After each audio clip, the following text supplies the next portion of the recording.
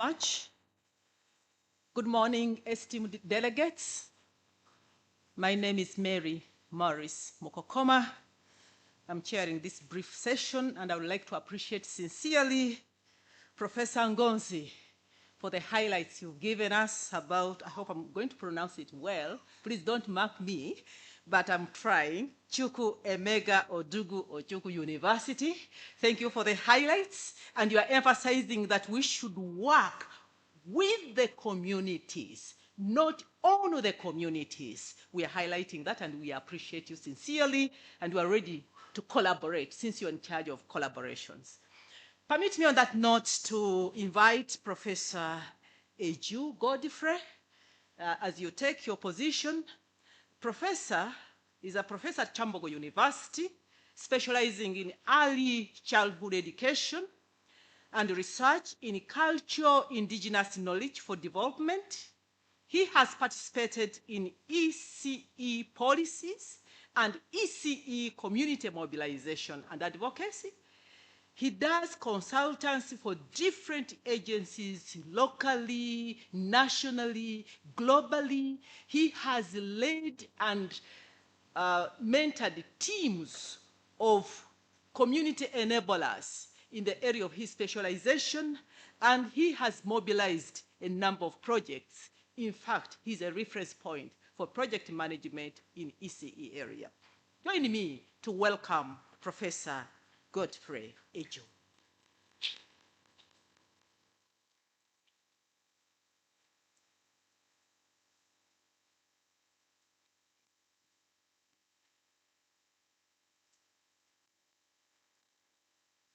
Thank you very much, Chair, for welcoming me and for introducing me. And thank you, members, for coming to this session. I want to thank the conference organizers for putting me in the program to say what I'm going to say.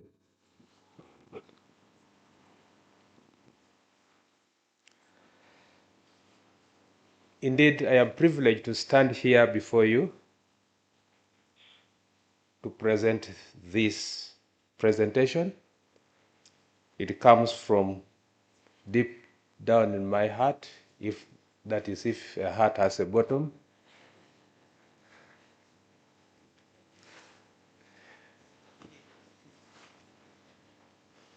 But also it comes from my head, though. I want to share with you what I have gone through that is sweet, sour, bitter, but also has provided points for learning that I feel we can share and learn from it. The first thing is that whereas many parents in Uganda have been able to give very long names to their children, mine gave me very short names.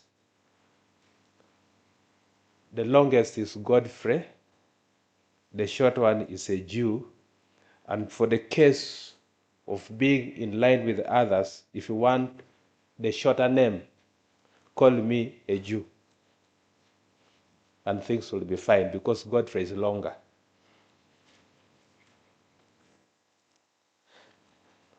For the purpose of this presentation, I'm going to reintroduce myself.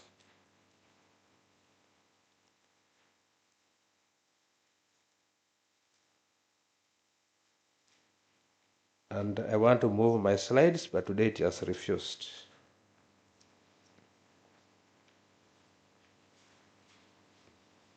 Okay. Yeah.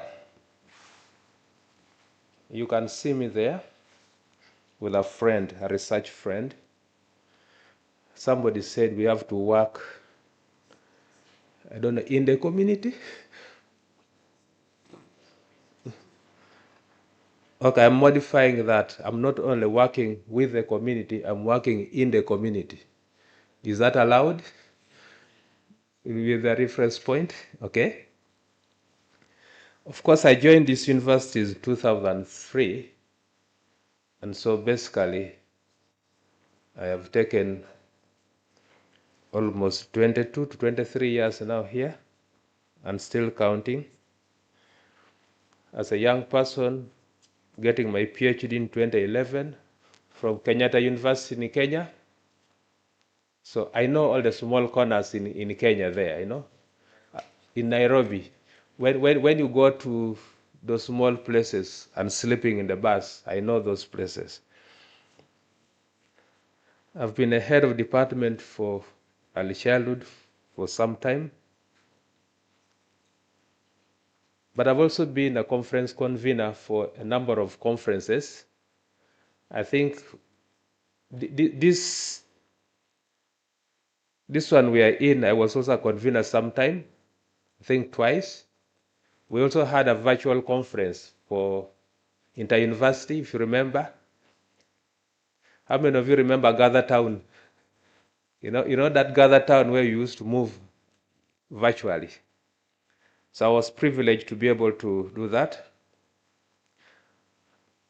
I was also privileged to be able to support development of the PhD program in education in the university. And then being a consultant, a technical advisor, and a mentor to many, many different persons that I've worked with, and also share the collaborations. And I'm still open for further collaboration, those who are inviting it. I am inviting myself to you.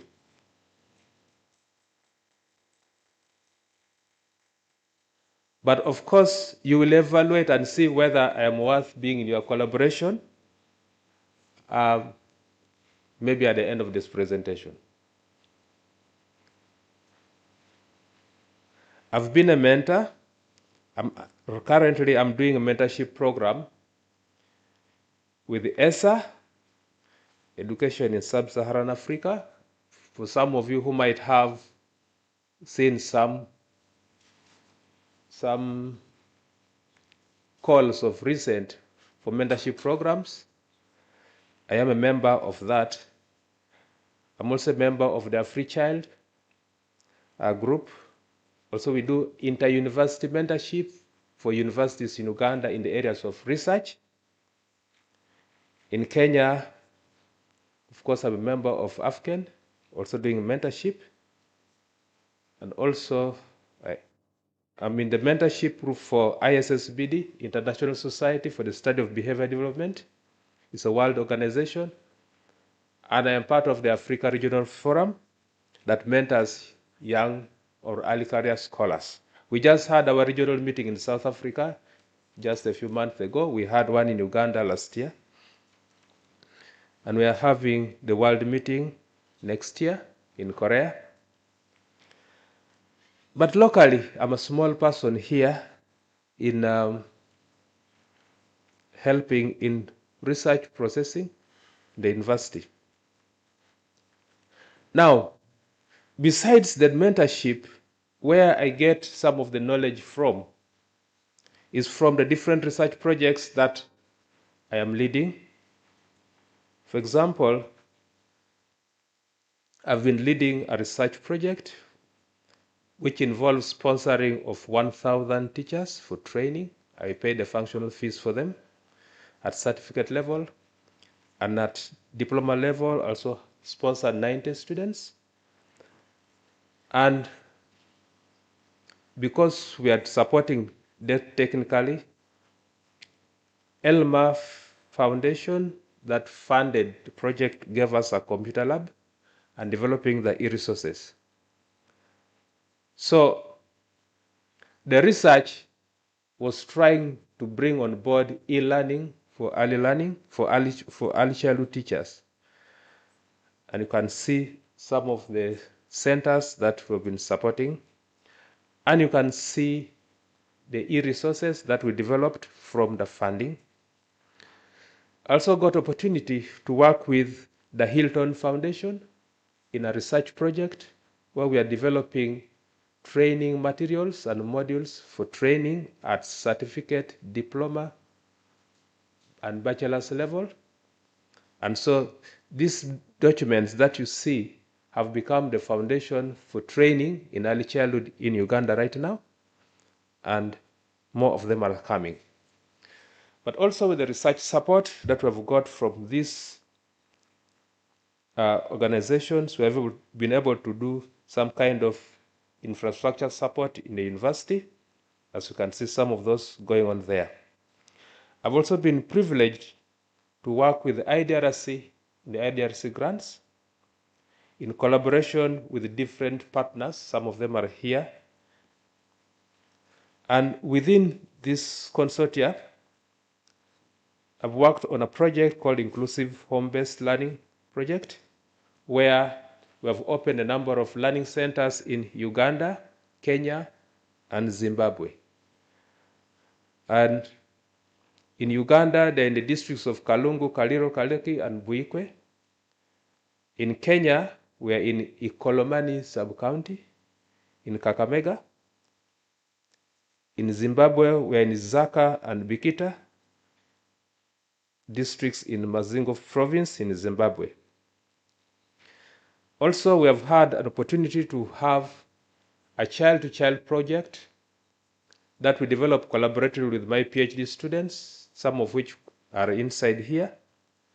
And we're able to implement this research in Uganda, Ethiopia, and Malawi. Specifically in Uganda, in the 4 districts in Uganda, then in Ethiopia, in East and West Dembia, then in Malawi, in Zomba and Chirazulu districts. I've also been able to now work with another project called Scaling Inclusive Home-Based Learning Initiative. And my project workers are the people you see in the green shirts. I would like to introduce them, the ones in the green shirts. If you're here, please stand up for recognition.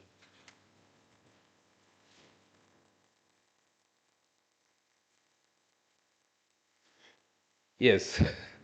Thank you so much, Professor Wanderi. Yes. So in this project, we are trying to develop community-based early learning programs within homes and community spaces, but managed by parents who have not gone to school as teachers. In this project, we give the parents, we support the parents to teach the skills they know, and they partner with the teachers who have been trained to do the literacy and the cognitive parts so that we have balanced child. So this is a project that we are piloting and providing our research findings to government of all these countries. So particularly for Saheli, we are in Ghana and also in Liberia. And the findings that we have got, we have been able to present them to these different countries, and some of them are being adopted, especially for curriculum reviews. I'm also been able to work with IREAD, ECDL. I don't know whether IREAD people are here. But in this kind of research, I provide technical support in exchange for infrastructure development. So there's technical support that I have been able to give. The first phase, I got an exchange of this building in the university, which you have there.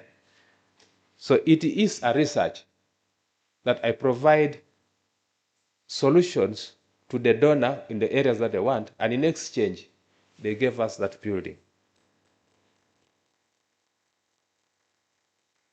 So in the process, they also provide other support. And I think we have been doing a good job. And we have had information that we shall have phase 2 in this research project. Generously, as you can see, Madam May from IREAD, in collaboration with Rotary, We are going to have another building in Kyambogo University through this project, and this is the kind of building we are going to have in the university through this project.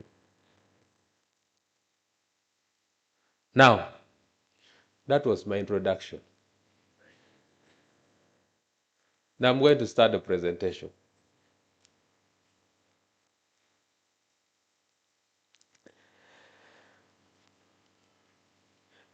Many of us staff in the academic world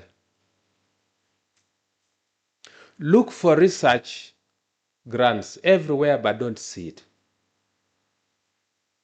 I have met many colleagues who keep saying, but where is it? But wherever I look, I see research grants all over the place, everywhere. It just stems from this. What product do you want to bring out as a research product? If you're looking for a publication, you might not get the funding all the time. Because these days, research grants and research products have evolved that they come in different ways. Many of us in academics have the idea that when you do research, you do what you are interested in. We are taught in class like that. When you want to choose a research topic, based on what you are interested in. That doesn't happen out there. You don't do research in the area you are interested in. You do research in the area the people are interested in. Then you will get support. You also have to see where you want to go and therefore align yourselves to persons who provide that opportunity. And we have to leave the mentality that we are experts back in the university and go to communities and start learning. Because there are a lot of things we can learn from them that are not within the university. And we have to decide whether you want to publish, implement, develop, solve a problem, or to simply establish relationships. Over this time, I've come to realize that there are two versions of research that we have. We in the universities, we know one version. Out there, there is another version. Academic research is favored by academic institutions, while intervention research is favored by donors and NGOs. Our researchers in the university the problem is perceived. In the communities, they have to feel the problem. You don't have to perceive it. We rely on publications and prestige. There, they rely on impact. So at the end of the day, our research does not even uptake funds. Because if you are given $1 million to spend in 1 year, you might finish a whole year when you have only spent $50,000 in allowable costs. Beyond that, you go for audit queries.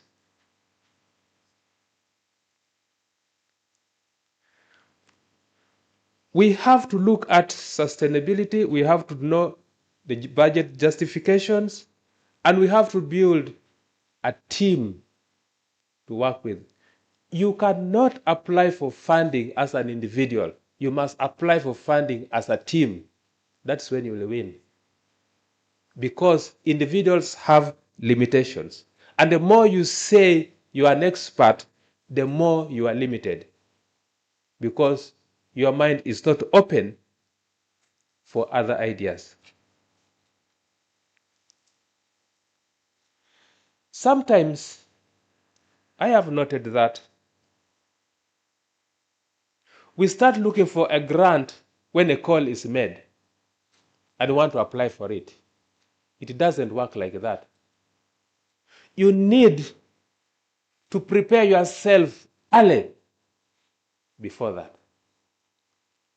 The first thing you need to do is you actually need to publish in international and peer-reviewed journals first. Is the first thing. because it is what is going to introduce you to potential donors. When you apply, they Google to find out who is this person applying. If Google has never met you, there's a high possibility that a donor will not choose you, even if you have a good proposal. So publish to introduce yourself to what you can do. Also developed a project on your own, and so that it becomes something that identifies you. So when you develop a project or a program or whatever, or an intervention, then you can start aligning to whatever calls that comes, because you have the blueprint for it. The other biggest doing that we have had is our CVs. Every proposal you make and send must have its own separate CV. Many of us use the same CV for 5 years. And we just keep, they want a CV, you just keep sending the same one. What does another, the same one? No. Each call, you must tailor the CV to what specification they have put in the call. So, I have maybe over 20 to 30 CVs. But I choose the one that matches what the call is saying. And there are things in our CVs that make people not choose us. We introduce our problems into the CV. If your CV has got information like you are married with 5 children, with 7, those are problems.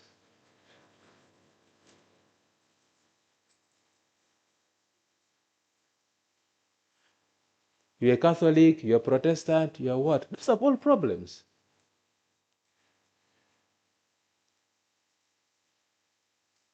Front the skill you are offering. But when you're saying in your CV, my hobbies is listening to music, and they have been a school prefect, those things, no donor will give you money because of those things. So we have to rewrite our CVs basing on a skill that somebody can pay for.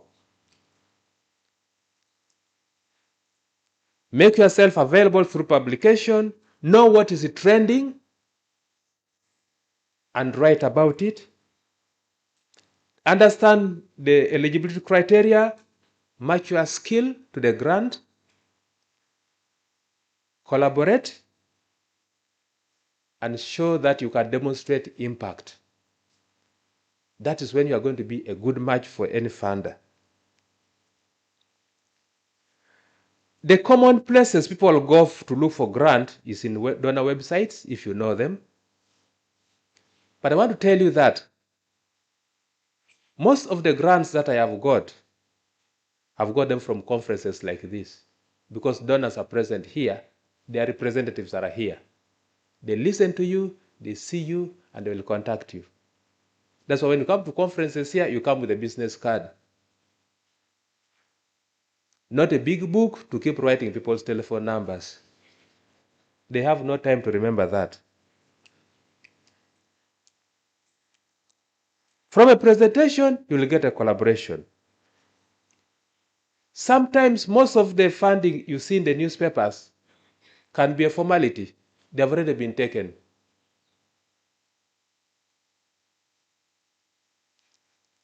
Research grants is beyond application. It's about how you form relationship with the donor.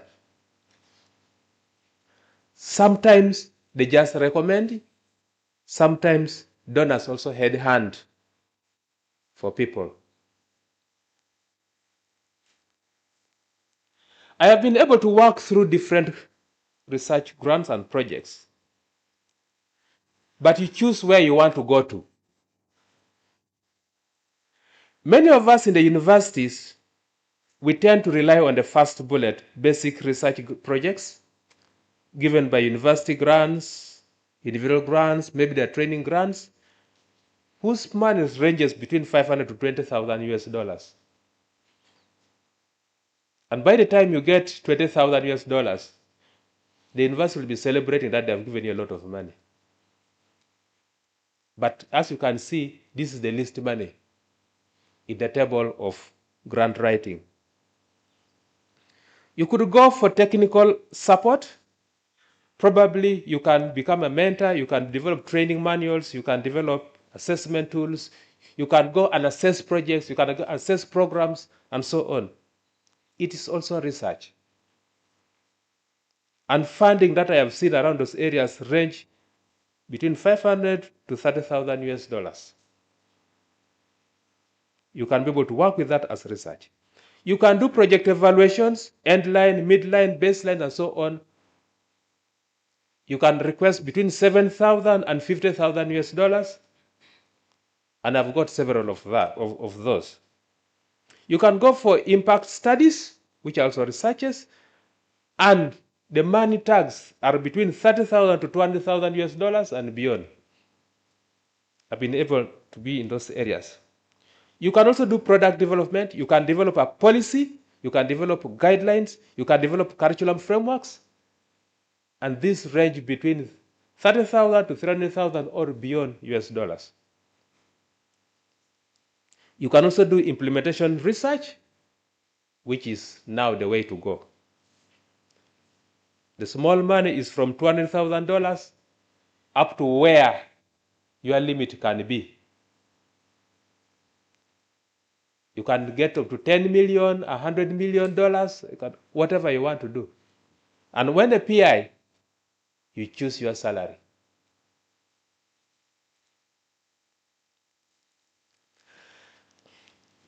Within the university, as a person teaching research, I normally give my students a proposal template to write proposals, okay? But those proposals remain within the academic fields. When you go out to the donor world for grant writing, I've found that this is the proposal format that works. The abstract, the problem, the goal, the methodology, the work plan, the management plan, the quality of personnel you are going to work with, the monitoring and evaluation framework, sustainability or institutionalization plan, dissemination, the budget, and reference to work you have done before. Because donors call those people. When you say, I did work with so and so, they say, put a contact. They call them. And if you tell a lie, they will all know.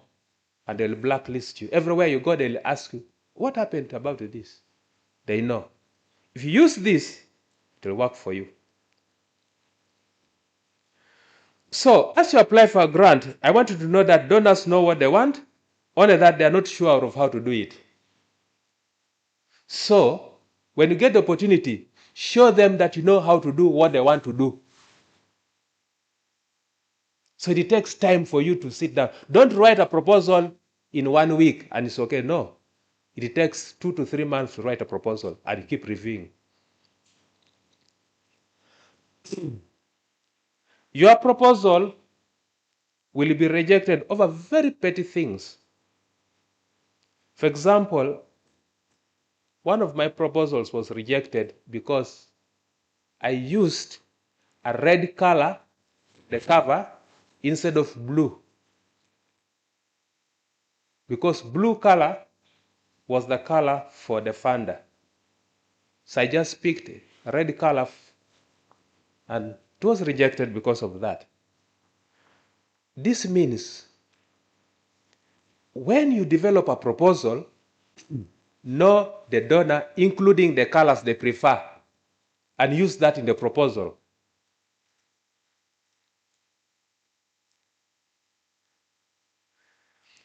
I have also noted that you can be made to rewrite even 20 times for very minor things. Please get a big pot of patience. you will need it. You can rewrite a proposal for a whole year. Some people take 2 years for you to keep refining. 2 years. Just be patient. Once you do it, the next time you pass all those different steps, they'll keep calling you back.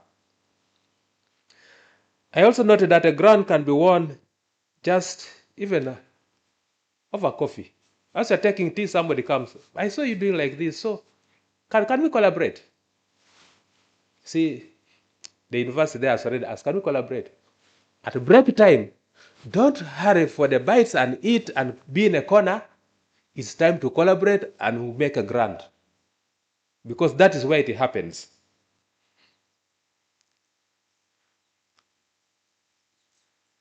Research over the donors and know what they have funded before and therefore what they are likely to fund. Then that will give you a good way of speaking to them.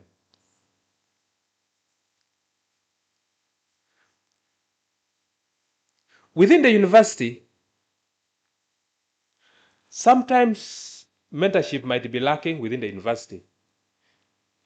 Even when the systems are there, sometimes the people who are in those systems themselves also need mentorship. And when you get a grant, you will start mentoring them on how they should mentor you.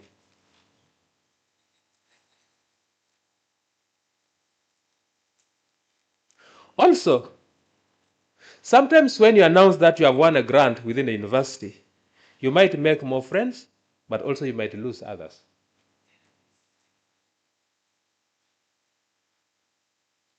Sometimes you also lose funding that comes to you. I've been in a situation where they say, but you have just won a grant. Now this other local band, do you want that one also? Okay? But the other man is for something else, and this one is for something else. But you say, no, but you have already won a grant, so don't do that. So be ready to take on that in good faith. Attend plenty of financial management courses, because you are going to become an accountant when you win a grant. Short of that, you will not cross the first level of reporting. You must do it yourself. Even if you have accountants helping you, you have to know what you want to do. Know all the regulations, know what's allowable, what's not allowable, and you'll be fine. If somebody doesn't know what to do, guide them. What I've also learned over the years is that keep knowing the funder. That relationship you are going to have can make them adjust the total grant they're giving you. I was one day in a situation with some funder. He had given us a grant of $330,000 to do some work. But when they came here, I went with them to the field. And when I took them there, we had a good time in the field and showed them the challenges we are having and so on. On coming back, he just said, I think you're doing a good job. Let us increase the grant. So it was increased from 330 to $500,000, $500,000. Because of a relationship you are going to have with them. So do not ignore. Follow how they work. Don't say you know. Follow what they want. Even in situations where you feel uncomfortable doing what they are telling you to do, follow what they have told you to do. Because there's some reason behind it. Try to mesh your institutional goal into the project and not the other way around. A donor might tell you that I can give you an allowable cost of 10%, but the university says it is 15%. What do you do? Now, when you receive a grant, the university says we shall take 15%. So as soon as the money falls in the university account, they remove 15%. Now you'll be short of the budget that you have been given. The fund has only given you 10%. So time comes when now you must start understanding these policies and start knowing how to renegotiate with both the university and now not the funder. Because once you try to negotiate with the funder, they jump away and leave you.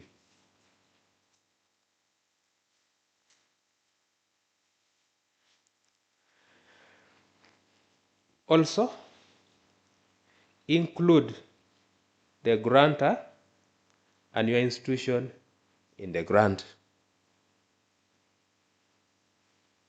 I repeat, include the grantor and your institution in the grant. Sometimes, when you get funding for your research,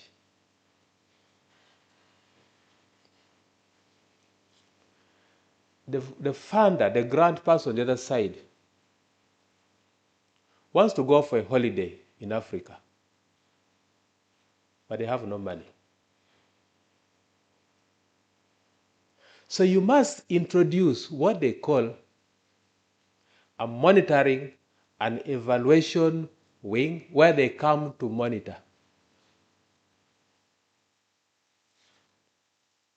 But as they come to monitor, they will come for 3 days, and the other 8 days, they go to the park. You understand that? So as you write a grant, put the monitoring and evaluation component in it and say there are 15 days for monitoring and evaluation, and the funding for it, the air ticket for the monitors, and what, you see here, you provide it in the grant. Some of them, the administrators of the grant, may look at that and give you the grant. But if you wanted to be a reverend sister and say it is for doing this, for doing that, and you leave them out, then they won't allow you. So mesh that into the grant so that it is part of the work. If the grant comes to the university, know that you have the grant management office, you have the accountants, you have the administrators. You must plan for them in the grant. If you don't, your papers will take very long time to be approved.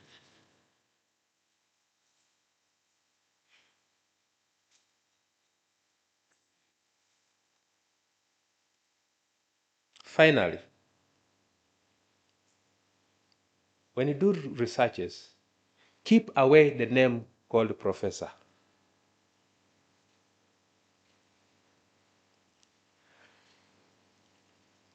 Just go and say, I am a Jew,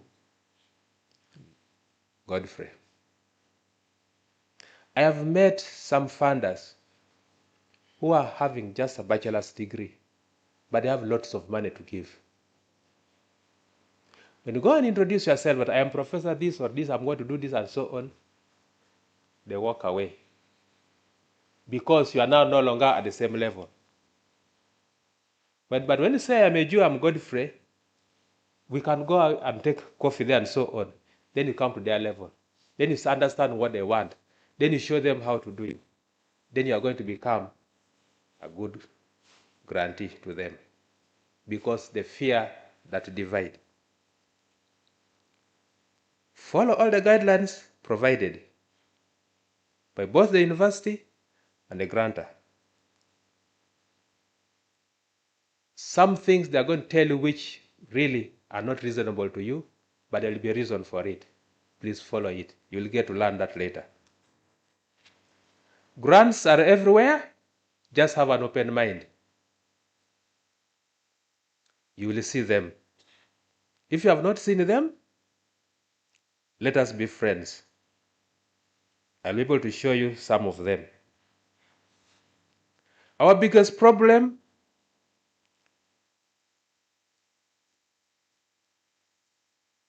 is postponing everything. You say, I want to do tomorrow. I send you a grant, you say, okay, I'll apply tomorrow. Tomorrow is tomorrow.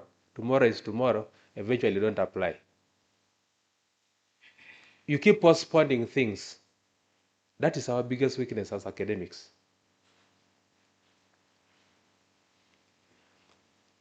The support you are going to get for your research is based on how you interact with the people who are going to support you. It is available, but how you approach them will matter. And in the heart of hearts, place the community good first before your own good. No donor will accept to give you money when you show that you want money. I repeat, no donor will give you money when you show that you want money. Say, I'm working for the communities. Say, I am doing this. I only need a small facilitation. Small is relative.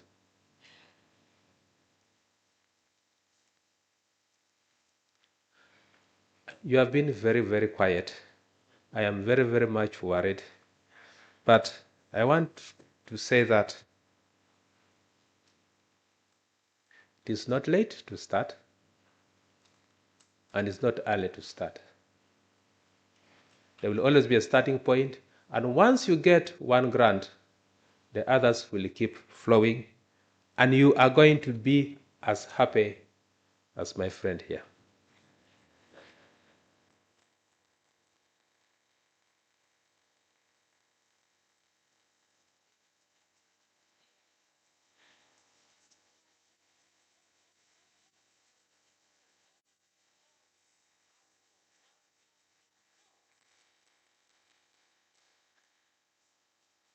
Presentation, ladies and gentlemen. Indeed, maneuvering the research grants maze, sharing experiences. Thank you so much. You said we don't indicate titles. A Jew. Be simple, be humble, and you'll talk and win. You shared the sweet, sour, and bitter points, and you've been so practical, down to earth. Permit me to invite comments, observations, and additions. I will not summarize the entire story because I saw everybody, Professor, everybody was summarizing. And some were even nodding in appreciation of what you've said. Kindly put up your hand. I'll receive the first three and you respond. Yes, you can mention your name for our reference. Thank you.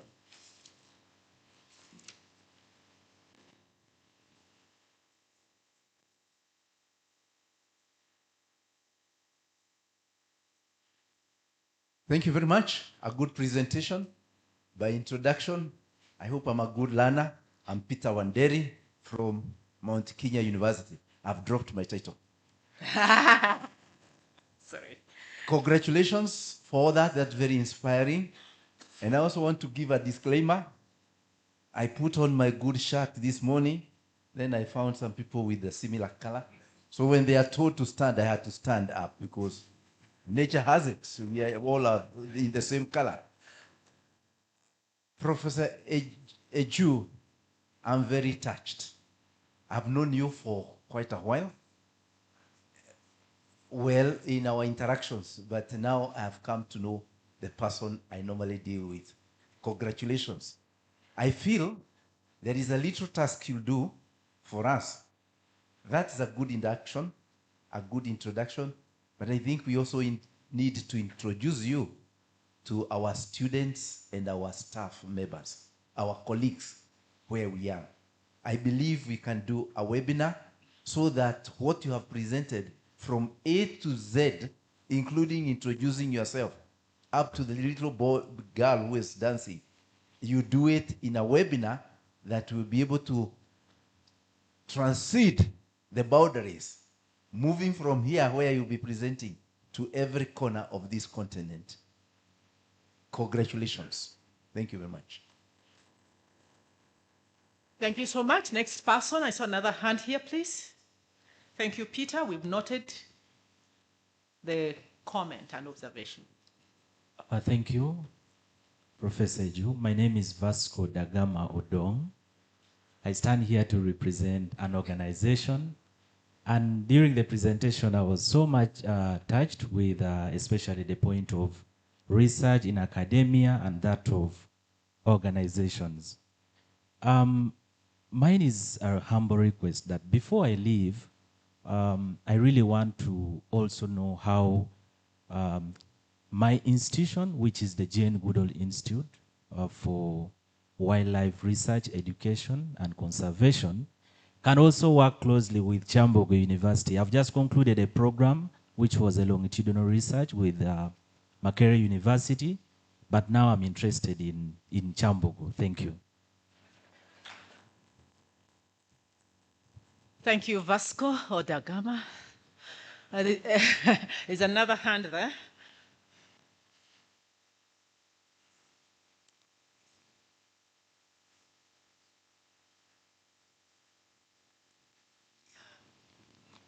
Yeah, thank you, Godfrey, for this. In my country, they will say, wow, that it was a wow presentation. And this is all what we need, upcoming researchers who are really interested in particularly implementation research. Thank you for that wow presentation. I stand again on behalf of Chukwuemeka Odumegwu Jufu University for possible cooperation with our university. Particularly, congratulations, it's not easy when winning IDRC grants, and I can see it because this is something for developing countries. I know that my institution, we've tried to partner with some other institution, and this is an opportunity now. I know Mary said something about that we'll collaborate. So I also want to emphasize again that we are humbly applying for collaboration in research. It's not just that we want to have the name. Most importantly, there was your last statement, your last sentence, have the community in mind. And that is the summary of it all. Nothing for us without us, with the community. Imagine the community in Uganda and also the community in Nigeria. Thank you very much. Thank you so much, Dr. Angonzi. One last hand, two more, and then he'll respond. Those two, we received those. Okay. Please, go ahead. Thank you so much. I don't know whether this is relevant to Professor Ngozi's presentation, but in your presentation, you told us that the community within which your institution is set is very entrepreneurial, and that is why there is low poverty rates. And I'm wondering, is that is the reason for low poverty rates just the entrepreneurial spirit, or there are also structural enabling, systems within the state? Is it just a number? Thank you. Thank you so much. You respond at the end. So this question is for you. Thank you. Let's have the other two, and then we respond at once. Thank you. Can you just mention your name so that I don't say you?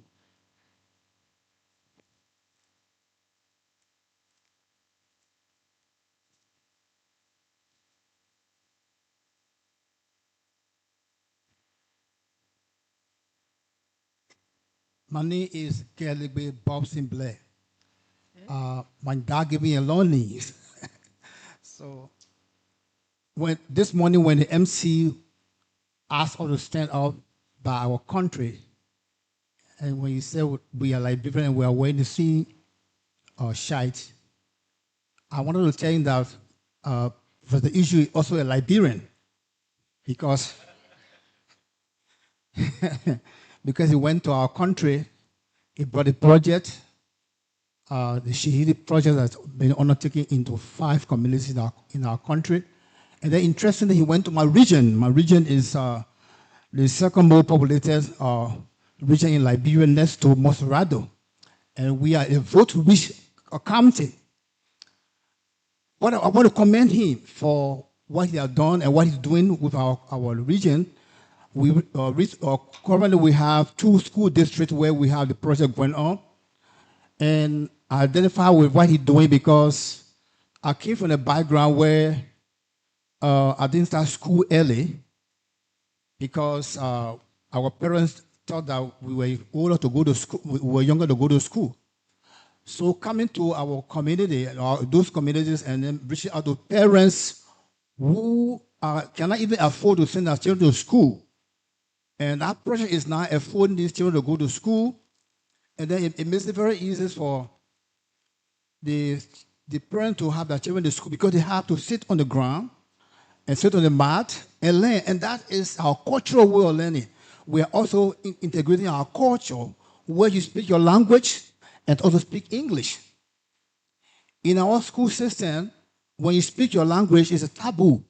You are caned or beaten for that. And some of us, we are learned that when the child is able to speak 2 languages, the child is smart. So to have integrated that into our country and in those communities, and we see the young children are learning where parents come and also work with them to learn something is very important. So I want to just commend him and to ask him to continue to do what he is doing. And we look forward to also see you back to Liberia this time to come to our region again. Thank you very much. Thank you for that comment. In the interest of time, permit me to close the questions and comments and request Professor Ju to respond. Thank you.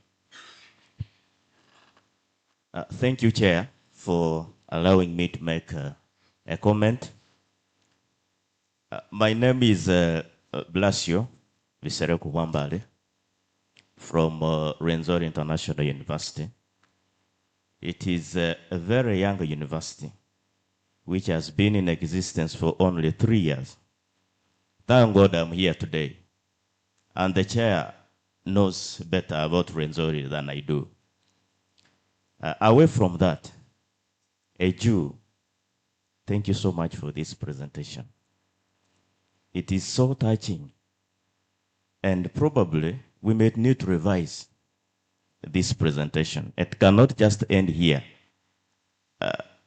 My request is that if there is any chance of getting these presentations from the keynote speakers and they share them with us, we sure need to revise them.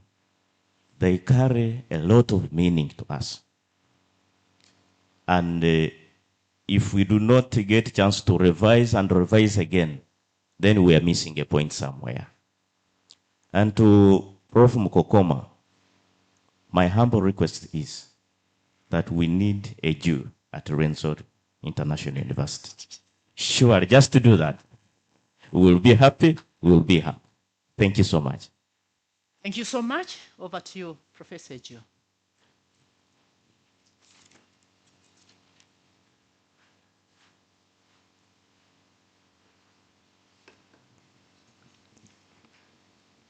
Thank you very much, ladies and gentlemen. I seem not to have had a question, but probably maybe appreciation, maybe invitation for collaborations. I know we have an office for collaboration. We go through the Dean School of Education. I think we have a research and grants office as well.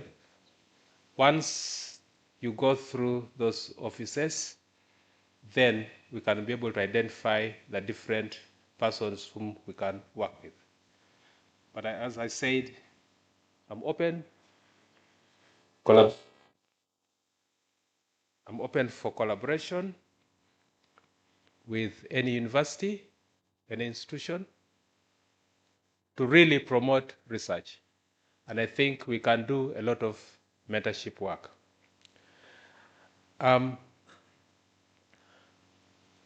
Right now, the people in the green shirts, like I said, in one of our projects called CHEL project, are doing implementation research.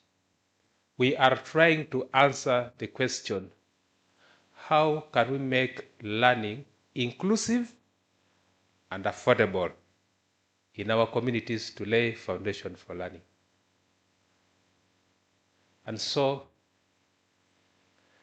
in collaboration with the districts, I have district of Buikwe. There's the education officers in Buikwe. Yes, the DIS Buikwe, and then the community development officer, Buikwe, and then Martin, so research assistants from Buikwe. They represent the district local government in implementing, because we are going to, we initiate, we do the research. When we have developed a prototype, we hand over to the districts. We also have the district local government from Kalaki. Somebody's, the person around? They also have somebody there. Thank you very much. We also have the district local government from Kalungu. Yes, also from Kalungu is there. We are doing collaboration. And all the centers that we have there have the logo of Kyambogo in it. Our centers in Kenya all have Kyambogo University logo, in Malawi, in Zimbabwe, in Ethiopia, in Ghana, and in Liberia. So we are doing a lot of community outreach for the university as well, okay? Now, I would like you to appreciate the work that we do by going to the display room there to see and advise how we can make learning for young children better, so that they find studying interesting and they stay in school. Do you think you can do that for me? So after this, maybe we can walk and go there for some 10 minutes, then we can go and have our break tea. Are we together? We support each other and promote the inclusive learning that we are talking about as the main theme of the conference. And see if we can borrow leaves for this and take to our own places. Our children are suffering because of cognitive overload. And it is time for us to reverse that. And it's a research that we should all do. Thank you very much, Chair.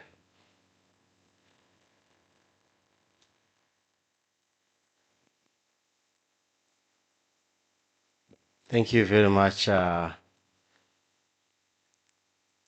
Eju, and thank you very much, Mkokoma. That sounds so unfamiliar.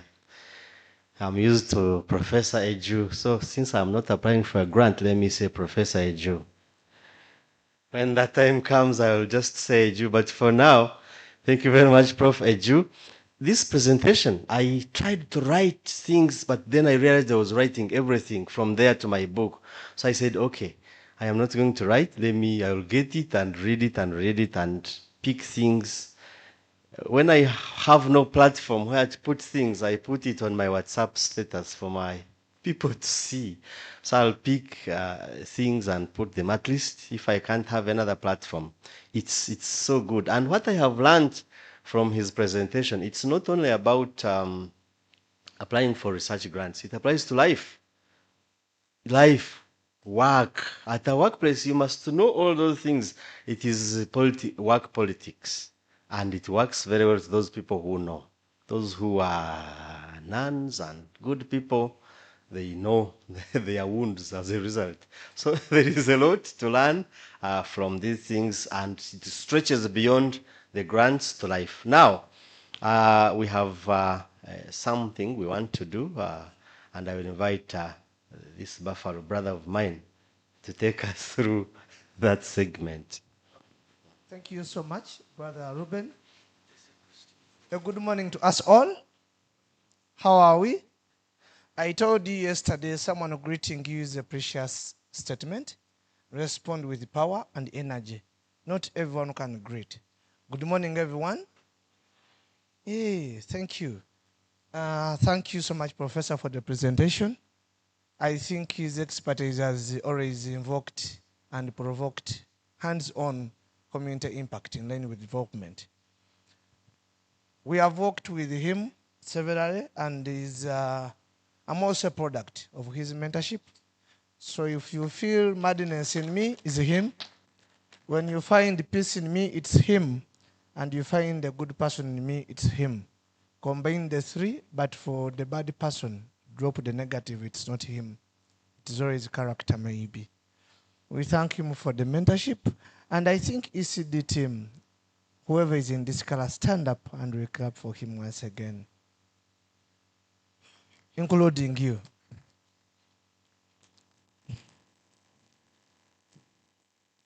Yes, thank you so much. We can sit down. The reason is why we are saying find space to go to our room in ECD. He makes us feel special. The impact others are provoking was he provokes development. When other people are focusing on different things, Professor Ju tells us, for everywhere you go, leave a legacy that people always say he was here positively. He taught us to be humble, and when we go to the centers, we leave humility, humbleness, and a good heart of kindness to them. You taught us better. Thank you, Professor. Now we are switching to another. I have no right to do some of the things, so Professor Kasule, you are our dean. I was given a chance to do this, but I have no right to proceed beyond the limit now. Kindly hand over this to Professor Ju in recognition of the good work he has done. Impactful, insightful, and also I think thoughtful. Yeah. For every good thing, make sure it has the word FUL. Professor is always careful, insightful, but in many cases, he makes sure for everything he does, there is impact that lands directly to the children. Thank you so much. Let's switch to the break. And he's also grateful. Yeah, he's always grateful. Okay, so we thank you very much, my brother. His name is Mbogo, and Mbogo means a buffalo. So he's a human buffalo living among us. He was domesticated. Now there is another buffalo from Kenya. I hope this won't be a national park. Ah, there he is. There he is from Masai Mara. Yes. So we have, this is so good, and we can all talk about it and appreciate it. But many questions and comments were given. Many comments and questions were given. But in case you feel that what you asked was not responded to somehow the way you wanted, Eju is here. I might apply for a grant. Let me practice these things. He's here, and so you can always engage him. From here, as he guided that there is a lot going on in the exhibitions, I request that we will go. Dr. Rothmio, who will lead us to the exhibitions, because do we all know where the rooms are? We have the ushers, she's there. That madam has been doing a very good job. She will lead us to the exhibition. Let's first go through. Yes. We shall follow the lead car, and there she is. I don't know where I should say it is, or she is. Is it she or a car? So we shall follow a lead car, and there she is. And then we shall go to the exhibitions, and then from there we shall have a health break. And after we have had that health break, we shall return here and get guidance on our the next program. Thank you very much. Akwaba and Medase Pa. I was told there is a Ghanaian here. Medase Pa. Thank you very much. We can now follow a lead car. She will take us to the right place. Kyambogo University, knowledge and skills for service.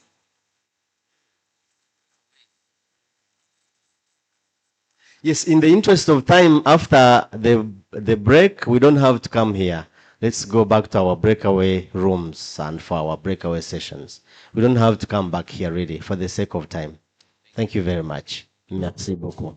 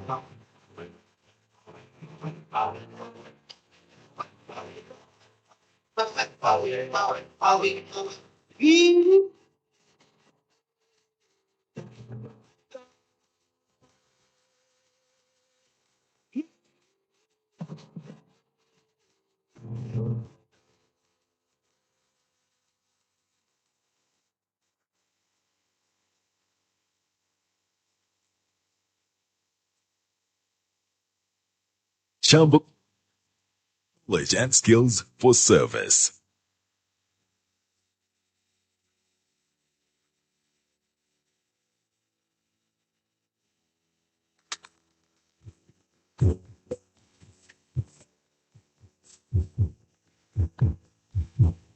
It's not about the colors on the surface.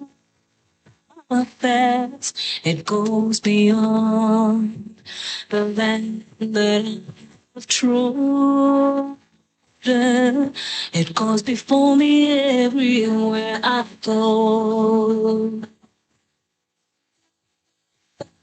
It's in the way I live and walk and talk. It's the spirit of the nation. It is living in me. It's the voice of the power and I teach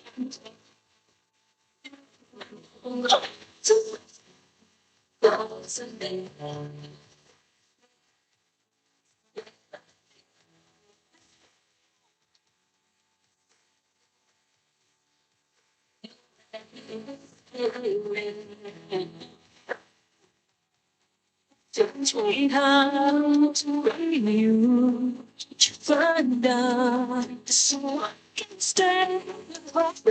Stay.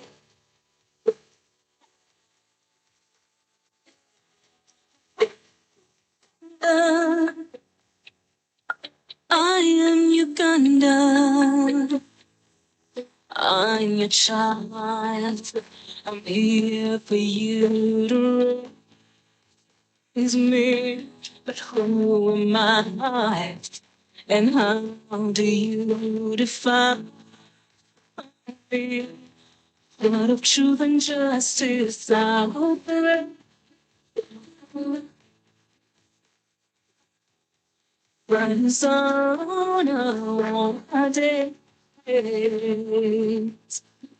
Ooh, you're the spirit of the nation in me. You're the voice of a power and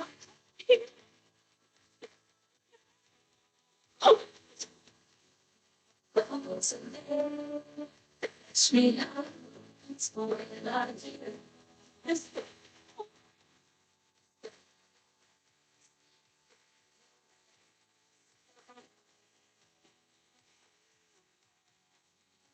Sweetheart, you.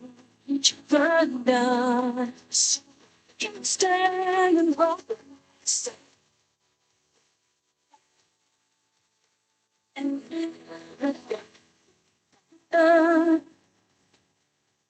I am your thunder. I am your thunder. I am your thunder. Heal me, heal me, heal me, heal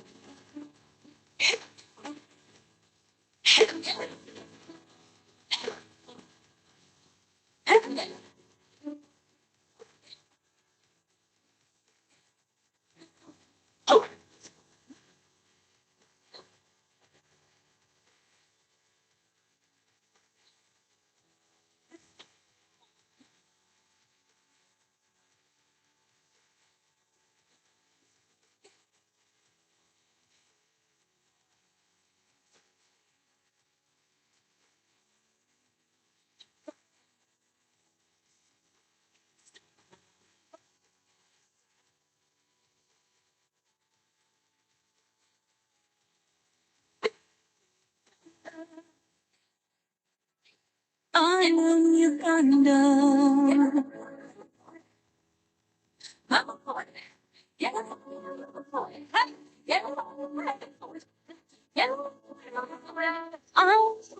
thunder.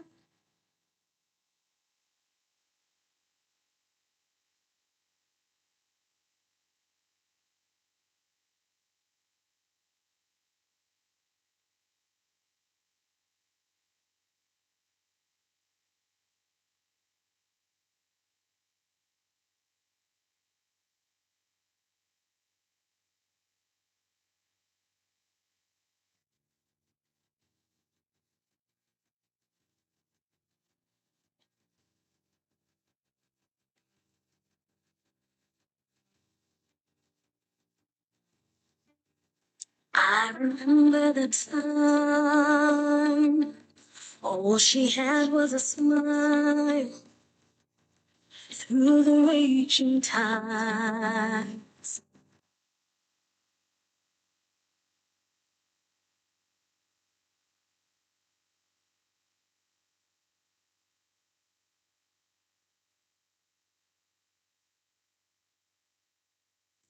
In the storm, wind, and styles of war, like a shot to learn to get a hold of freedom. Let hear as the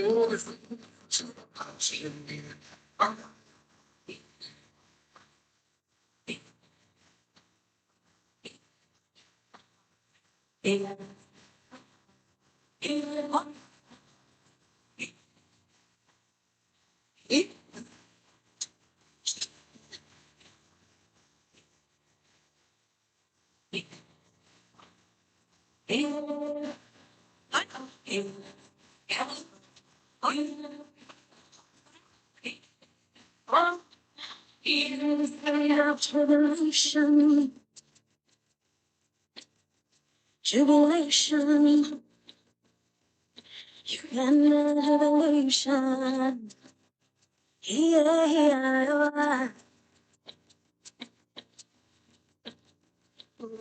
reasons right to the beat of the drum. Let us play jubilation sound. Let our joy let all as one. There is nothing wrong when a nation stands. Think of the lost land. Oh,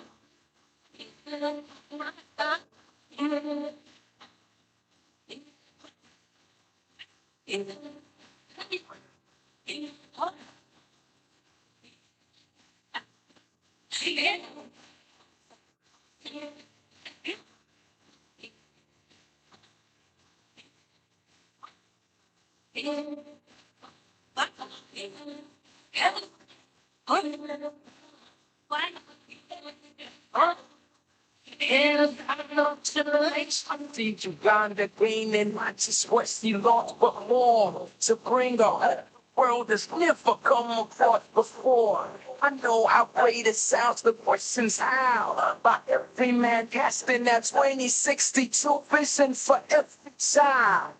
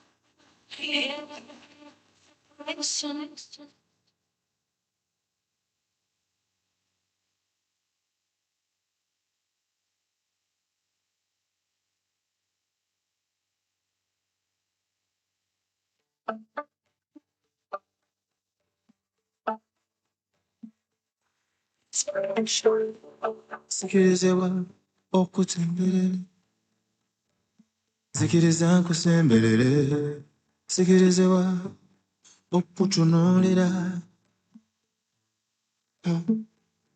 Oli kifaananyi kye batannasiiga, Katonda yawunda ggwe ne yeewoonya. Sikirizibwa okukwatako. Aneta, tonfuna bubi nze munno nkwegomba kulaba abalongo abalina maaso ng'agago. Nkwegomba, nkwegomba. Akuntondera, akuntondera.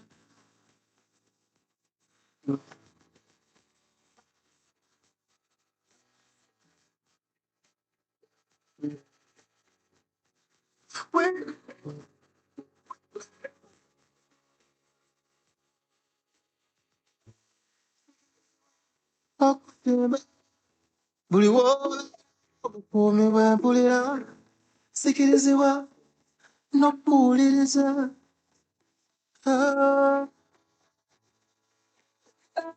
Zaabu yafuluma buli bw'oseka mirembe gye mpulira,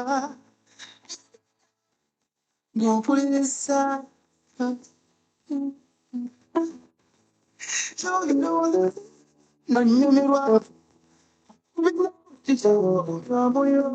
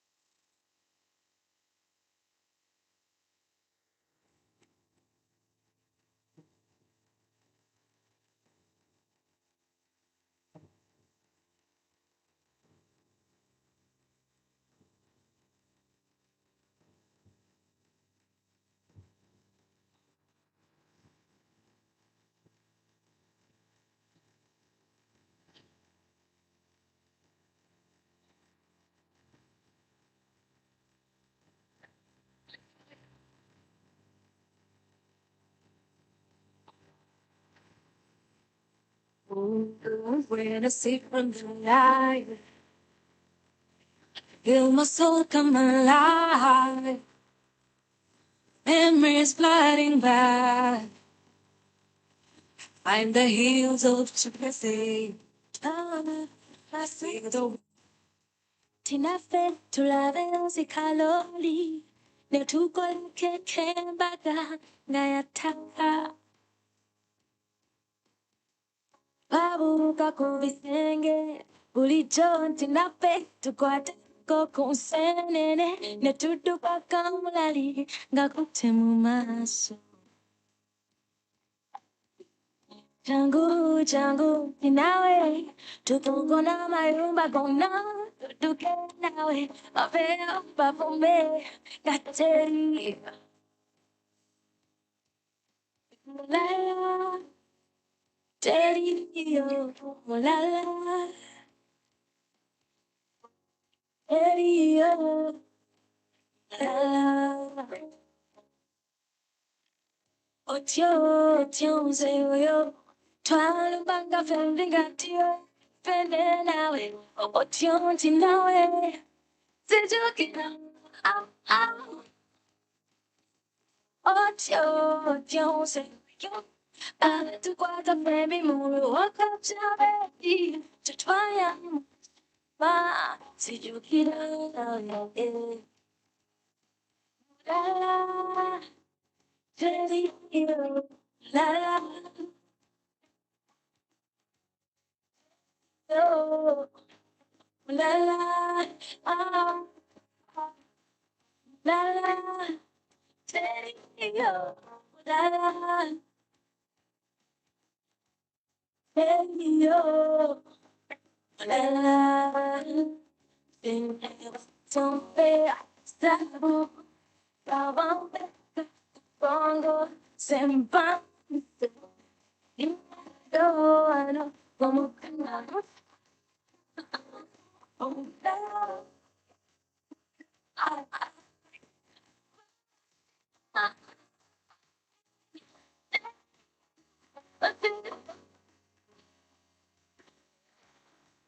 fear, oh,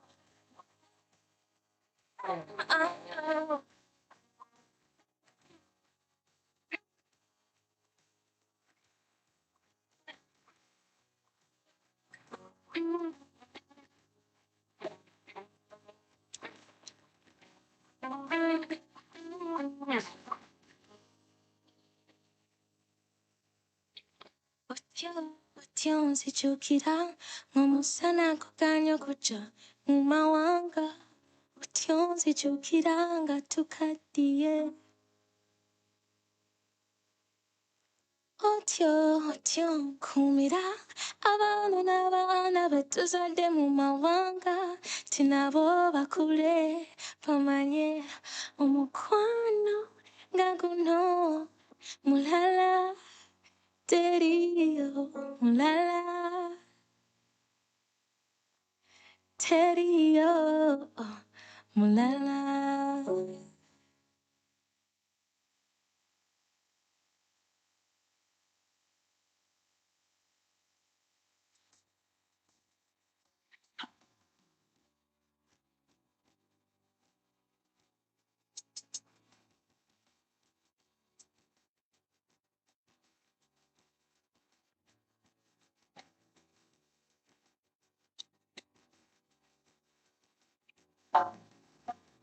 Evidentemente como vivo estamos ocho. Money baby dindi di cucciotto. Mamma, con la muovi pana nero si muovi rotto. Così, mamma, o gamma di curinde. Bebute, bebute, tiravi cattivo, pugno e vedere. Non si può vedere. Braccio non mi ha. Non mi ha. O quando torna che tempo. Ah, dedicamo mutima. Si dava l'uazzo non mi ha. Ah, l'uazzo non mi ha. mukwano tonnagattuma nerekamu mutima.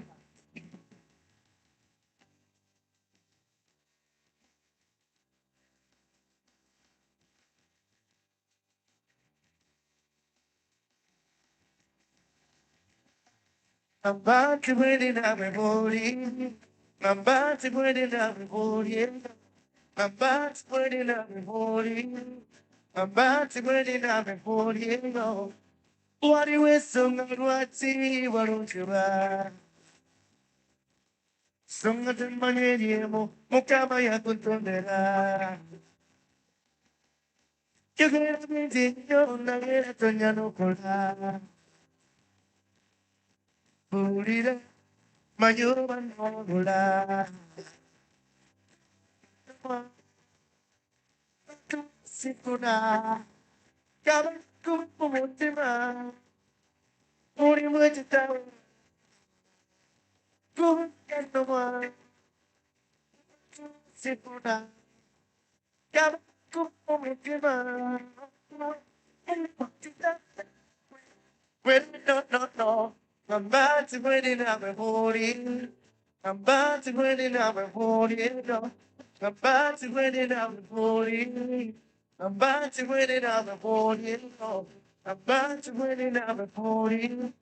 I'm about to win it out with Molly. No, I'm about to win it out with Molly.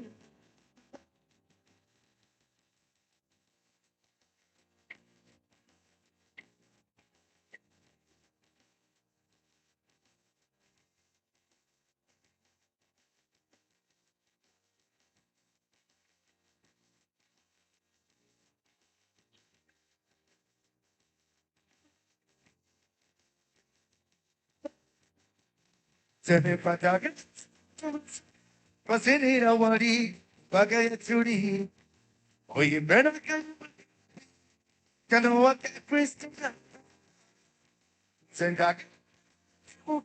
Magamba to Chidi Reda Tangawe. Chinichiruzi, Omutari Pada. Abakujaga. Mumatimuna, Marunda Munze. Urona Mokomote Kakase, Senatuano Humbetra.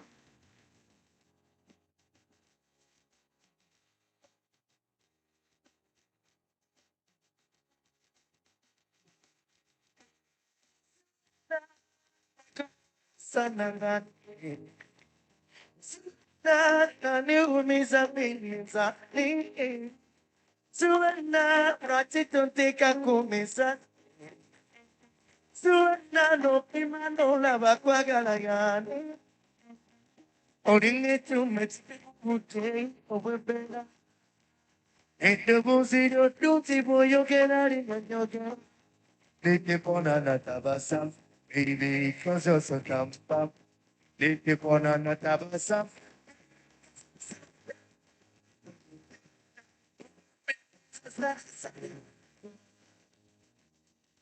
Unaniumiza sana sana, unapendeza sana sana, unaniumiza sana sana.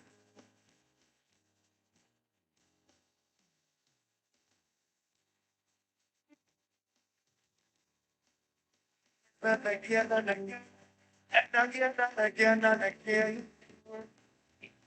It's golden in, nera, nera, nera, nera, nera, nera. It's golden in, nera, nera, nera, nera, nera. Se morir una cu, ya galavia cubana. Masanyo, kwe komba kupana. Kwenina amanye tiri munda. Abunu mutima, watu masiri tusa. Oyagala manyongeza, natumiza. Kuomo kwano kutarimo, kusera, kusera. Nabutari mutatipa, kunyanyula. Akakisi neka breakfast in bed. Kwagala. nera, score nera, nera.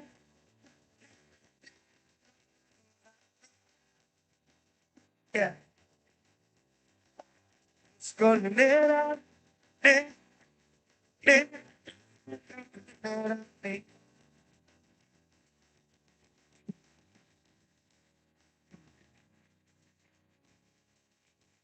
Why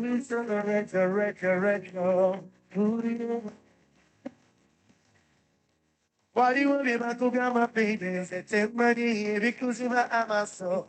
The time for that, the Chinesica, now but it at them because so. Get forget the baby bagala, don't get it. Saba, don't get it. Yeah, so I say, say, quick to pay. No more time, I'm all at the bottom, and I know, yes, I know you know.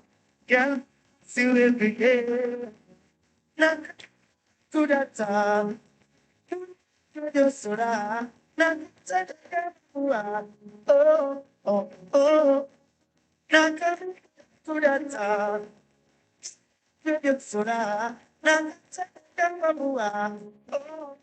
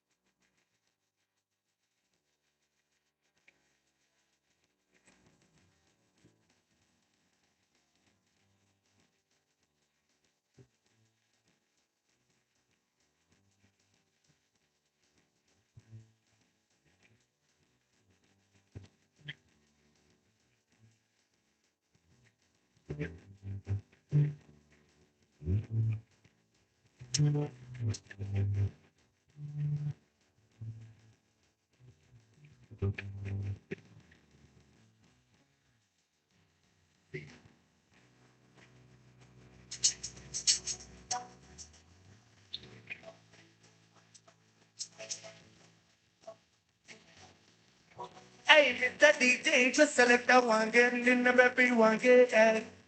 The Guru Rakun one, get. Kanakayi Manjagala, Kajimin, City one, get.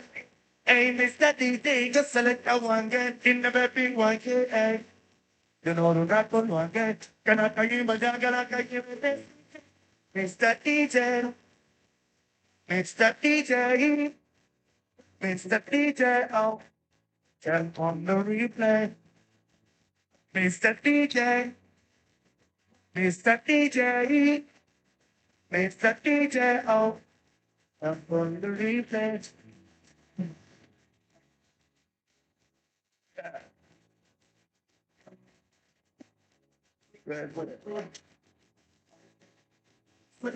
Osena sangomi ngalo wangami, ayingala bika chalina taxi money.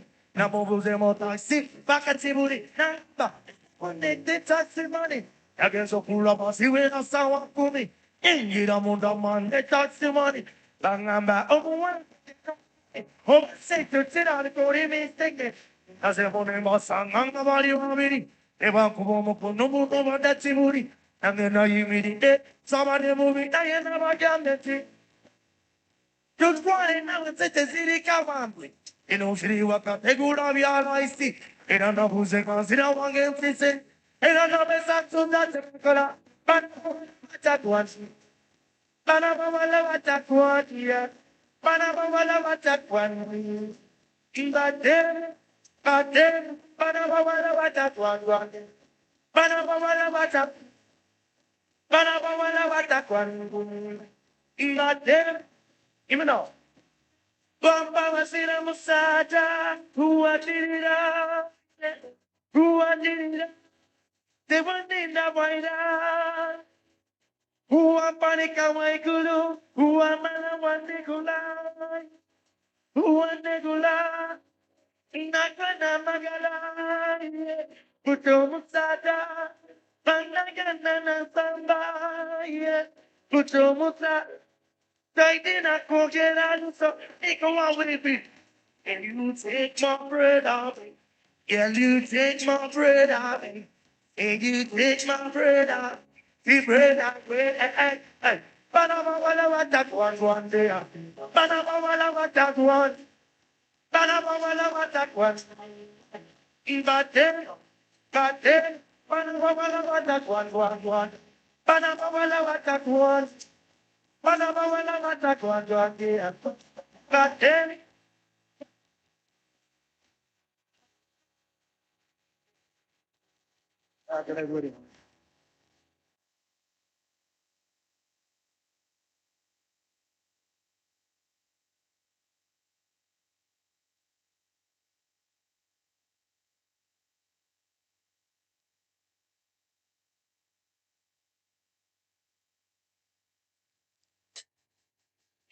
Ladies and gentlemen, speed journey for the champion for Supreme, alongside Chance Extra, and of course, it's by country coach for 5-6. We're gonna get to the one punch.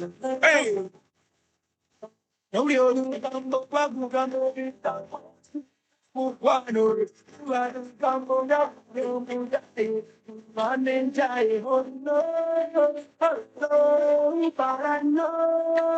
I understand, Christian rights. I respect your feelings. No, I understand, Christian rights. I respect your feelings.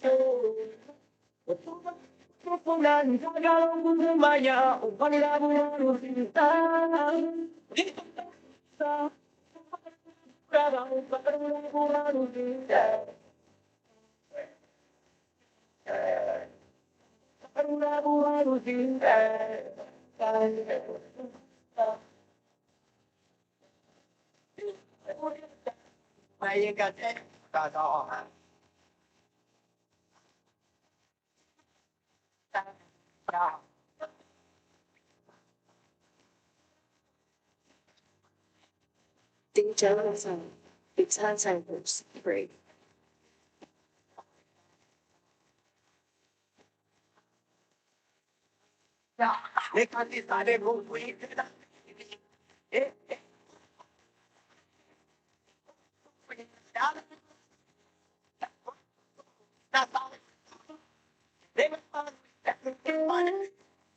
Watch it when I don't.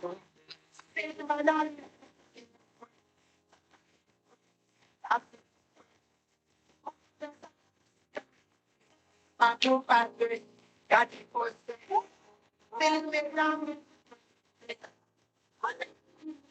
push. Get that. Now you got it. Not all. What that? No.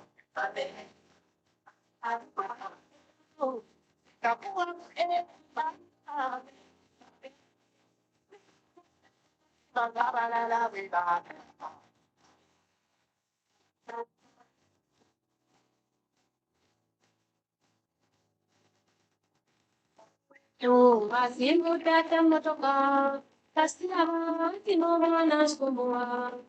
Yatafuta kyagala chini, kasama nukubera n'abakozi bako. Ebanga yange badandabula, bitanguke n'okulenda mamotoka esimbula. Kitala kirinyisiza motoka, kati bebi wange. Oh, so civil. I hear the roar of the lion. The lion. Roll me from the start. Was the best. To the bar. Oh, big thing. That I'm on to eyes. Here's the love. Oh, my big eye. Yeah. Oh, the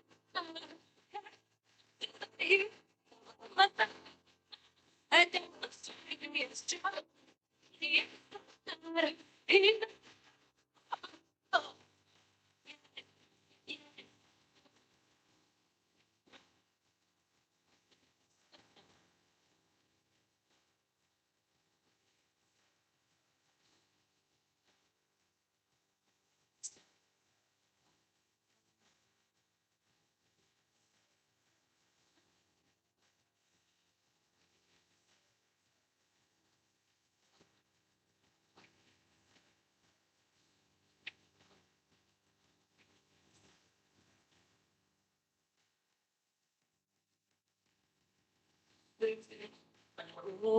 down from the old windfalls to the path of the sun.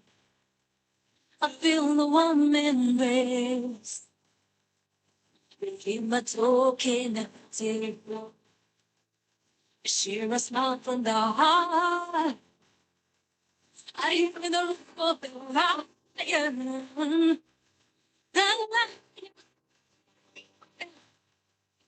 Roaming from the fire.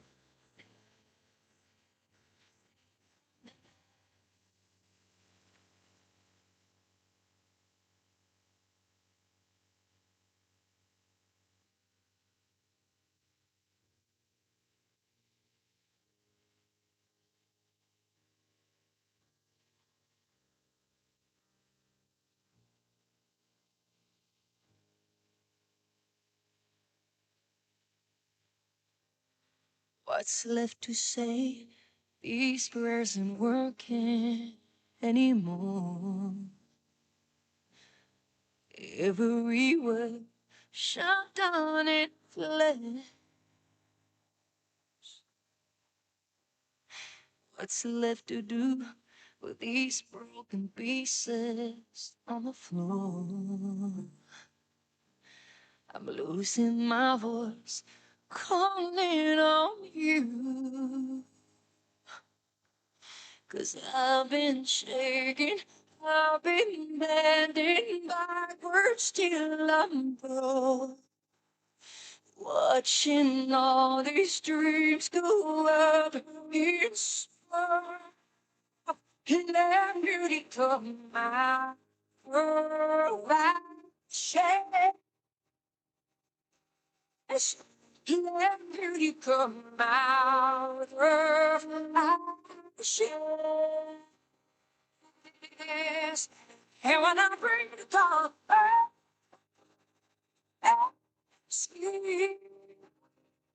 yes, can beauty come out of shame?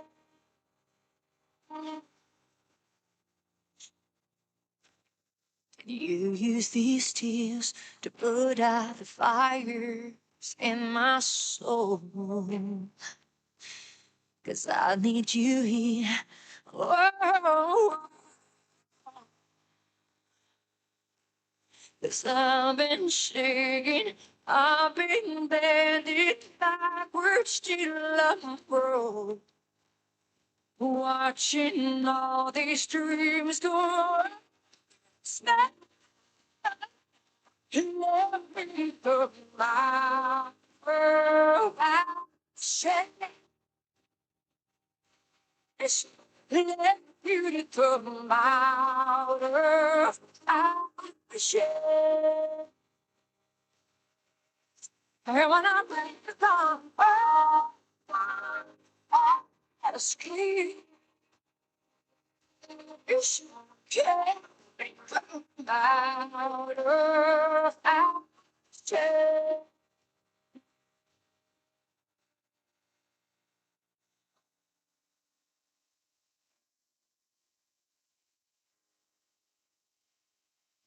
Can beauty come out of ashes?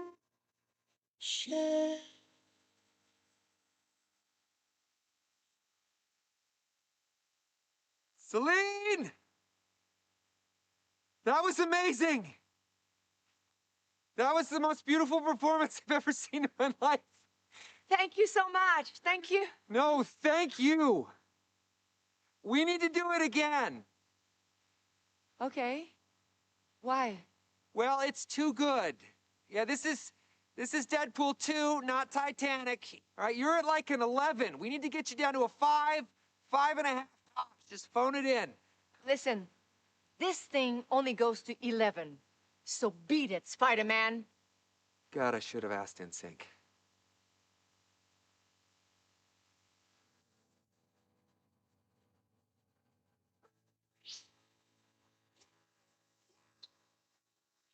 Officially tuned in to a BBBK class.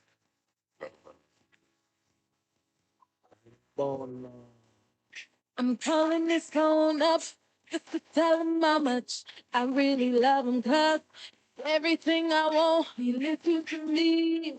Yes, for me. So I truly believe God put me an angel from above. For us, this was perfect.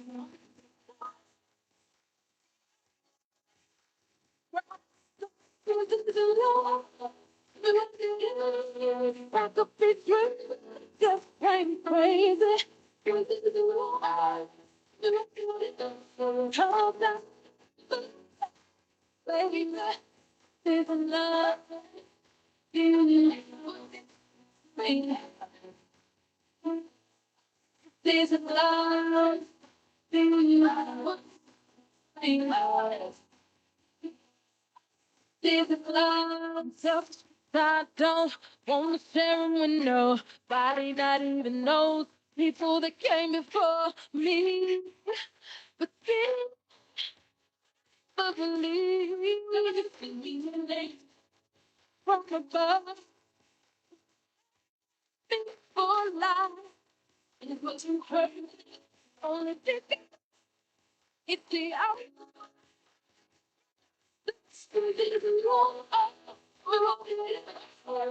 The picture just came crazy. Let's go. Let's do it. Baby, it's in love.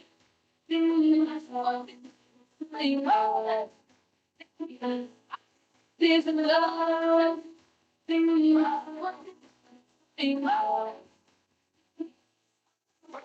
You got free. You choose the I'm in love that feel. Something.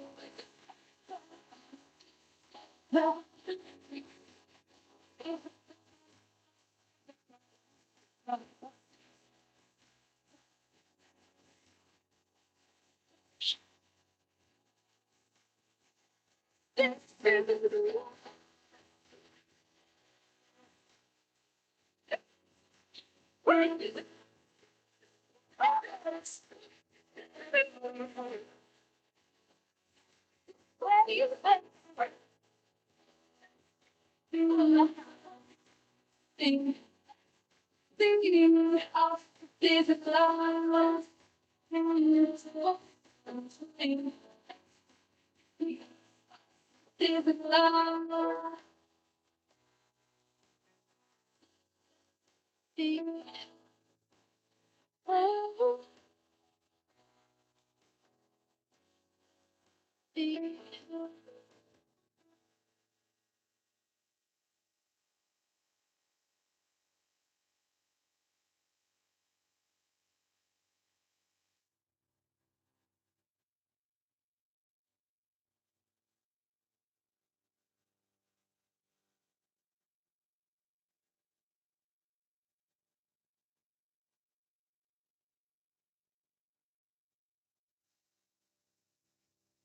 Today was a beautiful day.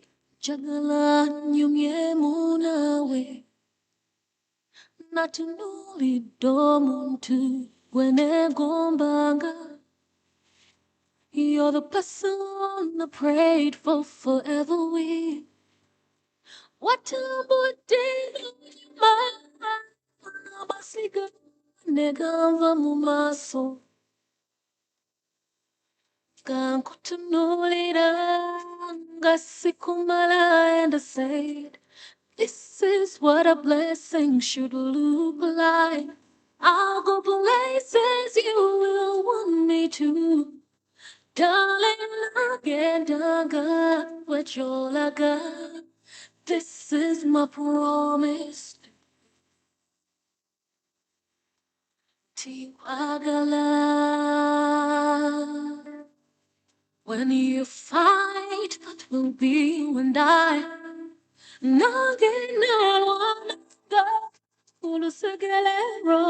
That is my promise to you. Tiwagala. Nakwagalanga, I will be loving you.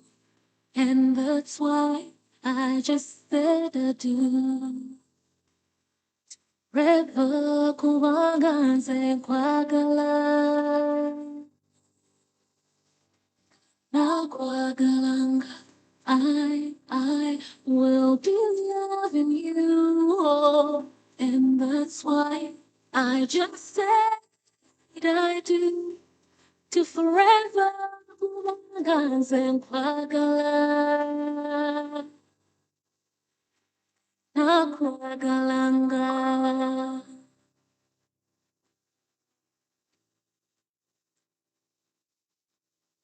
Fuse mwami wange, fuse muchala wo.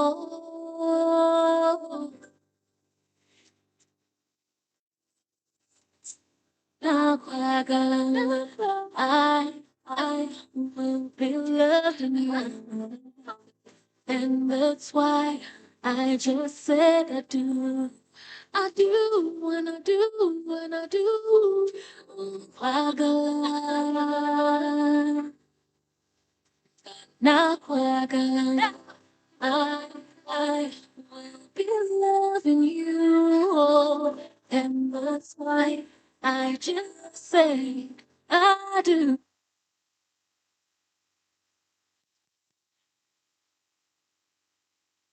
My name is Ida. As we wait for the session chair to come, I would like to do a bit of roll call to find out who among the presenters are here so that we can plan on who to start and who to follow through like that. And also, we would like to know which people are presenting online. I think the ICT team can support us with that to find out who was logged in, and we find out whether they are available, because the list seems quite long and we need to plan for that time accordingly. Usually this session is running up to 2 o'clock. I'd like not to stretch it beyond that. So may I please know if Andrew Moindi is here, or is he online?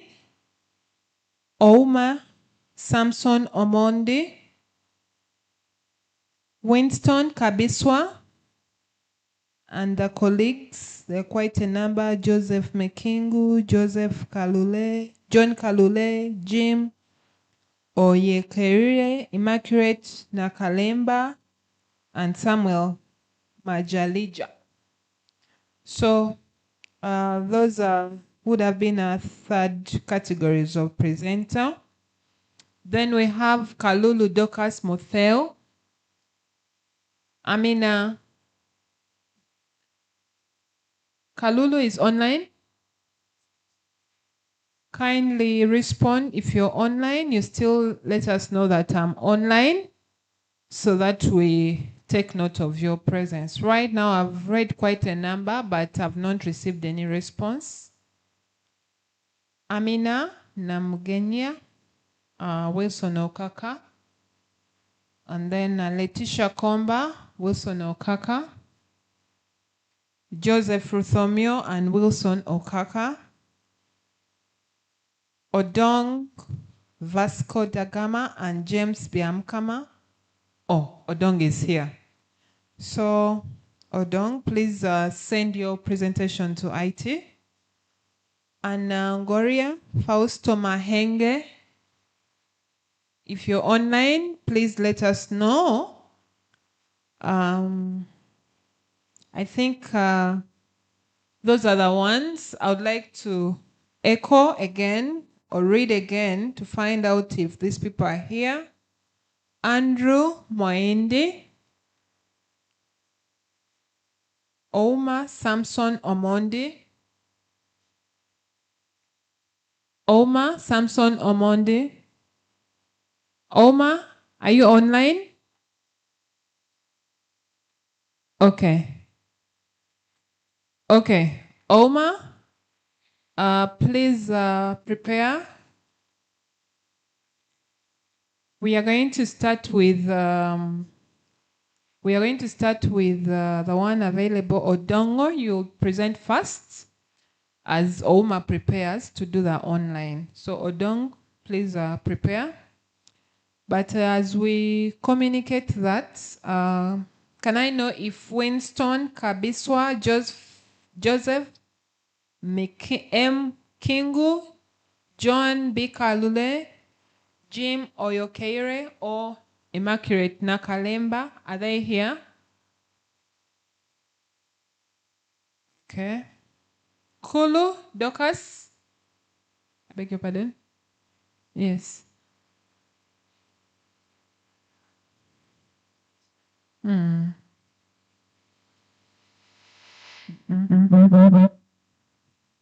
Yes, she will present, but not the first one. Let's prioritize those that are for the session. What is, where was I? Kulu, Docas, Motheo, are you here or are you online? Kindly, if you're online, please chat so that the ICT support can let us know that you're there. Amina Namugenya, are you there?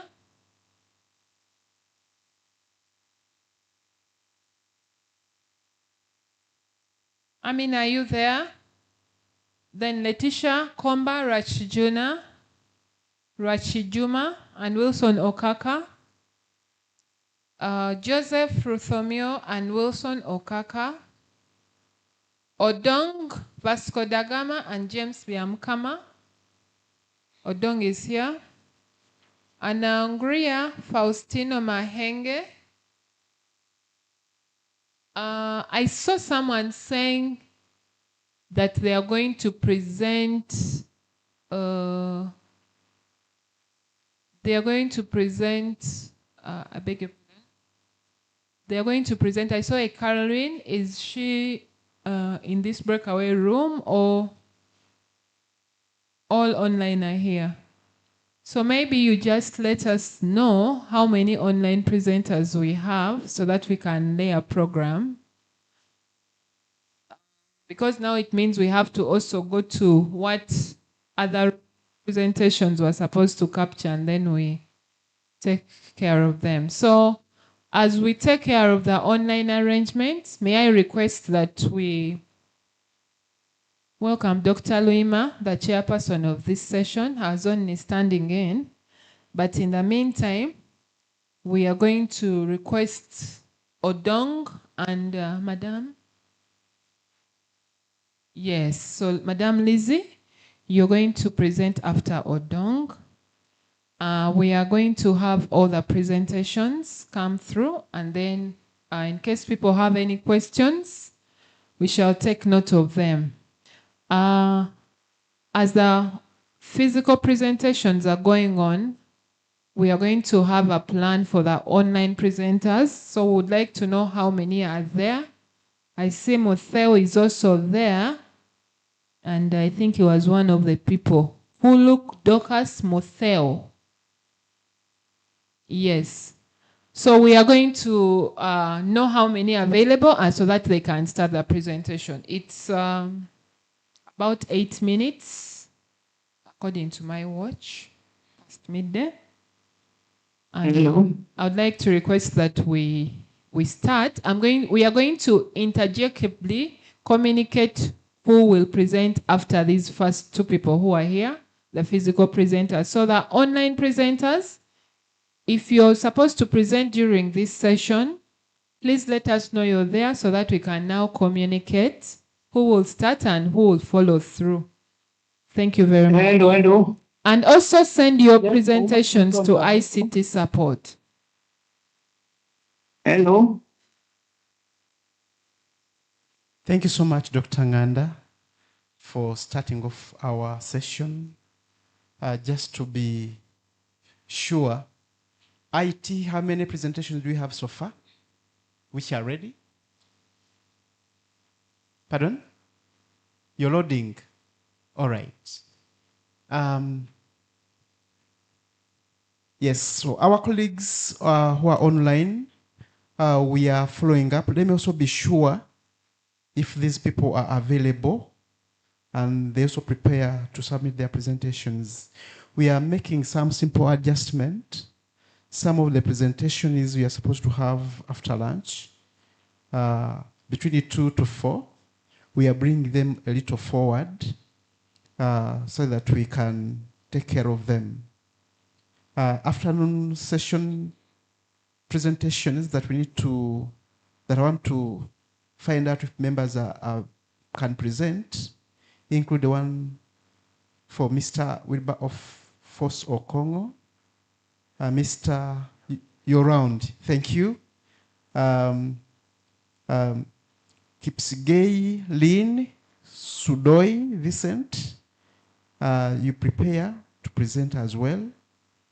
Mr. Elia Birengesio Kule, Mr. Foroshia Remigius Makanda, Mr. Blasio Bisereko Bwembale, you're welcome. Mr. Chindiziu Nwobi Koye, you're also prepared to present. Madame Pamela C. Mwikali, prepare to present. Madame Joyce Ayukoru Asimwe and Dr. Elizabeth Opit. Then Mr. Muga Moses Julius. Then Mr. Emily Jepiengon. Kindly prepare in that order so that we can make our presentation between now and 2 p.m. May I kindly request the first presenter to come and make a presentation. Thank you so much. Otherwise, my name is Rui Majime. Let us see how we get started.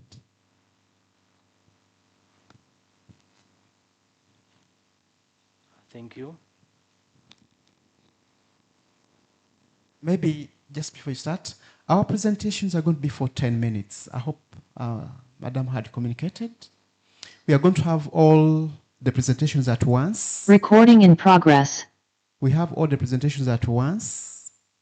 So when they present, after a presenter making a presentation, take note of the question and the presenter.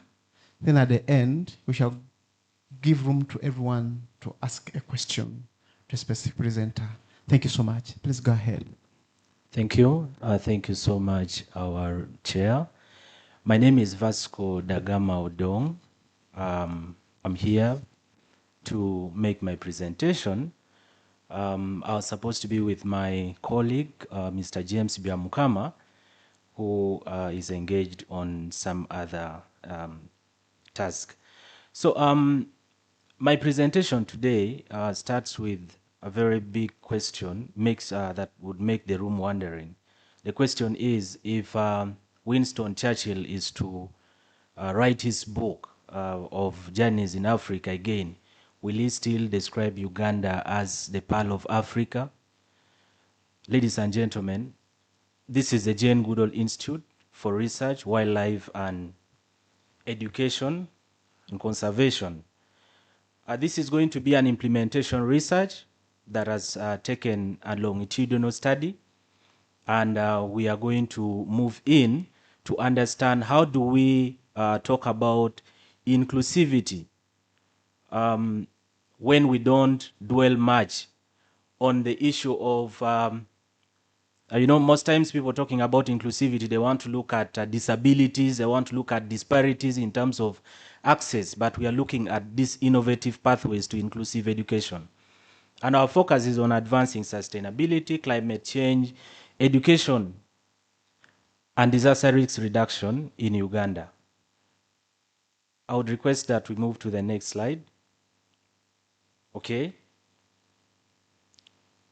So the outline, this is how it's going to flow our presentation. We shall have introduction, problem statement, objectives, methodology, results, conclusion, and recommendations, and also a brief acknowledgement. When we talk about the education system of Uganda, it's actually operating in the context of vulnerability, especially on environmental education. And yet, we have frameworks which have been put in place. A case in point is the 2015 NCCP and also the education sector strategic plan of 2021 to 2025. They emphasize on resilience and adaptability. So let's take a look at what the biggest problem right now is. We look at our definition, as stated by UNESCO, of education aiming to build resilience, inclusivity, and sustainability. And yet we go ahead to see that Uganda itself faces a lot of challenges of climate vulnerability and inequality. And here comes the Jane Goodall Institute, which has tested an approach through environmental education, reforestation, climate change adaptation program. This has been in operation. This is its third year. And this presentation is going to capture the key milestones in this period. And how do we link this to the different sustainable development goals? And my focus is going to be on SDG 4, which is on quality education, SDG 3, on climate action, and not forgetting SDG 15, that is life on land. Briefly, the Jane Goodall Institute operates a program for young people started in the year 1991 from Tanzania, and right now it has spread across over 75 countries, and with a total of about 1,745,000 club members. It's called the Roots and Shoots program. It's a program, a youth movement for the young people. And it is about care for people, animals, and the environment, a very holistic approach. How about a case of Uganda? When you look at Uganda, at the moment it's in 23 districts. The first map tells you our intervention. We look at the one which is deep, that is already how we have expanded. But before 2023, we were in only 4 districts. But right now, we boast of the 23 districts. And on your right, when you look at that map, I bring to you now our environmental education, reforestation, and climate change adaptation program, which is in 3 districts of Hoima, Chikube, and Rubirizi district in the Albertine Rift. If you don't know something about the Albertine Rift, it is one of the regions in Uganda that makes Uganda be described as the Pearl of Africa because of its rich biodiversity. Ladies and gentlemen, let's go in and look at the problem statement of this very implementation research. We are looking at the persistent gaps in climate responsive education in Uganda and the limited teacher capacity and infrastructure to deliver environmental and disaster risk reduction content. Not forgetting environmental education, which is often treated as extracurricular. And for us, we feel there is need for scalable, inclusive models, connecting learning to real-world ecological challenges. Let's look at the objectives. I have one major objective, which is looking at examining how this ECAP project advances inclusive education, sustainability, and DRR, that is the disaster risk reduction. And specifically, I'll be looking at assessing the pedagogical approaches, promoting inclusivity and sustainability. I'll go on to examine ECAP's impact on learners' knowledge, attitudes, and practices. I'm not going to forget the identification of institutional factors influencing success and generate lessons for policy and practice. My prayer is by the time I leave this place, I should be able to at least interact with policy implementers or developers so that we can bring in what we have learned or what we can learn from this project. The methodology that we adopted was a qualitative descriptive case study. The area or the scope is in the Albertine Rift, picking Chikube, Rubirizi, and Masindi. The participants in this research are the teachers, which to us are the club patrons and matrons. We look at the Roots and Shoots club members, which are the pupils. In our structure, we have what we call district volunteer coordinators. And in this case, I have termed them as coordinators. And community members. At least a total of 84 members participated in this. And the key methods we were able to use, one was the interviews, the FGDs, observation, document review, which are the reports that we have been submitting. And then we did an analysis on thematic coding using NVivo 12. And key ethics that we were able to look at is consent, child protection, because we are working with children, and confidentiality, not forgetting the do no harm principle. How about the results now? Based on the implementations and what we have found on ground, is that environmental and agricultural outcomes stood out. Why? Because we looked at the tree planting and reforestation. These are children that we trained on areas of how do you establish a nursery bed? How do you use the locally available resources and be in position to contribute to climate change and DRR challenges? And they were able, at the school level, to plant a total of 26,697 trees. That is as of 2024. So, when I look at this, somebody will ask me, how did you come up with this? In the institution, we use a very high level of monitoring using a real-time data. And we call that, we use survey 1, 2, 3, a method where you pick data as it is. And we geotag all these trees that are being planted by these learners. So it makes us to grow the trees. You know, there is a difference between planting and growing these trees. Then improved ecosystem literacy among pupils. Why? Because time and again, in the club model, they hold meetings and go ahead to discuss some of the environmental issues in their surrounding. And climate smart agriculture. Kitchen gardens, which was able to contribute to enhancement of food security and nutrition. Pupils learning soil conservation, intercropping, and water management. And the second result, broadly, is on learning, technology, and collaboration. Key component of the project was establishment of weather stations in all the 3 districts, in schools. In Rubirizi, we have it at Good Hope Preparatory School. In Masindi, we have it at Budongo Secondary School, and in Chikube, we have it at Everest. Now, this is already one of the things that learners will always use. They collect this weather data, share it. The local community uses the weather data because it predicts what will happen, even the seasoning. So this has helped a lot. With even the competence-based curriculum that was introduced in 2020, it is now very much relevant that this is going to be one of the key resources that the community and the schools and other institutions at large are using. Now, on enhancing climate literacy and disaster preparedness, the weather data is contributing. Then we look at the Roots and Shoots exchange with Austria, fostered global citizenship.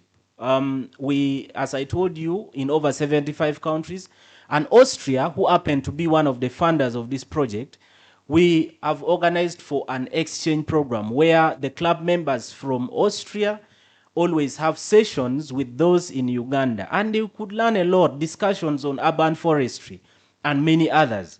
Then key challenges, we look at the staff turnover. During the implementation, we trained a number of staff, especially on how do you record weather data and the rest.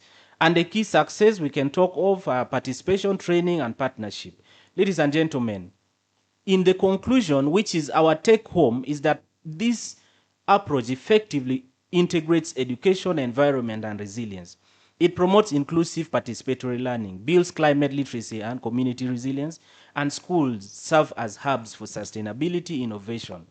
The recommendations are here. I will not read them all, but this is now where our focus is. And I would request key stakeholders who are here to come in and concentrate on that.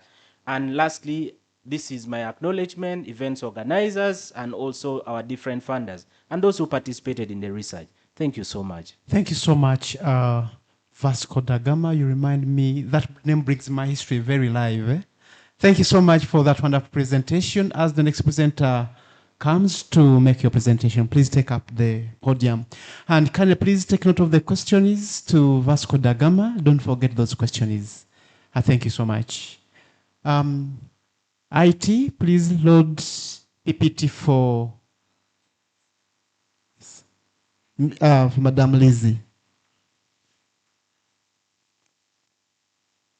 As they're loading the PPTs for Madame Lizzie, let me also request these members to go to room 104. Nelly Mbaka, if not yet presented, go to room 104. Room 1, Harriet Owino, go to room 1. Jane M. Martha, go to room 101. Then Mr. J.B. Ellison, go to room 2. Tatalia Michael, go to room 2. Trino Mujisha, go to room 2. Mr. Samuel Kenge, go to room 2. Mr. Jennifer Aparo, room 2. Polika Pomara, go to room 2. Asidili Jennifer, go to room 2. Solomon Yoki, room 2. Musasi Michael, go to room 2. And Ms. Nansamba Hadija. I'll keep on communicating as we proceed. If I've read your name and you are an online presenter, please don't worry. Just stay where you are. For online presenters, we are here. Physical presenters, if I've read your name in those rooms, kindly, they are waiting for you in those rooms. Thank you so much. Please, your presentation. Thank you so much. This work was done using a grant from the World Academy of Sciences.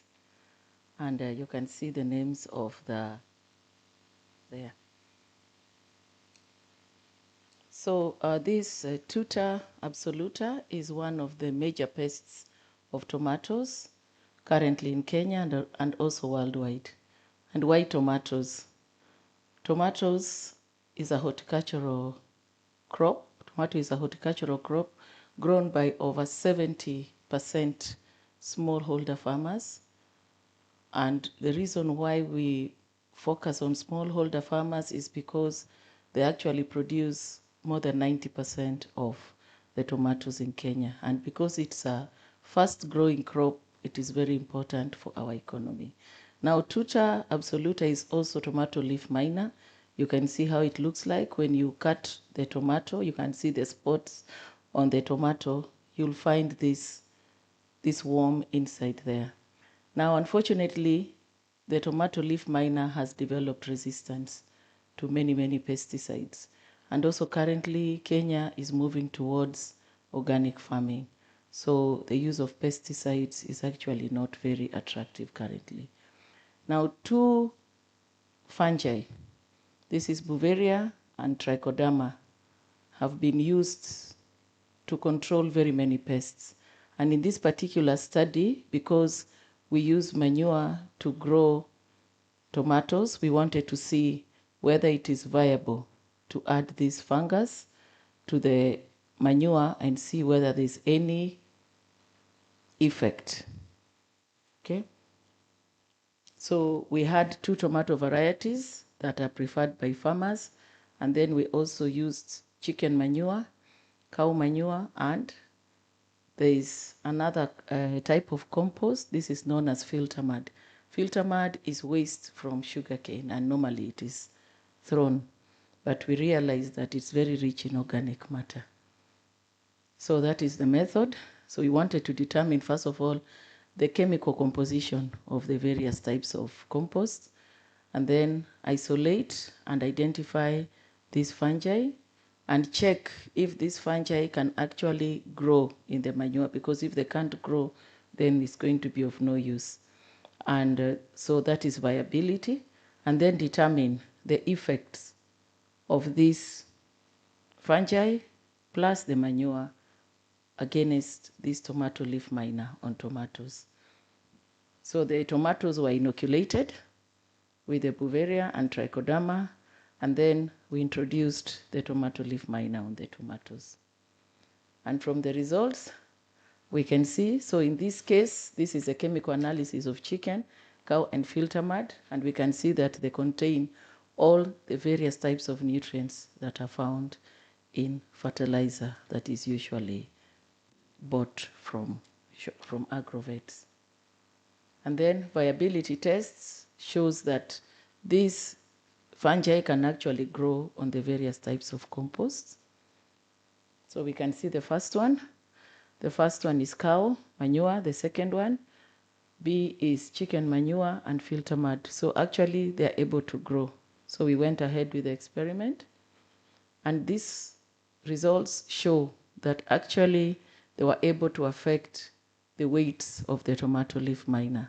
So what happens here is when the tomatoes were inoculated with the fungus, this is together with the compost, you find that the leaf miner cannot complete its life cycle. And if it cannot complete its life cycle, then it means that it is not going to be able to grow. And also the weights of the various leaf miner on the various type of tomatoes. So this particular one was on the leaf miner feeding on this variety, Rio Grande variety. So we had two types of experiments where we had the Beauveria, we had Trichoderma alone, and then together. And from the results, you can see the percentage. When you mix the two, then you have more, you have over 30% reduction of the weight of the leaf miner. This one was on the variety Monica F1. These are hybrid varieties that are preferred by farmers. So whether they are being grown in greenhouse or grown in the field. So the effect, again, you can see there, the reduction in weight was more significant when we combined the Beauveria and the Trichoderma. So these are the interaction table, which I do not want to go to. I want to show you the pictures. So these are the roots of the tomatoes. This is Rio Grande variety, planted in cow manure and treated with Beauveria. So you can see there, that one is cow manure, the first one. The second one was Trichoderma, and the third roots were combining the two fungus. So you can see combining the two fungus also made the tomato grow better. So apart from just controlling the tomato leaf miner, we can see that these two fungus also increase or improve the plant itself. So this one is on the variety Rio Grande, planted with chicken manure. And in the first one, we have the chicken manure. The first one we have, that one is a Beauveria. And the second one is Trichoderma. And the third one is combining the two fungus. So again, the roots of the tomatoes where we combined the two fungus grew much better. So these ones are on filter mud. And the first one is Beauveria, and the second one is Trichoderma, and the third one is combining the two microorganisms, the two types of fungus. So even though combining was more effective, we cannot compare this with the chicken manure and the cow manure. So what is my conclusion? So our conclusion was that Rio Grande in cow manure amended with Beauveria resulted in reduction of definitely the tuta absoluta, and the weights reduced by about 27%, And combining the two treatments reduced larval weights by approximately 32% on Rio Grande, and combining the two reduced the weights by again 32%. So there we did not have any significant difference. And on Monica F1, the manure that was amended with Bouveria reduced the weights of leaf miner by 33%. And when it was amended with trichoderma alone, it was only 1%. When we treated the Monica F1 variety using the two fungus, then the weights were reduced by 36%. And when they were treated with Bouveria, amended chicken manure, the larval weights reduced by 14%. So this study demonstrates that amending manure alone can actually improve the plant. But when we added the fungus, we found that this fungus improved the plant development and also protected the tomato plants against leaf miner infestation. Thank you.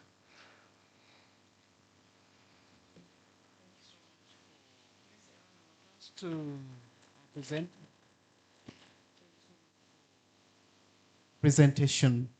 That message makes us feel safe that we are going to enjoy more tomato in the years to come due to better interventions. Our IT, can we kindly have one online presenter who is ready? Who? Dr. Macharia, kindly log on. After you, Mr. Omondi Samson, you'll be coming in. Thank you. Please keep the questions for Professor for our tomatoes. Don't let them away. Dr. Macharia, please, the house is waiting for you. We shall have 10 minutes, and then we shall take note of your questions. Thank you. Dr. Mondi, please also prepare. Thank you.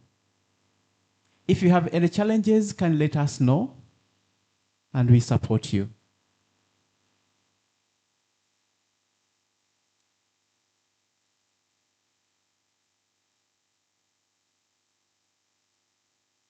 Dr. Macharia, are you on? Can you hear us?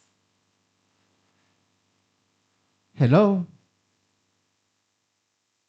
Oh, I think Dr. Macharia, we are losing you. Mr. Mondi, are you ready? Samson?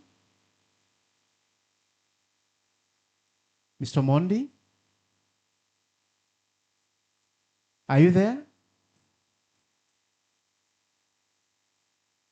I think we are unable to hear from him as well. Yes, I'm very ready. You're very ready. That is Mr. Mondi? Over Samson, yes. Okay. Kindly share your screen. If you have any challenges, we can share from here as well. Just let us know. Can you share your screen? Yeah.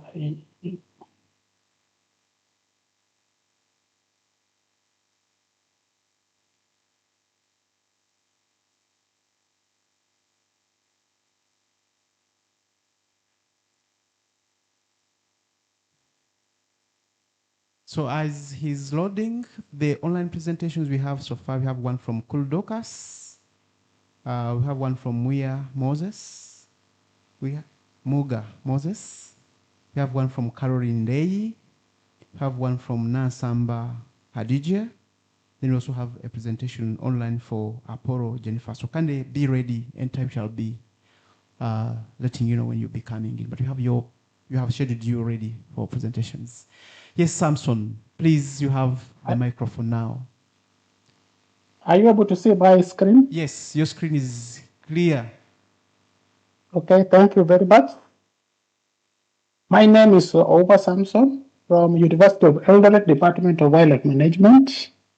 I'll be presenting my master thesis paper, which was supervised by Dr. Kimanzi and Professor Ipara. The title is Impact of Land Use Changes on Migratory Wild Ungulates in Kitengela Conservation Area in Kenya. So this project is about the use of remote sensing and GIS with Landsat satellite images to determine on how land use changes affect wildlife conservation. And my study will focus on Kitengela Conservation Area in Kenya. So if I talk of Kitengela Conservation in Kenya, it is the Nairobi National Park and the adjacent Kitengela Dispersal Area. So Kitengela Dispersal Area is the only corridor connecting Nairobi National Park with other protected. Nairobi National Park is fenced on all sides except on the southern part, which was left for animals to move in and outside the park, as you can see from the map. And we also have the arrows. Those arrows show the seasonal migration of animals in and outside the Nairobi National Park. Nairobi National Park was gazetted in 1946, and during that time when it was being gazetted, the Kitengela Dispersal Area was not legally formulated. So the land is privately owned, and the government has very limited control over it. And we all know Nairobi National Park is the only park within a capital city in the whole world, and it faces so many challenges like pressure from city urbanization and infrastructure development. Rapid land use changes and human population growth greatly affect the seasonal migration of animals in and outside the Nairobi National Park. And in the Kitengela Dispersal Area, transformation started by communal land subdivision in 1980s, which was later followed by land sales to individual landowners who came into the area with different land practices. This transformation has really affected the ungulates number in the park.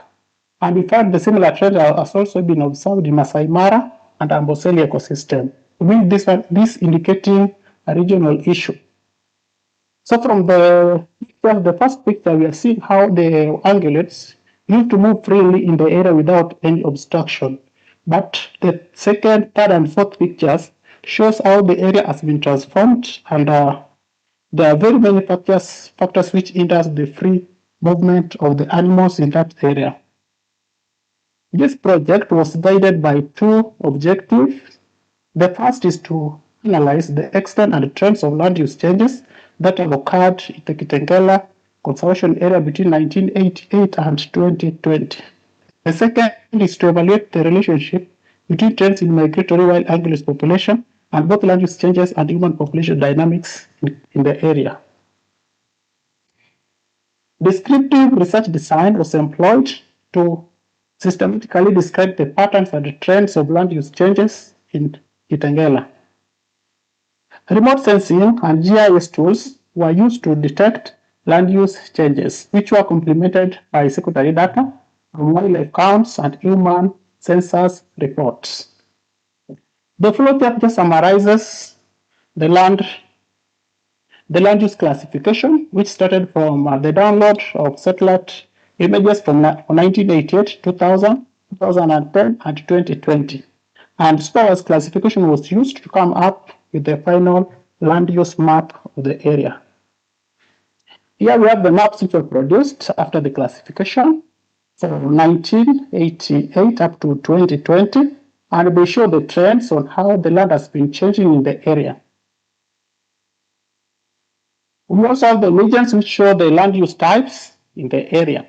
To determine land use changes, we used a percentage change calculation. And from the calculation, we found that riverine vegetation, shrubland, grassland showed a decrease in the area from 1988 to 2020, with artificial surfaces, cultivated land, and bare land showing an increase, with water body showing an increase of only 0.2%. To show the relationship between ungulates population, land use change, and human population, we use two combo line graphs.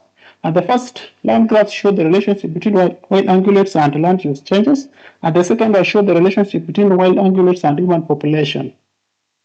From the first line graph, we found that as natural land cover types decreases, wild ungulates population also decreases, while the human land cover types increase. Then in the second combo line graph, as human population increased in the area, the wild ungulates population also showed a decrease. To evaluate statistically the relationship between ungulates population, land use change, and human population, we use a Spearman rank correlation coefficients. And first, we started by correlating ungulates population and land use change, as visualized using grouped lollipop charts. And from that analysis, we found that both zebras and wild beasts exhibited a positive correlation, to natural land cover types, and a negative correlation to human land cover types. And both the ungulates showed no significant water body because there was very minimal increase, and wild beasts showed no shrubland since they benefit less from the shrubs. And from this analysis, it emphasized the ecological consequences of land transformation to wild ungulates. Second, we did a correlation between ungulates population and human population, and we found that both the ungulates shows significant negative correlation to human population, as increase in human population causes more transformation in the area, which greatly affect their number, as shown in the scatter plot 1 and 2. Then correlation between wild beasts and zebras also showed a very strong, significant, positive correlation, showing a shared ecological needs, as shown in the scatter plot 3. So from this study, we concluded that the Kitengela experienced a major land use change, 61.4% from 1988 to 2020. And again, we also concluded that land use changes and rapid human population growth disrupt wild ungulates number, survival, and movement in Nairobi National Park. From this study, we recommend the implementation of payment for ecosystem service to support communities so that they can allow their land to be free for these ungulates to cross. Second, we also recommend the construction of wildlife overpass and underpasses to restore connectivities where there are barriers. And again, we also recommend the enforcement of environmental impact assessment for land development. And lastly, we recommend the expansion of land lease programs to protect the migratory corridor so that these animals can move from one protected area to another. I'll acknowledge the following for the support of this paper. The University of Eldoret for supervision and academic and conference support, Erasmus Plus Exchange Program for academic exchange opportunity, then Kenya Wildlife Service for wildlife data access, then the National Bureau of Statistics for human census data, then lastly the collaborative researchers and institutions. Thank you for listening to me. Thank you so much, Samson, for that eye-opening research. You're reminding us that as we survive on Earth, we have to stay peacefully and well with other living creatures. Thank you so much.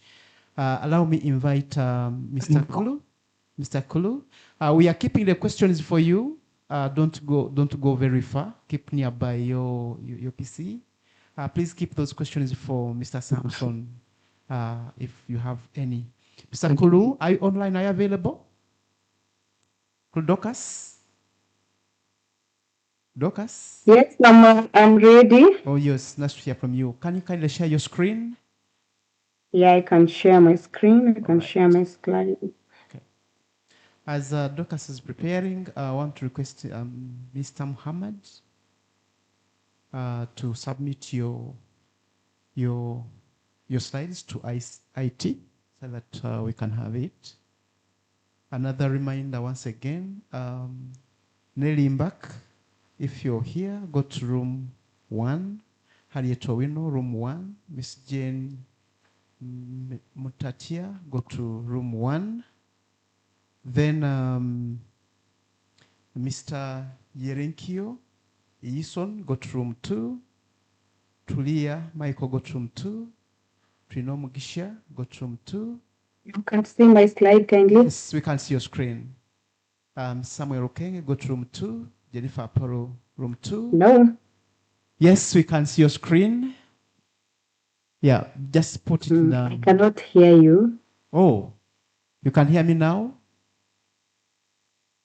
Can you hear me now?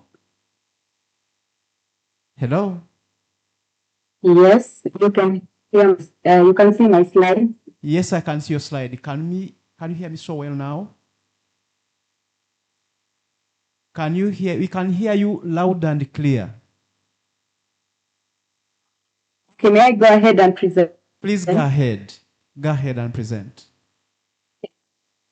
You have 10 minutes. Thank you so much. Yes. Thank you. Thank you. My name is Kumi Dorcas Mudeu. I am a PhD student in University of Eldoret, and I'm hereby on a topic on artificial intelligence, enhanced computer simulation on learners' participation in selected secondary schools in Machakos County, Kenya. I had other helpers in the writing of the paper, who are Dr. Rastas Michuti and Professor Kisilu Kitainge. The outline of these presentations provided for the consortium, which is an introduction, the methodology, results, conclusion, recommendation, and acknowledgements.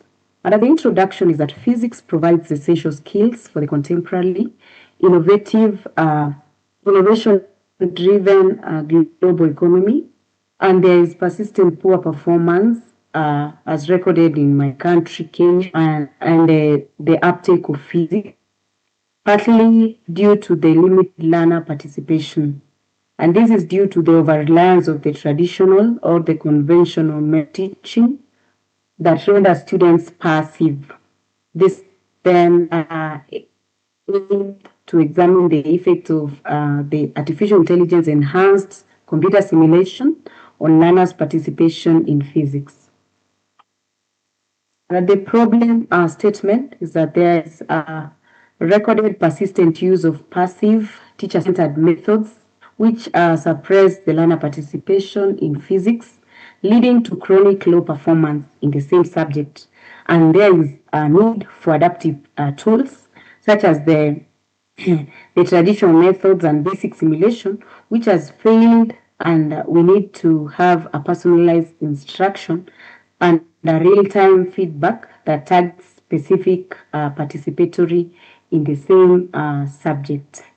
And a significant lack of localized research has existed to prove the impact of this paper in Machakos County secondary schools.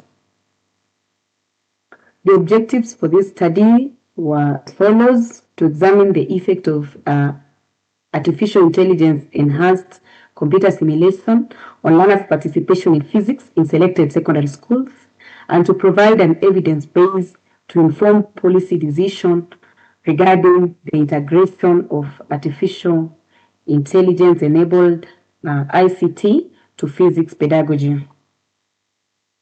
Methodology: the study adopted a quasi-experimental and equivalent group pre-test, post-test design, whereby 260 students were selected for the study, and six physics teachers were randomly selected, and 6 schools were randomly assigned under the same team.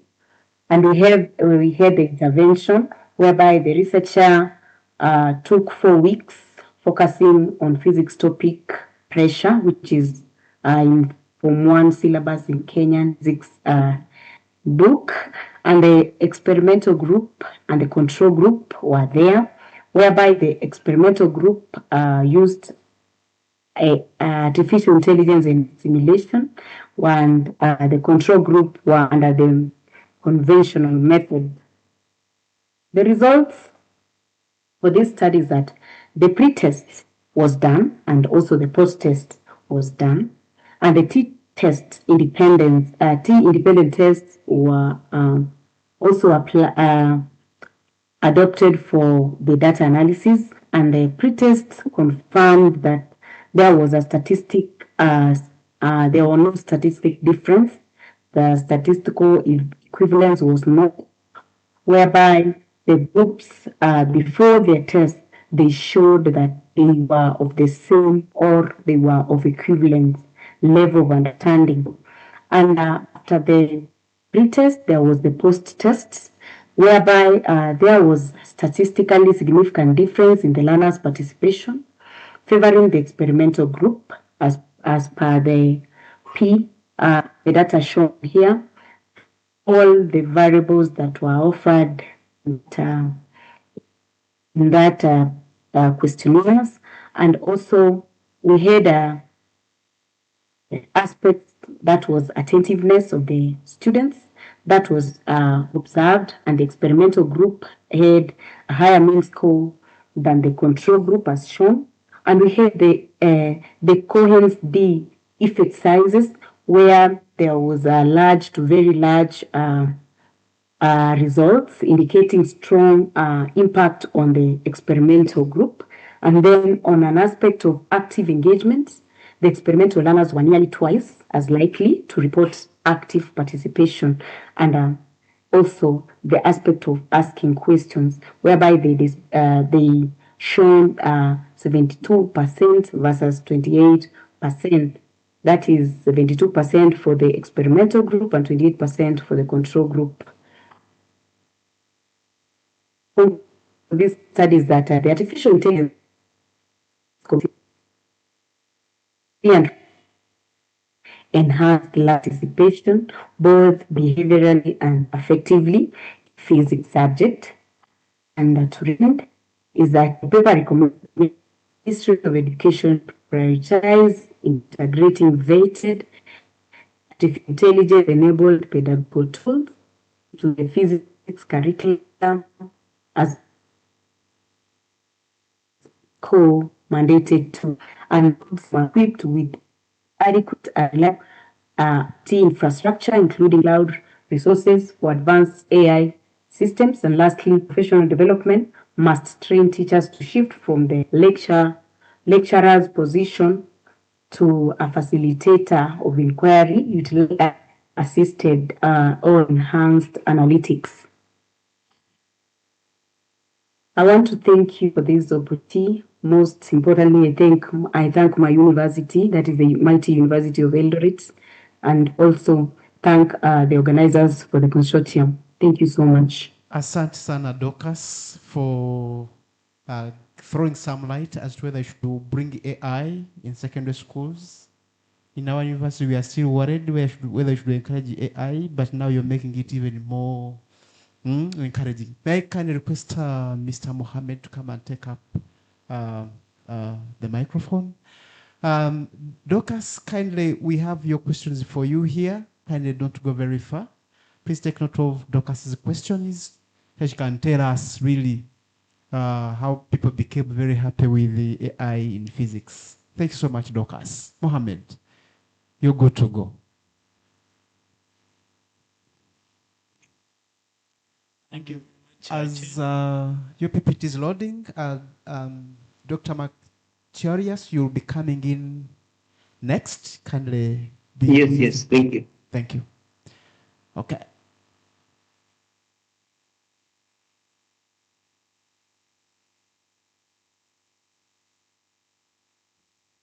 We also encourage the online team members, please keep noting those questions, those people who are presenting.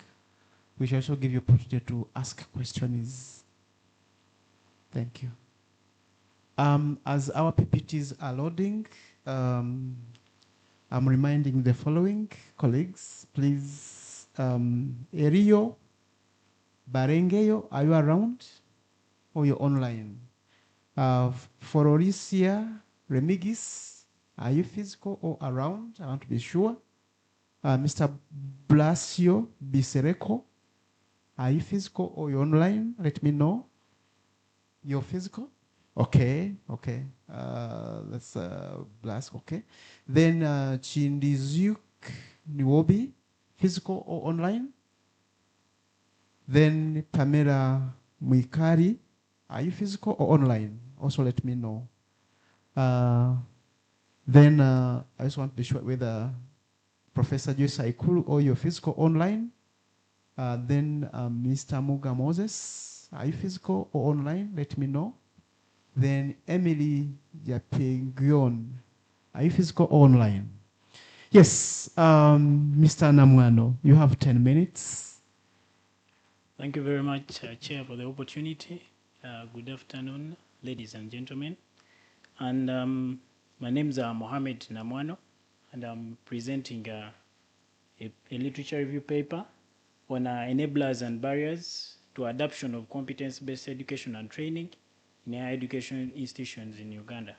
I have co-authors, Dr. Eric Douglas Kalanda and Dr. Jimmy Luima, all affiliated to Kyambogo University. Now, that's the outline of my presentation, background, problem statement, the purpose of the review, research questions that have driven the review, the methodology, findings, conclusion, commendation, and acknowledgements. Now, the question would be, why would the Ugandan education system at higher education need the shift to competence-based education and training? Now, globally, the shift from traditional content-based education to competency-based is the new trend to adapt to the skills economy. And CBET has been looked at as the key reform for this transformation so that we can have skilled workforce. However, several African countries have adopted CBET at varying levels of achievement. And since Ugandan education sphere is as well shifting, we may as well need to get lessons as we prepare for this transition. Now, in Uganda, briefly, we are having a competency-based, which was rolled out in 2020 for lower secondary and realigned in 2024 for the advanced level as well. However, these same graduates will need to produce, and currently the education programs at higher institutions of learning are still more of lecture-centered and traditional-based rather than competency-based. Now, what would require us to make a review? Now, since we have several countries that have adopted this, it gives us lessons to learn, such that we can prepare and have seamless adoption. Now, if you look at the adoption of the competency-based curriculum in O-level, then advanced level in 2025, it only implies that by 2027-28 academic year, the universities will need to admit these same students. Therefore, they need to prepare adequately and see how best they can adopt this.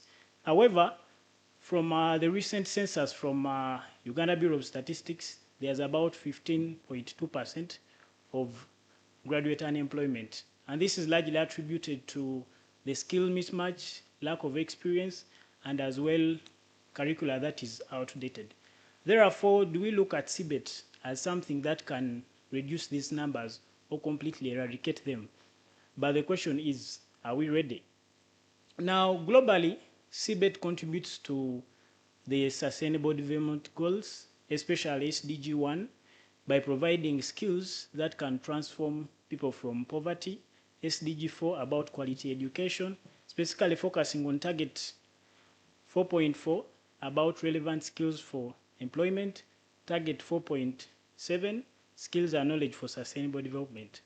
It still focuses and takes us to other SDGs like SDG 8, which mainly focuses about decent and economic growth for productivity, where we want education system that transforms these students to people who are productive for economic growth. Then I highlighted SDG 9 as well. However, this does not stop there. Now, recently in July, there's a letter that came from the Ministry of Education and Sports to National Council for Higher Education, and all vice chancellors. And intent was to bring to light that there is a need to adapt the competency-based education. However, the university readiness is still questionable, that our universities in Uganda ready. But luckily, since we have a lot of our neighbors in African countries, we can benchmark and refer to and see how best we can learn from them and maybe benchmark and implement it effectively. Now, that's the purpose of this paper. Its main purpose is to review and look at key factors that can enable or impede this transition to be very smooth. And it's meant to communicate to key implementation stakeholders, including policymakers, the curriculum implementers, and all relative policymakers like National Council and the Ministry. There are research questions that guided this review as we're looking for information on what would be the best practice and what would be things that would prevent us. Question one would be, what are those factors that influence universities' readiness to implement CBET? And two, what institutional strategies and policies support or hinder the adoption of CBET? And three, how do universities ensure faculty preparedness and professional development for this? Now, the study, based on the available literature, it adopted a systematic literature review with in-depth analysis, synthesis, and evaluation of different literature crossing from 2015 to 2025.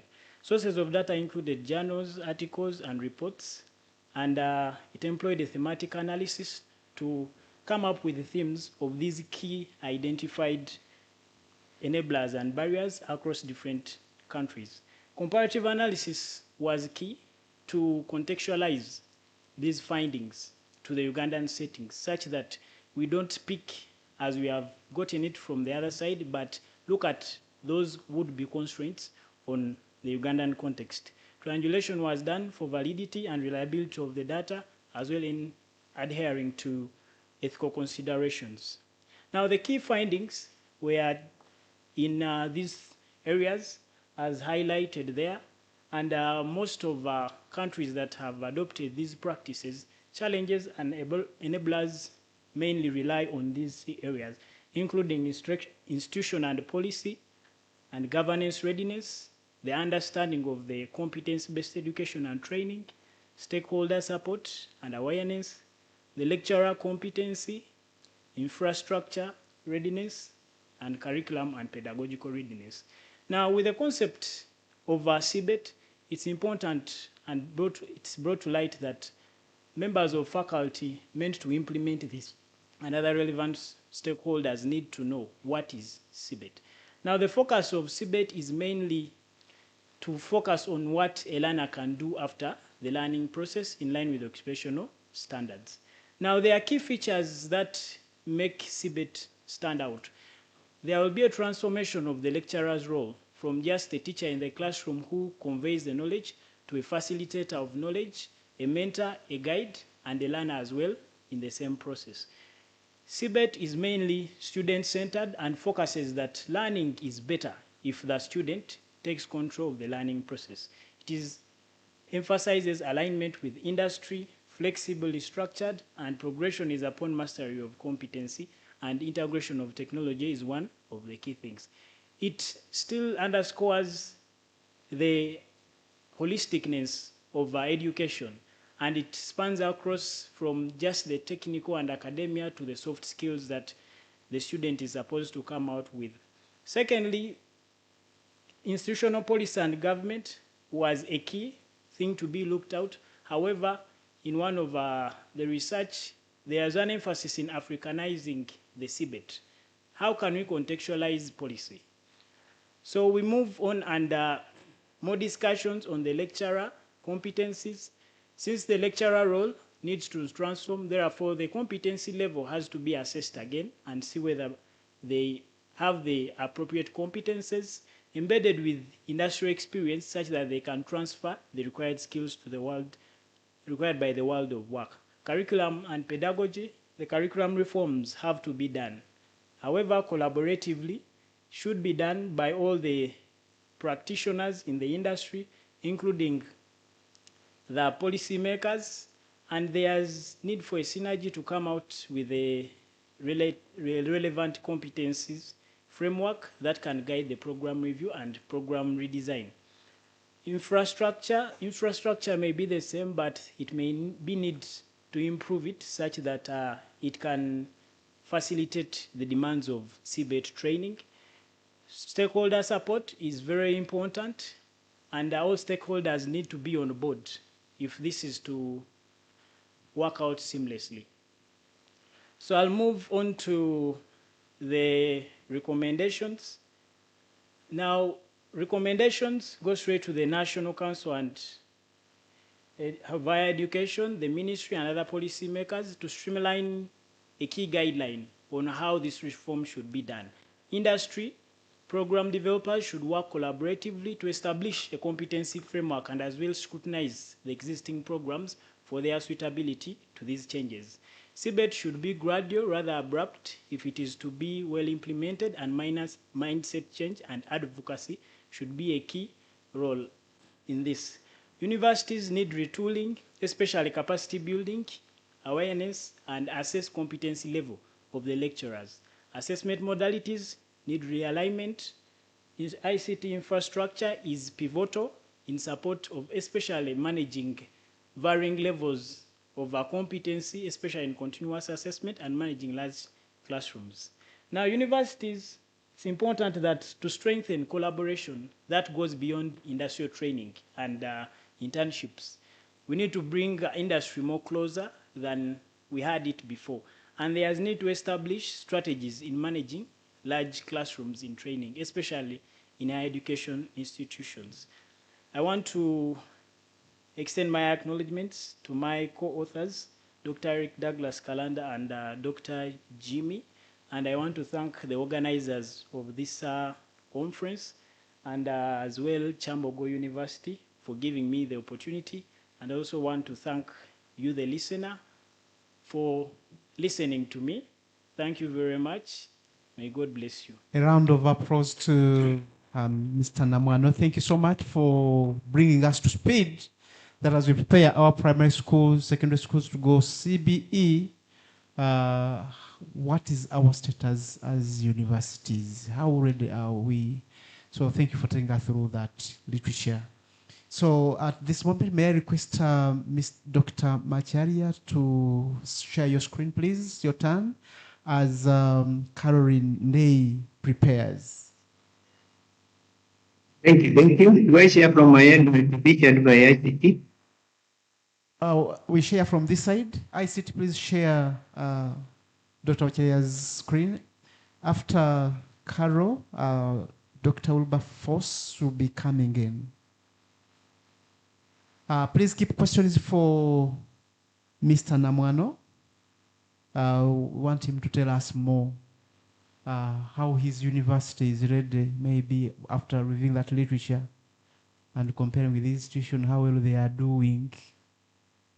Yes, IT, we are waiting for you. Maybe I could be introducing myself. Yes, Macharia, Stephen. My colleague, who could also be honoring or maybe not honoring, Dr. Kilben. We are from Karatina University.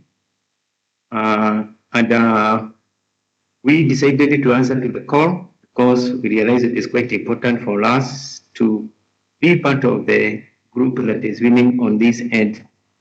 So yes, my presentation, yes, I can see it there. Yes. So thank you, thank you. Yeah, we have about 10 minutes. So thank you, and yes, thank you very much. And as the colleague who have just presented, Mohammed, ours is somehow close to what he was presenting. So ours is inclusive pedagogical strategies and competence acquisition in the competency-based education in Kenya. As all aware, we have shifted from 844, which was knowledge-based.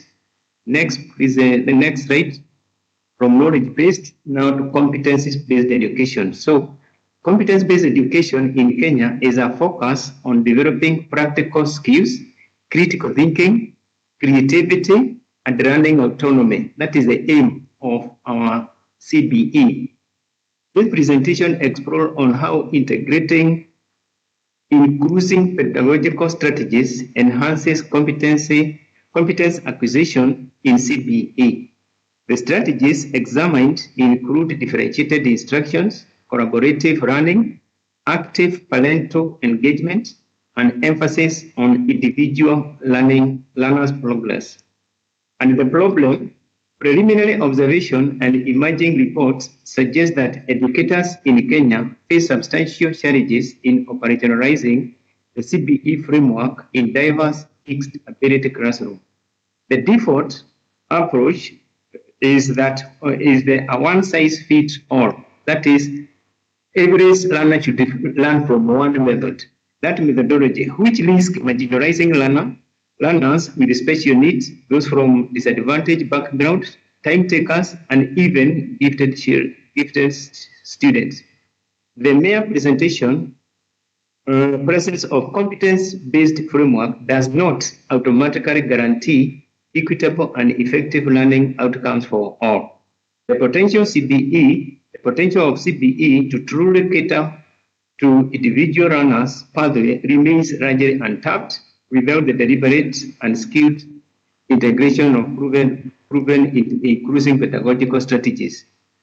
Next, please. So the objectives of this study was to assess how differentiated instruction contributes to competency acquisition in Kenya school, to determine the extent to which collaborative learning enhances learner competency acquisition in Kenya schools, to examine the influence of parental engagement on learners' competency acquisition in Kenya schools, to analyze how focusing on learners' personal progress supports competencies acquisition in Kenya schools, and to explore the challenges hindering the integration of inclusive education strategies in the implementation of CBE in Kenya. These were the objectives.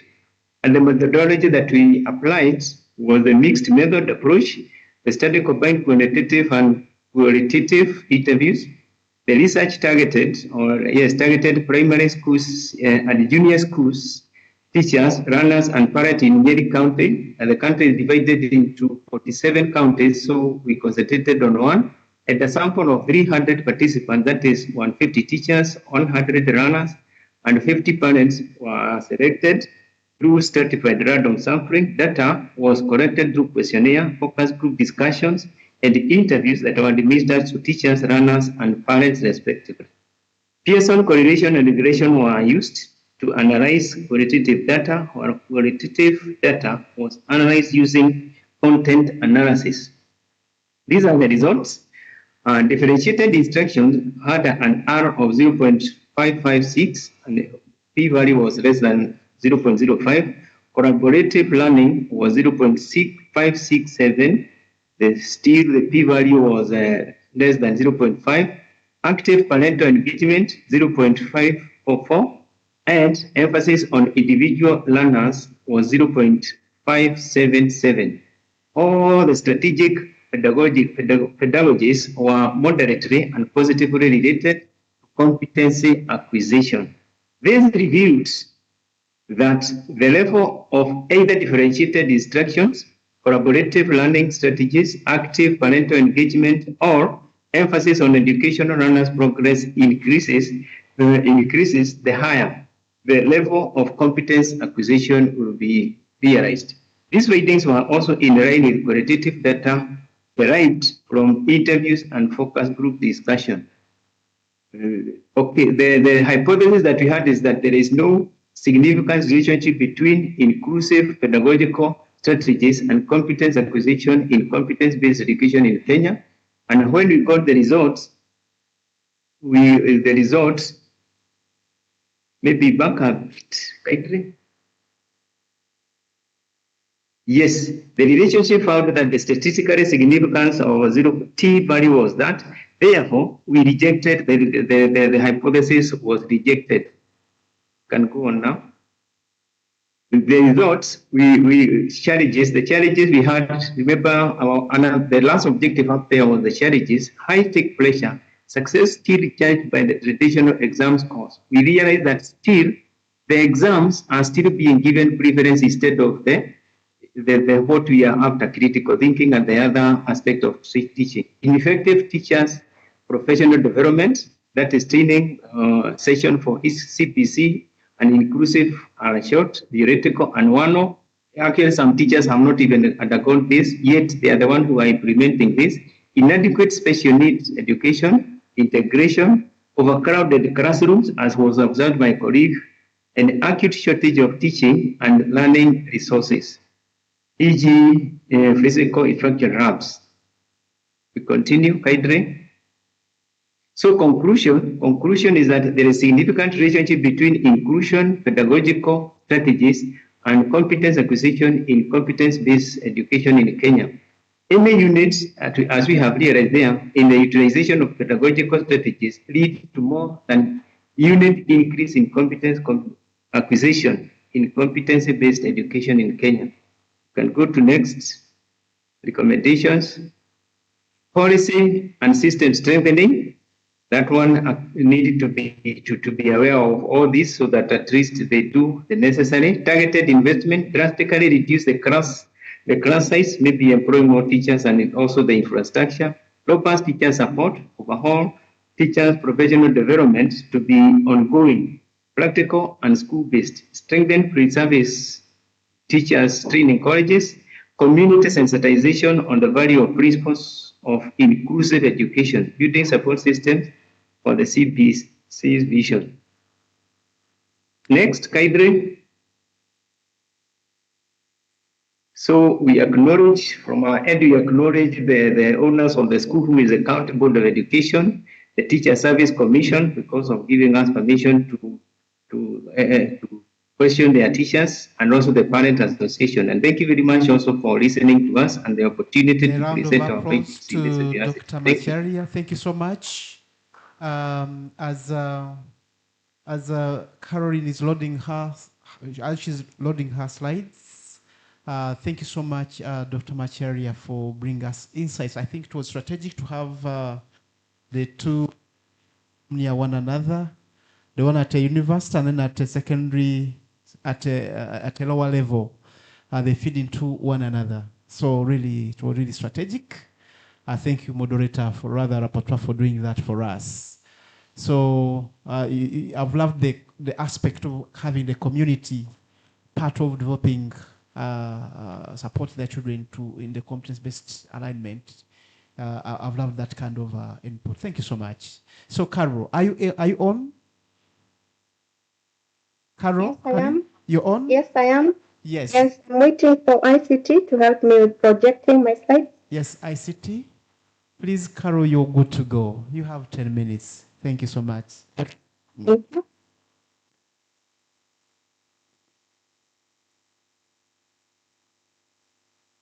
Good afternoon, and thanks for the opportunity to present this paper in this conference.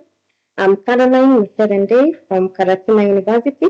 I'll be presenting a paper on artificial intelligence and the financial sustainability of higher education in Kenya. We're looking at what are the opportunities, what are the risks, and what are the policies for the risks.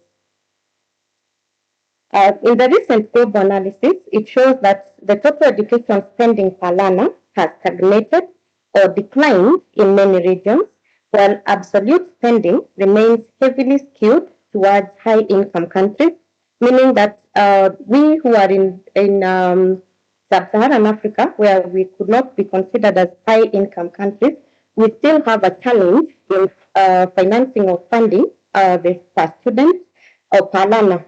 So regionally, sub-Saharan Africa faces a pronounced financing gap. Public expenditures per student are low relative to needs, and several countries face competing fiscal priorities that constrain additional allocation to education. We have seen this play about in very many countries where there is priority to do other things like infrastructure, pay debts, sovereign debts, and all that. Yet very little is being added to the education kitty.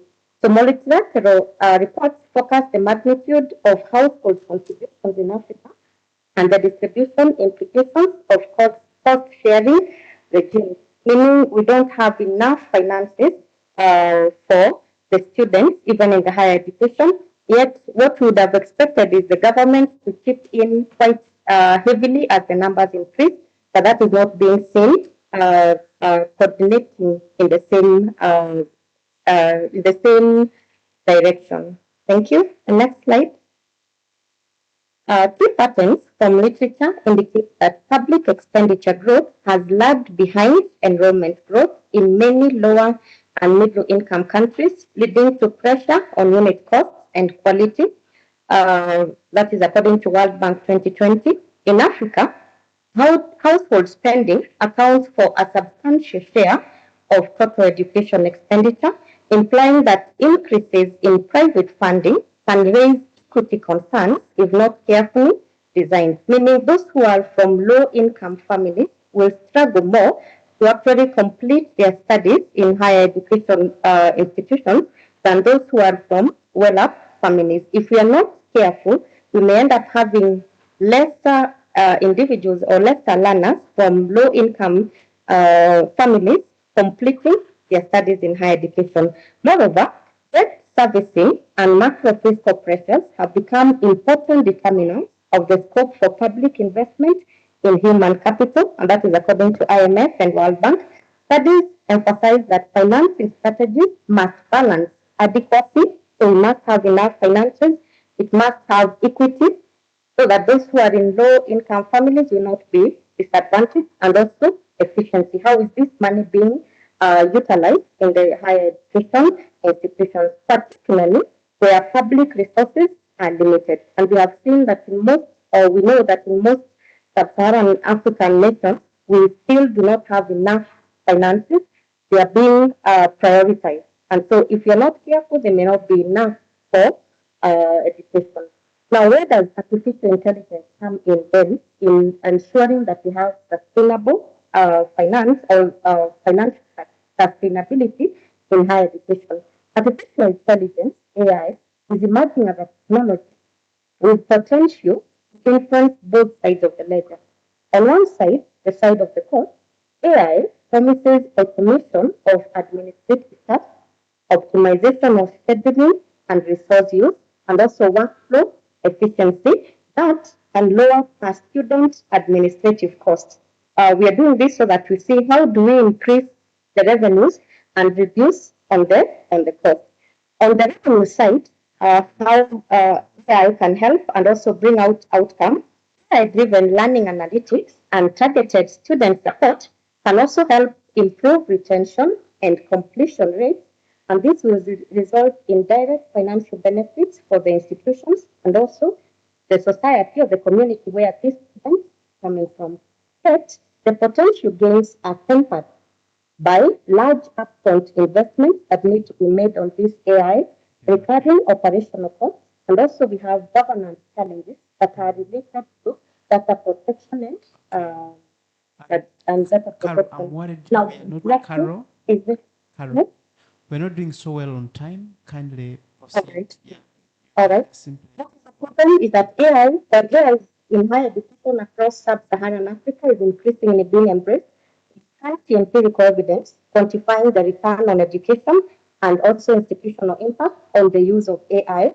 The vast majority of universities function on weak budgets, with more than 27% of education expenditure being absorbed by households and divergent government grants in many ways. What are the objectives of this study? Number one was to examine the extent of AI adoption across the different functions. Number two was to analyze financial efficiency benefits on these automations done by AI. Number three was to assess the impact of integrating AI on retention rates, academic achievement, and utilization of academic resources in these institutions. Number four was to investigate the institutional and policy barriers in sustainable implementation of AI within higher education. And finally, to draw a collaborative policy framework that can be used for funding and also strategic and strategic policies. Now, my results were, number one, if we use administrative automation, will help automate the processes, e.g. query handling, application fired, and scheduling, and this will reduce the time taken by the staff by approximately 10 to 30%, and if this is done, then it will lower the marginal administrative cost per student. If we use AI for learning analytics and student retention, help them force a retention of these students to remain in the higher education institution between 3% to 5% in modest intervention and 8 to 12%. And this will be seen by an increase in tuition revenue when these students remain in school for the entire period of their course. Again, automated assessment and feedback will also help with freeing time for the academic staff for research and curriculum development. Again, initial cost for implementing AI in higher education was seen to be quite large, amounting to several millions USD. So therefore, there is need to determine how can we handle that. Again, recurring costs include expenditure on cloud computing, model updates, and data management. Then there was also data governance indicators, where we said, in as much as we would want to implement AI in higher education, there is also an issue with how do we manage the data. So now, by managing data, we are able to now use AI effectively and build trust on the individuals. Now, artificial intelligence presents a promising, though not assured pathway towards strengthening the financial sustainability of higher education in Kenya. And how we benefit from AI is by depending on strategic prioritization on how we use AI, high impact use cases, how do we blend financing mechanisms, and also how do we distribute risk and mobilize diverse funding sources, and also share digital infrastructure to lower institutional costs and robust governance safeguards that will ensure equity and accountability. What do we recommend as the end out of this study? Is that number one, we are to develop a national AI for higher education prioritization matrix that will now look at what are all the institutions, or what can all the institutions be doing so that there be no inequality. Also establish blended financing facilities where we bring in government funding. Also we'll have private-public partnership. Also would have grants that would help to bring in the infrastructure of AI. Number three, invest in shared digital infrastructure, which is cloud computing. We should go for shared digital infrastructure. Wow. Again, number four, mandate and standardize data governance framework. So would allow that we have something central so that each one of us can be able to have access. The data is not. Number five is institutionalize coordinated AI monitoring and learning that will bring in commissions, say the Commission for University Education, the Ministry, the Treasury, they will all be monitoring how AI is being used and how learning is being done. And lastly, national capacity building initiatives that would allow implementation of AI in higher education institutions. That was all from the side. Thank you for listening. May God bless you. Asante. The house is clapping for you. Please a round of applause. As Dr. Kongo is loading his slides, we want to thank you so much for giving us an insight of AI into management. I think that is also critical for us to think about. Please stay around so that the house can have some questions addressed from you. Dr. Kongo, you have about, Dr. Kongo, I think I can give you a few minutes. I know you can summarize. 5 minutes will be enough for you. Surely. Thank you. Thank you, Chair.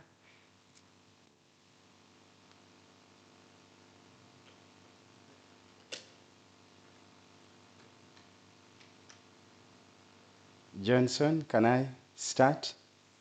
Okay. Good afternoon.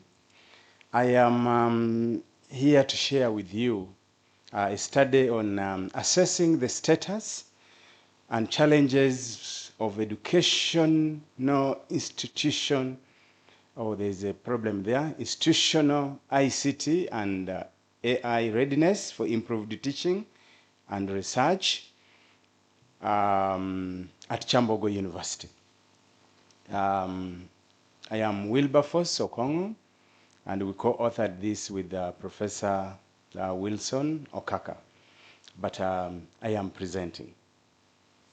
As a matter of introduction, I want to say that the digital imperative in higher education is a strategic necessity for universities to adapt and integrate digital tools, integrate digital infrastructure, and even have a digital mindset to improve learning outcomes in university. So I am saying that ICT and AI are therefore transformative forces in modern universities, because modern universities now have embraced this urgent need, because digital technologies, we cannot avoid them in now our teaching, in our research, and our community outreach. So if at all universities are supposed to be competitive, they're supposed to be relevant and efficient in the 21st century, then digital adoption of the digital technologies is key. My focus is on Kyambogo University.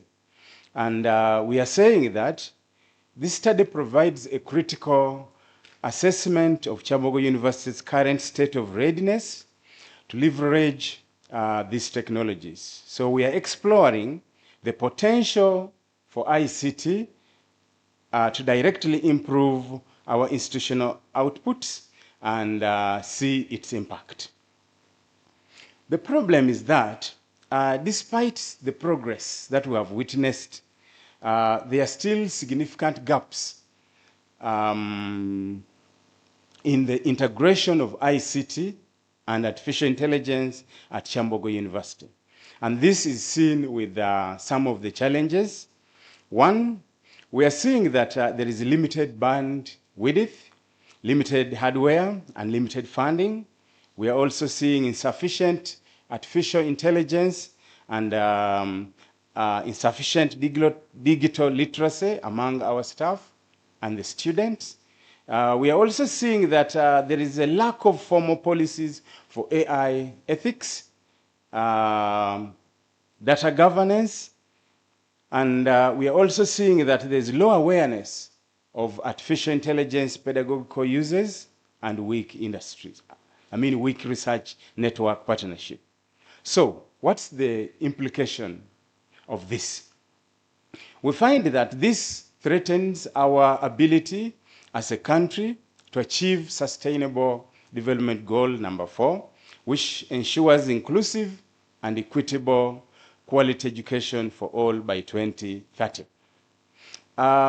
This study had 3 objectives. One, to assess the current status of ICT and AI readiness at Kyambogo University across key domains, such as infrastructure, human resources, digital literacy, research data ecosystem, and ethical governance. Objective 2, we needed to identify the barriers and challenges to effective ICT and AI adoption. And 3, to propose a framework of targeted recommendations for enhancing institutional readiness and output. We are guided by a model and a theory, that is the technological acceptance model.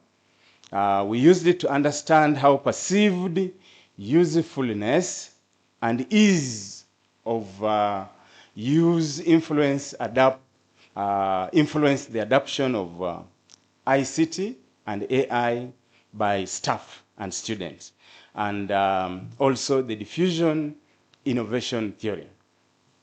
In terms of methodology, we used the research the mixed method research approach by having systematic literature review, document check, and then we also had illustrative case studies.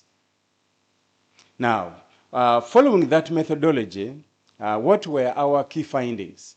We categorized them into two. One, there was strength and progress, and two, we also had what you would call the critical cases, particularly the challenges. I will begin with the notable progress from our key findings. We found out that there is significant improvement in campus connectivity. For instance, you find that at Kyambogo University, the Directorate of ICT comes out and makes an announcement of the planned upgrade of the university web server in terms of security, speed, and performance. And to us, that was a progressive finding. Two, platforms have also been integrated into teaching and learning. Many use now Zoom, the Google Meet. We also found out that there is a development of facilities that support academic research, and there has been an established base for technological integration. On the other hand, there were persistent challenges that the study found out, that sustaining funding, limited infrastructure, limited hardware, and bandwidth were still issues that challenged the status. There were also inconsistent training and low AI competence among staff and students. Just find a staff has used probably error discovery or what you call chat GPT, copies and pastes. Three, there was also lack of, low faculty awareness of AI pedagogical values and weaker research networks. Then what are the lessons? Because we told you that in chapter 3, we said that we adapted an illustrative case studies. So what were the lessons we learned from these case studies? That there is a structured, continuous professional development programs that are in place from many of these case studies, regional and international. We have also seen that some institutions have dedicated artificial intelligence labs. We have also seen that there are universities that have embedded AI models across their academic programs. And we have also seen community-centered agendas which align technology projects with the local community needs. What are the expected benefits of improved ICT or AI readiness? We think that it will enhance our teaching quality if we have the adaptive and personalized learning tools. It will also improve research productivity, and will improve community outreach. So from the findings, we came out with the following conclusions. That Kyambogo University has a solid foundation in terms of institutionalizing her ICT and AI readiness to improve teaching, but it requires a strategic approach. It requires a targeted approach and an accelerated approach to fully harness the power of ICT such that we can advance Kyambogo University as an institution. So following that conclusion, we made the following recommendations.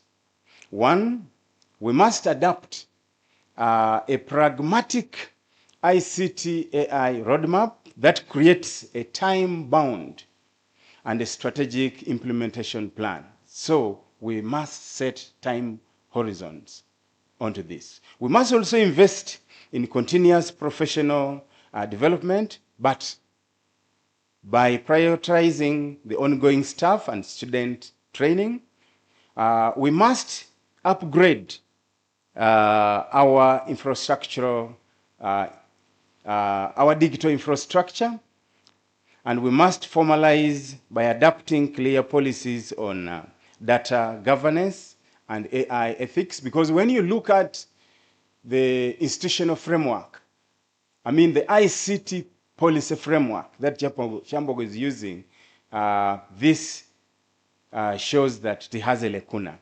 So we must formalize it.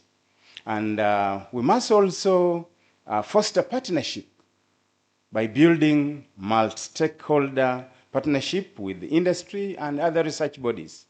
And lastly, we must rapidly test and evaluate all AI projects that prioritize equity and local governance. I want to thank the chairman this session, the organizers, the rapporteur, the organizers, and I also want to thank you, the audience, for listening to me. Thank you so much, Dr. Wilberforce, for that presentation. I think it was strategic. May I kindly have Ms. Nasamba Hadia sharing your screen? Hadija, kindly share your screen. Are you on, Hadija? Ms. Nasamba Hadija, you're online. Can you hear us? Aparo, are you online? Can you hear us? Aparo Jennifer? Miss Aparo Jennifer, are you there? Kindly unmute and talk to us if you're there. The same also applies to Miss Nasamba Hadia. Otherwise, as we get, if they are in, they'll let me know. I want to quickly go into the Q&A session for our presentations. We've had a wonderful presentation from Dr. Kongo. We had from... Hello. Yes? Yes, Chair. This is Polycarp, one of the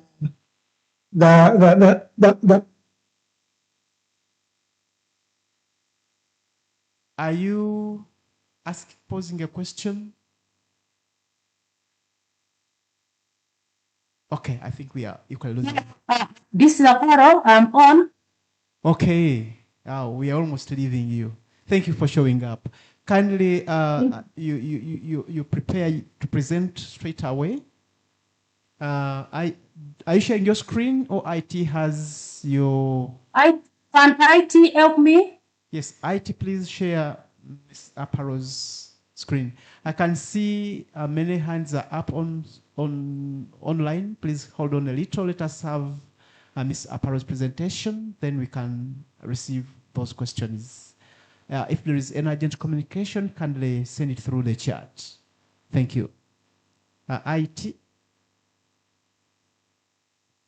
Otherwise, as IT is loading, thank you so much, Dr. Wilberforce. And I think it was also strategic to have your presentation come near one another on AI in a university setting. Thank you so much. Madam Aparo, you have a few, about 10 minutes to go. You have the microphone now. Thank you. Thank you. Are you hearing me? You are loud and clear, please. Thank you so much. This is Aparo Jennifer from Mune University. My presentation is on university-based supervisions and student-teacher pedagogical competencies in public universities, the case of Mune University. I'm the presenter, and the co-author is Omara Polycarp, and then Emmanuel Asidri Bialetti. Next.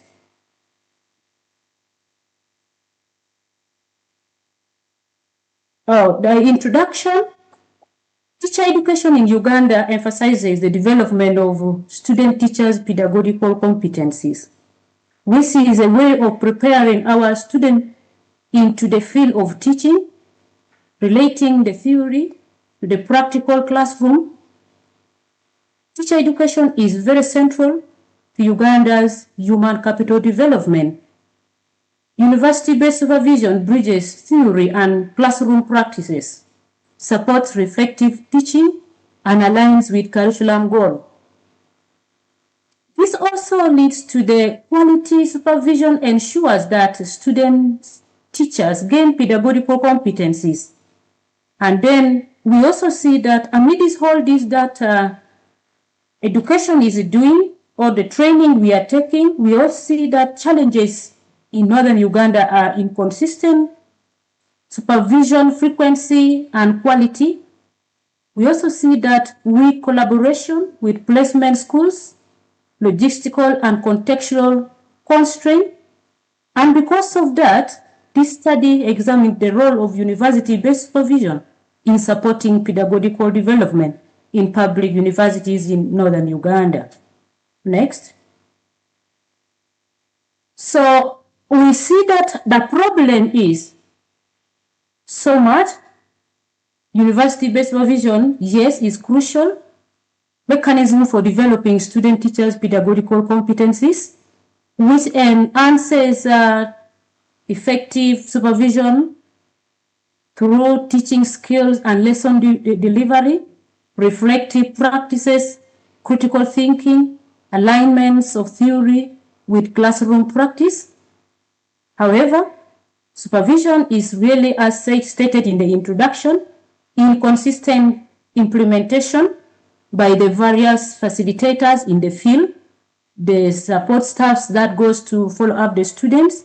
They all have different information they pass across here and there.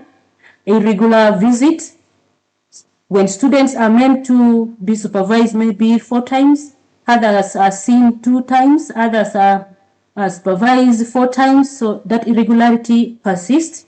Weak collaboration with schools.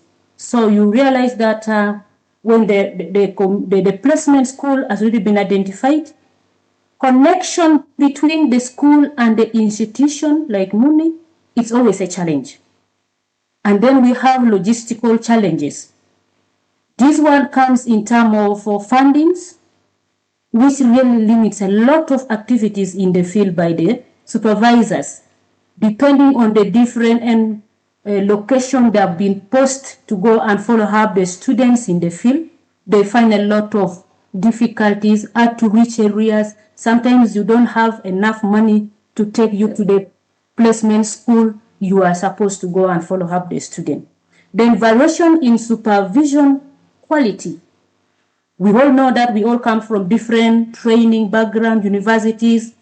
So what we go with to the field to really see that we mentor our student teachers to become better teachers always varies from one supervisor to the other.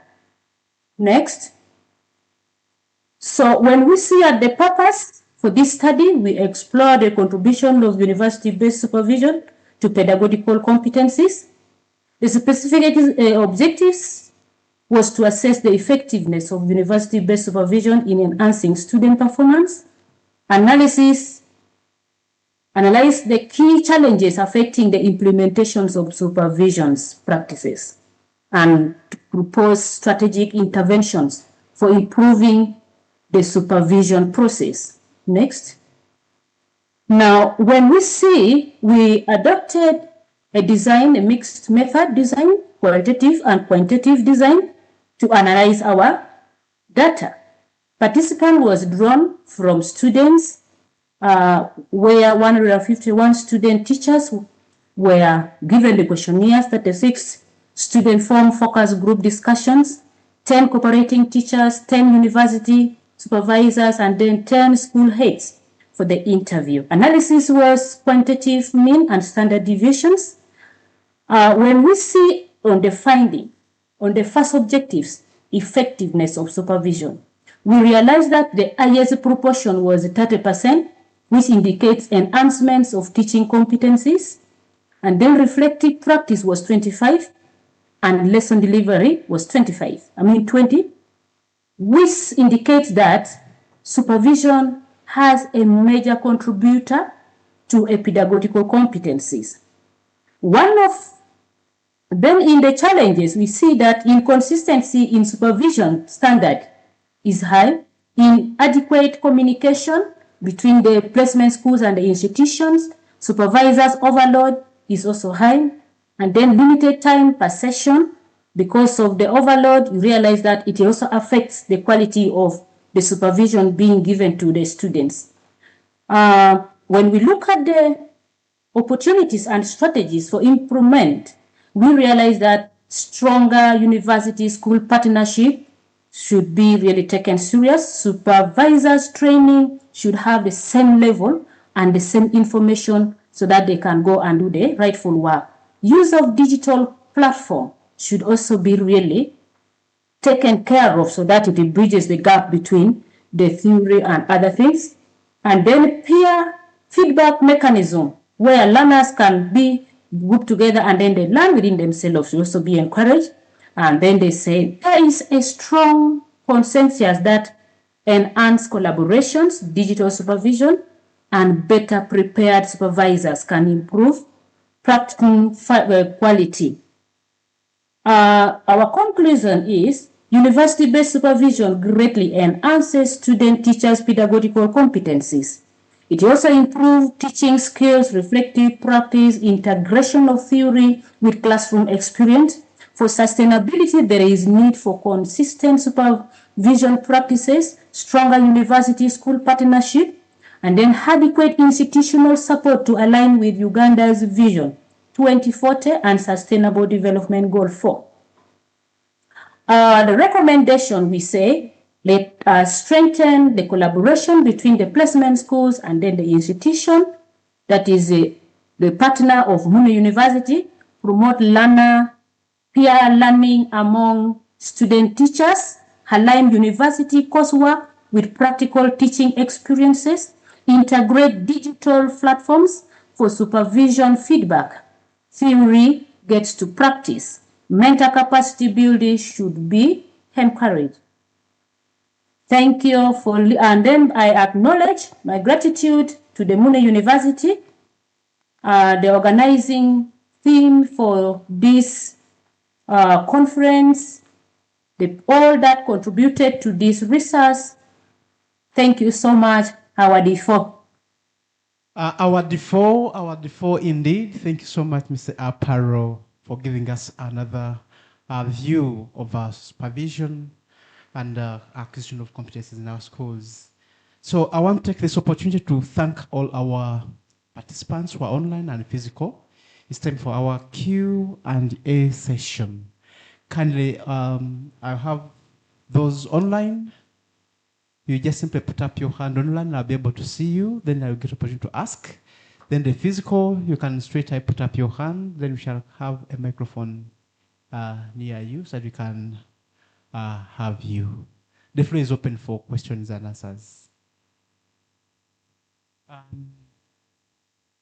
Anyone? Otherwise, if there are, okay, I can see some questions, okay.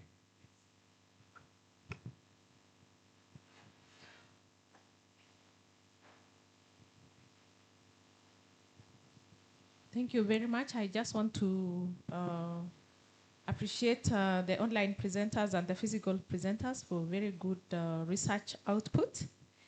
And I know the second presenter from the mid-morning is not here, but I would have loved to know on the tomato. There was a question I had and concern. She's here? Yes. So if you can hear me, Professor Lizzie. Is Professor Liz near you? Near here? She stepped out? She was to come back. It's well. No, yeah, but you can have the question I would recorded. Have really wanted to know. Oh, she's right here. Yes. Yeah, you have one question here for you. Yes. So it was interesting to know, and that when she combined the two, the root the, the from combining gave us a better result, and I wanted to know, is it because, what is it that makes the roots grow better and voluminous in terms of, in your research, what that you found as a contributing factor in terms of, in your result? And your result had a component of maybe a new discovery. How far have you gone in terms of patenting it? Yes. I also had a question for a presenter who was talking about land use, land cover, land use in, land use in the area of Kitengela. And one of the recommendations was based on incentives for the local community. And I was wondering, because the research also mentioned that it's a corridor, and also that it is protected land, and yet most part of the Kitengela is used by, developed, or rather has community living. So how do you balance between, at what point do we say that paying and giving incentives to the local community will help in conservation, especially for the ungulates, which you mentioned wildebeests as a key? Then another one presenter who was looking at use of AI in universities. I can't remember who the name is. I followed the rest and the names got lost, the researcher's name. But how do you, there were two, the online presenter. Yes, there was a presentation about the 844 system in Kenya, and how can we apply that into the new CBET curriculum, because her output was mainly on research on 844 system and how important the AI is. What do we project would be importance of her study findings in the CBET new curriculum? Thank you. Thank you so much. Dr. Professor is right here. She can already give you some feedback regarding our beautiful tomatoes. Okay, thank you so much. This particular study was on tomatoes.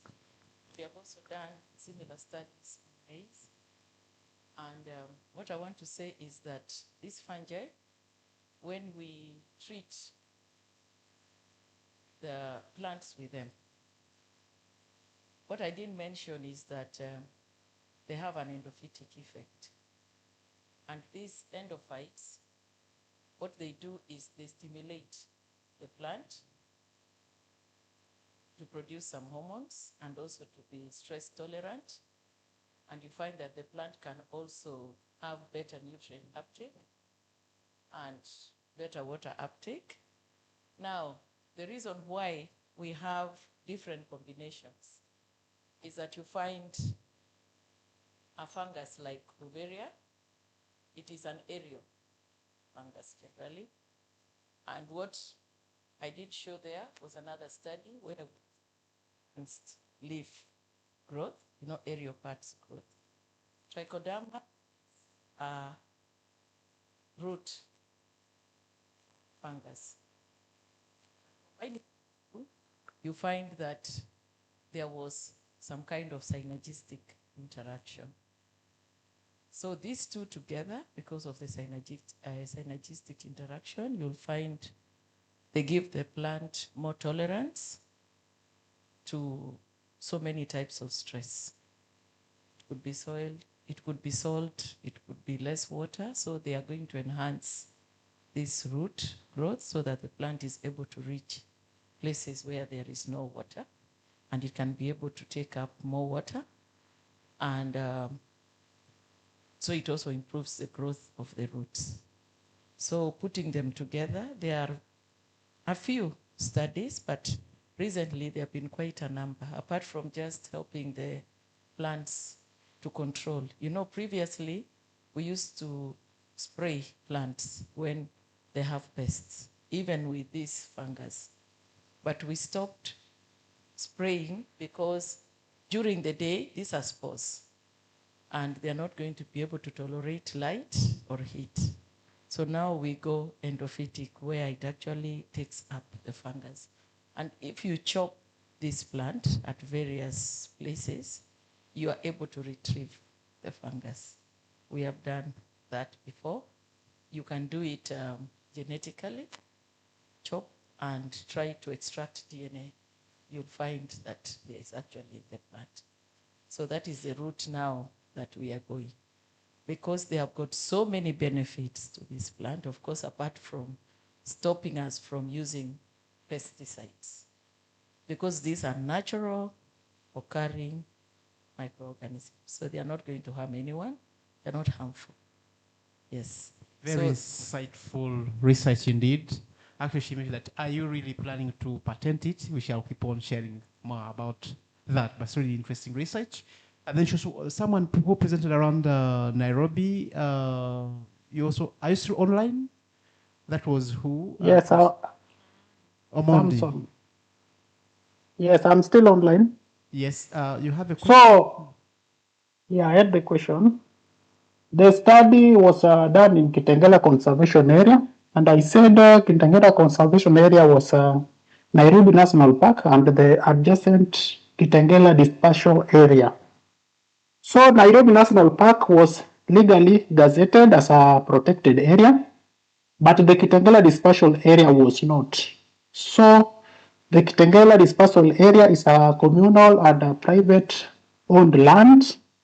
So I advocated for the promotion of incentive in the area so that the Kitengela Dispersal Area land, which is owned by the communal and private landowners, when they are given incentive, they can keep their lands open so that these ungulates can cross through to Nairobi National Park.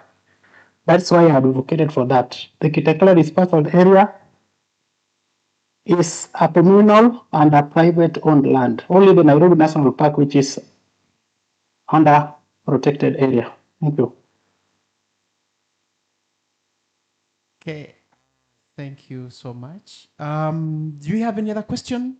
We have one other presentation to close this one up. May I have IT who is presenting? Hadija, please, you have 80 minutes to make your presentation. Summarize. Then after Hadija, who next? After Hadija, who should be preparing? Then I'll create room for one other round of questions, and then we call it a session. Hello, Polycarp Umara. Polycarp Umara. Polycarp Omara. There are two people. Polycarp Yes. Omara. Okay. Fine. I'm online. Please, that is. Hadija is online. Yes, Hadija, please. Hadija Nansamba. Yes. Make your presentation. Yes, the IT guys have my presentation. They can help me to the IT guys can help me to It share. is well. I say It is yes. well. You Yes. it's summarize in about 7 minutes. You have the microphone now. Hadija, please proceed. I'm called Nansamba Hadija from Mountains of, yes, from Mountains of the, yes, from Mountain Moon University. Can you hear me? Yes, we can hear you, but breaking a little, but you can just go to the key issue points in your slides, and that will save us. Yes, the title of my paper is Violence Remains.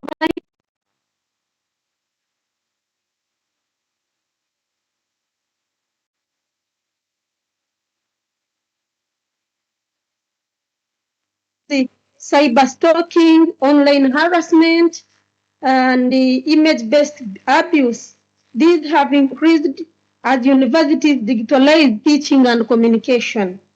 So this study therefore explores how digital platforms can be leveraged to prevent and respond to GBV in Ugandan higher education institutions. And my problem statement, dear Chair, is that despite the existence of gender-based violence policies in Ugandan universities, implementation remains inconsistent. And online forms of gender-based violence or harassment persist, and institutional responses are often weak or underutilized. There is limited empirical research on how digital platforms can systematically address gender-based violence in higher education institutions in Uganda. The objectives that guided my research, one is mapping existing evidence on digital GBV interventions global and within Africa, but also identifying the enabling, inhibiting, and risk factors influencing adoption in Uganda. And the last objective that guided my research was to propose a context-sensitive conceptual framework for digital gender-based violence prevention in Ugandan higher education institutions. And my methodology, this was a qualitative desk-based and interdisciplinary design guided by interpretivist and constructivist paradigms. And then the study reviewed 40 peer-reviewed sources ranging between 2015 to 2025 using thematic and thematic content analysis. Data were drawn from Scopus, Web of Science, Taylor and Francis, Springer, and Google Scholar. And key frameworks that I employed in this research included the fusion of innovations theory and feminist research practice. And on my results through you, Chair, in terms of emerging innovations, the study found that anonymous reporting systems, including WhatsApp, helplines, and virtual counseling platforms can be vital to help this challenge.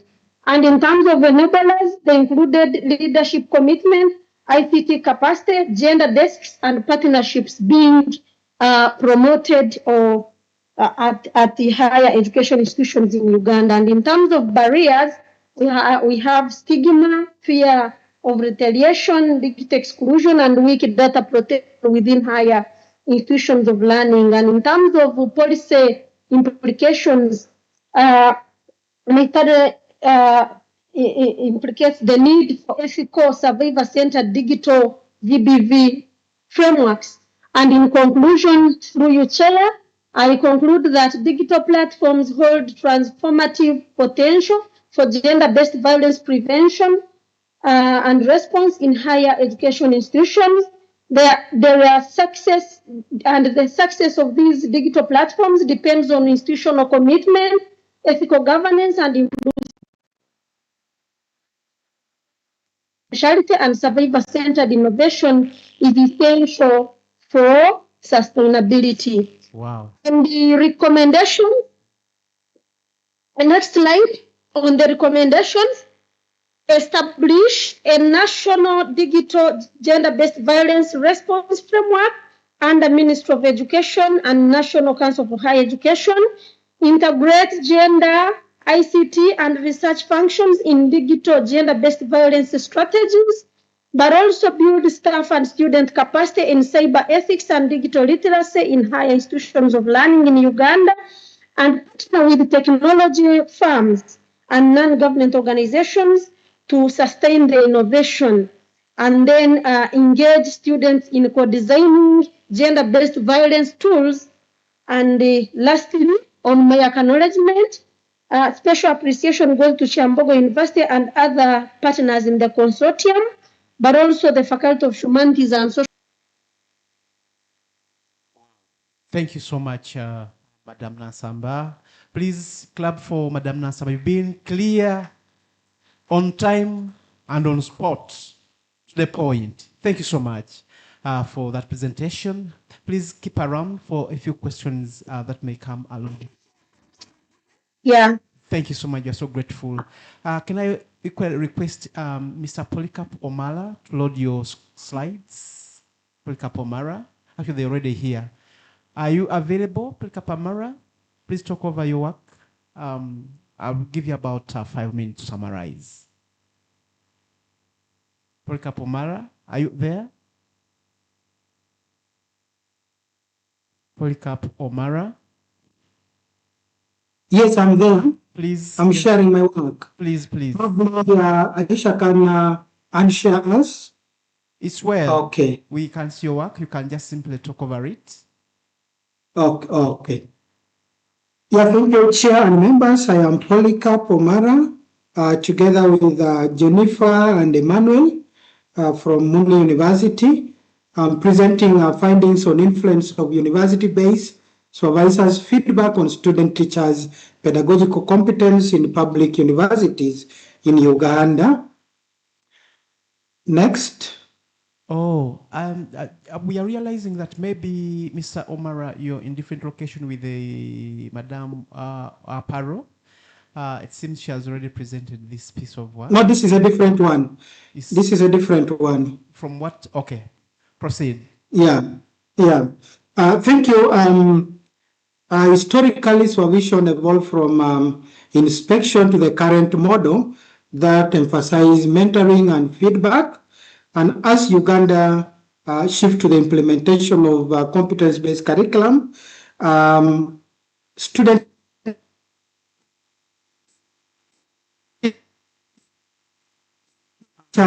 need a lot of learner-centered pedagogy. And teacher training institutions are there to prepare student teachers to implement the CBC. However, studies shows that there are inconsistent supervision and limited collaboration, and particularly in West Nile, which is marred with the logistical and coordination challenges that constrained supervision. Our problem is, much as feedback is essential for developing competence of teachers, its quality remains inconsistent. It is reported that feedback is generic, inconsistent, and or delayed. And there are also weak collaboration among supervisors, school-based mentors, and student teachers, which limits their reflection. In this study, we examined the influence of university supervisors' feedback on the development of student teachers' pedagogical competence with 2 objectives: to examine the influence of supervisors' feedback and then to assess the extent to which feedback from university supervisors is timely in enhancing student teachers' pedagogical competence. The design that we adopted was a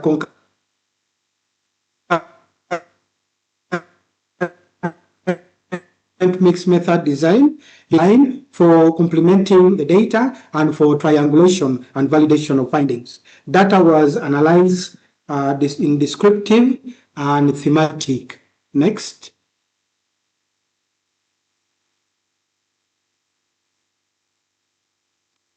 Next. Next slide. The population comprised student teachers, cooperating teachers, university supervisors, and 8 teachers, and a total of 181 participants were selected using random sampling and purposive sampling. And the main data collection methods were questionnaires, focus group discussion, and interviews. Next. The results on objective 1 shows that feedback is generally effective in providing timely, clear, and supporting lesson planning and instructional improvement of student teachers. However, feedback was inconsistent in supporting the student teachers, and the results imply that while they benefit from feedback, systematic mechanisms for ongoing mentoring and collaboration between supervisors and trainees are still underdeveloped, as also found in the previous studies. Next. Qualitative findings also confirm that feedback was valued for practicality and clarity. However, participants noted inconsistency and lack of follow-up as depicted in the verbatim quotations there displayed. Next. On objective 2, it was found out that collaboration among supervision stakeholders was moderate, and student-teacher lead respectful and supportive relationship, yet they desire more structured communication and joint supervision.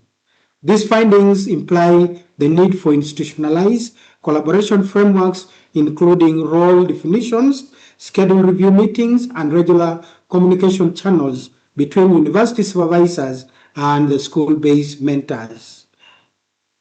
Qualitative findings also confirm that collaboration with mentors was irregular, as indicated by those verbatim quotations.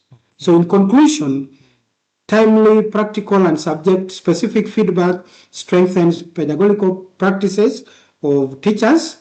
Inconsistent supervision and poor collaboration reduce impact on student-teachers' pedagogical practices, and then strengthen partnerships between universities and schools are essential for CBC implementation.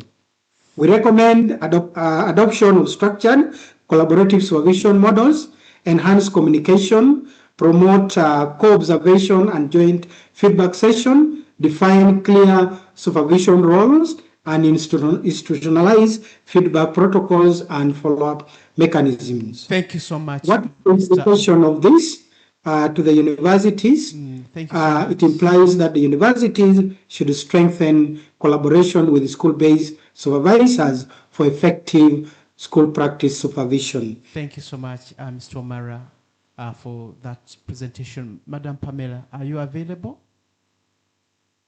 Pamela? Pamela, if you're not yet ready, then we have... Yes. Please, giving you a few minutes to share your insights, so people can as well get some questions. About 5 minutes would be enough. Just summarize through. Okay, thank you for the opportunity to present my paper, that is Livelihood-Centered Desert Locust Control, Integrating Biopesticide, Digital Early Warning, and Community Development in Kenya ASAL areas. I will introduce by saying that locust menace has been a problem, especially the year 2019 and 2021, the upside that was witnessed, which exposed low centralized control and livelihood risks. And this one is in the ASAL areas because of the problem of the enriched areas. Therefore, we looked at what can really help in this problem, and we found out that it can be helped by having biopesticides as one of the solutions. And the problem of the statement is that the detection, the verification, and the treatment of the cycle is too slow for the hopper band. Therefore, logistic really reaching the remote ward in time. And there's also a problem in the high non-target risk because of the chemicals that are used. And therefore, we needed to have a rapid livelihood protective to the pollinators. The objective was of the study was set out to develop an integrated livelihood-centered control method that combined biopesticide and digital early warning and community micro teams to test the effects on latency and on normalized difference vegetation index on the livelihoods and the outcome. So this one will also be assessed because of the community acceptance. The methodology, we used the indicators and measurements on latency verification, tasking hours and time for treatment, the field efficacy on the hopper mortality and the rebounding rate of the locust, and the NDVI changes within 14 and 28 days. And the acceptance level, because of the non-target, like the bees, and we looked at the Likert scale. So the results, looking at the early warning and response matrices, we found out that the traditional versus the IR, that is the integrated response, the warning verified within 6 hours, we found that the traditional methods took less time compared to the integrated response. And also the tasking response, it was higher. Can you go back to the slide, the previous slide?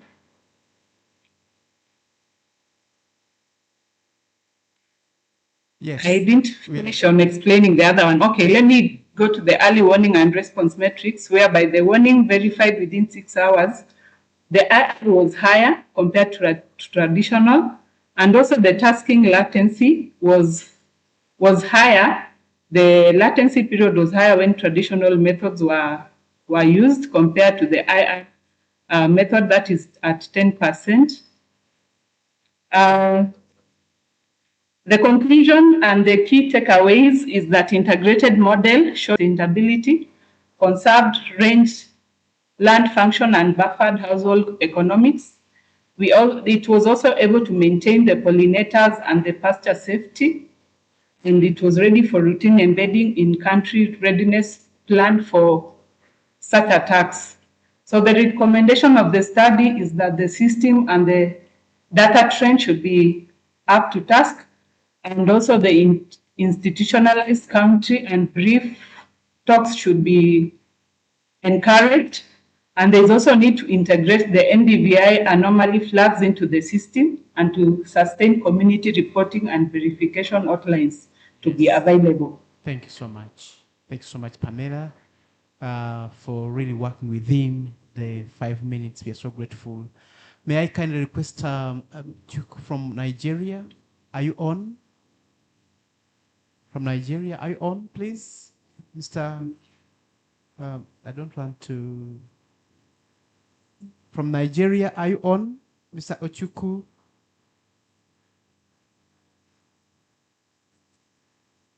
If he's not yet ready, Ignatius, are you ready?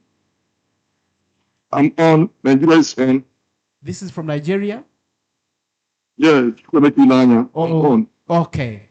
You're so welcome. Kindly make your presentation. You have 5 minutes to go through the major. The IT is in my paper. The IT, I sent it to IT. Okay, they are sharing. But for the meantime, you can keep talking about your work as IT is sharing as well. Thank you.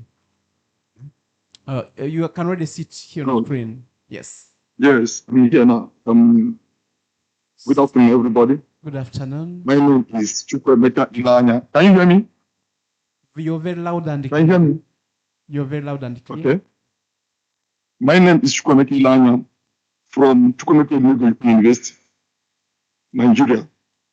And the title of my work is Ensuring Cultural Change, Applying a Community-Based Research Education within Artificial Intelligence Approaches to revitalize the Igbo literature in the Southeast Nigeria.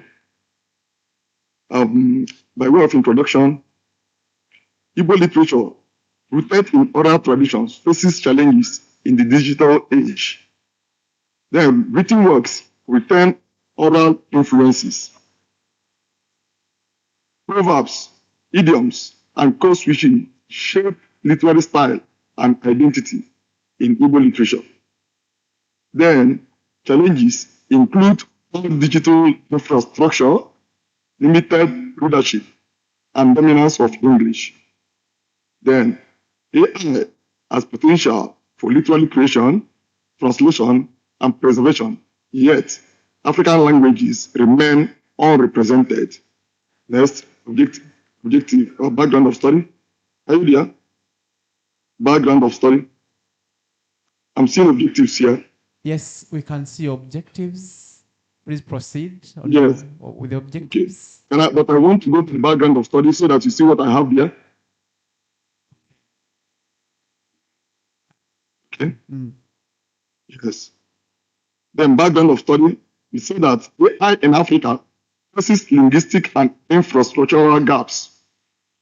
The second one is the risk of neglecting indigenous context and reproducing colonial epistemologies, in that the sense which we want the information to make does not contain in the literature again because of colonial influences. Then, humanistic and cultural perspectives are essential in AI adoption. Then, this study explores AI's role in revitalizing Igbo literature by preserving cultural authenticity. Next, please. IT next. Next. Yes, objectives of the study. One, this study explores integration into Igbo literary creation, preservation, and dissemination without losing indigenous aesthetics. That is the beauty of the language. Secondly, it identifies challenges and opportunities in AI-based revitalization. And thirdly, it proposed a three-pillar framework, which includes preservation, production, participation for sustainable AI literary engagement. Then proposed method. The proposed method are one, approach. We are using community-based qualitative study methods. Then document review of AI and African literature. We are also using semi-structured interviews with Igbo writers and technologists. Discourse analysis of AI-assisted Igbo works. Goals: assess AI's role while preserving linguistic style and indigenous aesthetics. Potential impacts. Next, potential impacts. IT, please, next. The potential impact, okay? Then potential impacts. One is to promote digital preservation, Igbo language corpora, AI-based archives, and interactive storytelling. The second one is to enhance youth engagement, linguistic revitalizations, and culturally sensitive AI design. Three is to align AI with Igbo values such as Igbo. And finally, to decolonize digital innovation and ensure AI empowers rather than erode cultures. Then conclusion. Next. By way of conclusion, we conclude by saying that AI can revitalize Igbo literature by supporting creation, preservation, and dissemination. Then secondly, successful integration requires cultural sensitivity and preservation of indigenous aesthetics. Thirdly, the three-pillar framework, that is preservation, production, participation, guides sustainable engagement. Then digital tools enhance youth involvement, linguistic revitalizations, and colonize innovation. Then finally, aligning AI with Igbo values ensures technology empowers rather than erode cultural identity. Wow. Thank you so much. Thank you for listening. Thank you for listening. Time and giving us some new insights how we relate AI to our culture. Lastly, Ignatius, are you on? Ignatius? Otherwise, having heard from my brother from Nigeria, I want to thank the audience. Maybe as the final bit of it, IT, there is a poster you were supposed to give us, just a poster, just flash it a little, so that people have any feedback they can provide, they can do that quickly. Members, I want to thank you so much for attending this session. It has been quite long.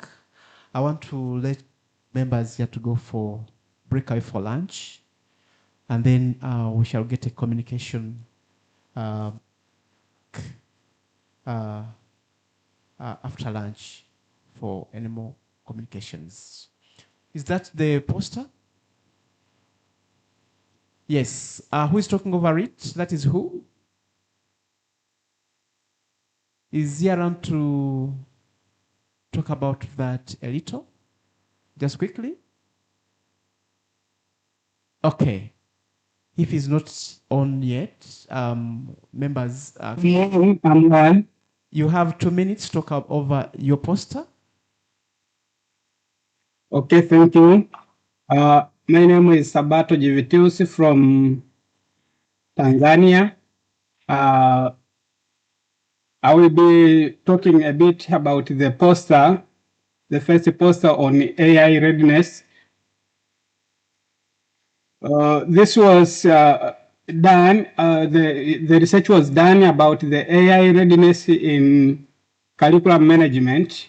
The introduction is about curriculum management, which included planning, scheduling, assessment, and the resource can be fit from data and AI tools. Readiness varies across governance, data infrastructure, and the teacher capacity.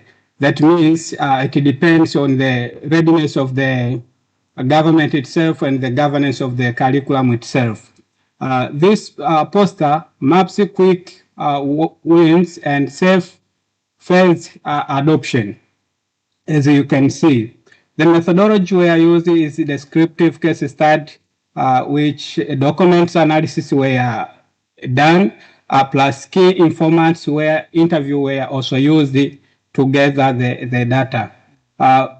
The 5 readiness dimensions were included in the methodology to make sure that the research brings the expected results. To summarize the results, was that the governance exists anchors but fragmented responsibilities, slow evidence. Data collection also exists interdisciplinary and feedback loops are weak. Infrastructure problems were also a result which were revealed. However, capacity, strength, literature, and professional development continued were also another result which was revealed. Financing was also another problem which faced the AI readiness for integration. To conclude, the research concluded that prioritizing simple, high leverage AI functions that free infrastructure, instruction, and time improve feedback loops. Adopt phased roadmap focused on the digital assisted analytical and targeted AI. Just to recommend the research recommended that minimum data standard and a clear governance routine, cluster-based micro professional development to enhance the teachers who are engaged in AI in relation to technological, pedagogical acknowledgement and knowledge for specific digital tasks. First, the adoption with the costed and influence-based resistance. Acknowledgement is directed to the Ministry of Education in Tanzania, the President's Office, Regional Administrative and Local Government, Tanzania Institute of Education members, National Examination Council of Tanzania, who were involved in this study, they were well synced. So, thank you so much, our brother from Tanzania. I'm just seeing Ignatius. Can I give you 3 minutes to summarize? Just talk over the title, objectives, and then your conclusions. Ignatius, please. Because I had called you earlier, you were off. Ignatius, are you on? Okay. So, dear colleagues, I want to thank you so much for attending this session of our presentation. Allow me let you go have your lunch. Those with your questions, please, we are coming back for the next session. We shall have a few questions when we are back. Please enjoy your lunch. Thank you.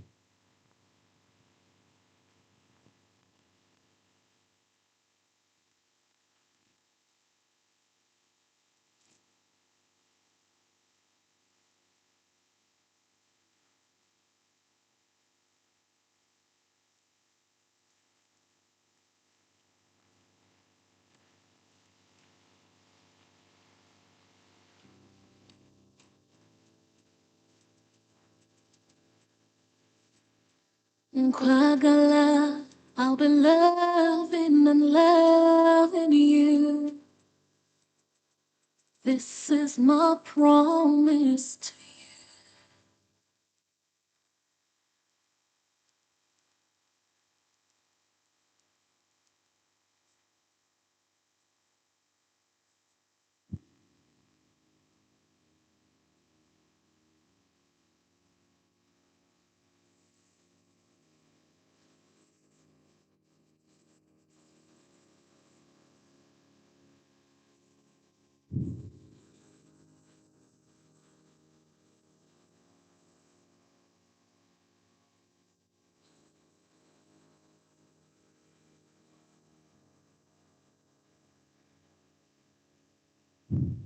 Mama, take this badge from me.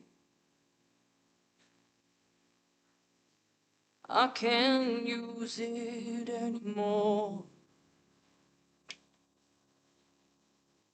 It's getting dark, too dark to see. I feel I'm knocking on heaven's door. Knock, knock, knocking on heaven's door. Knock, knock, knocking on heaven's door.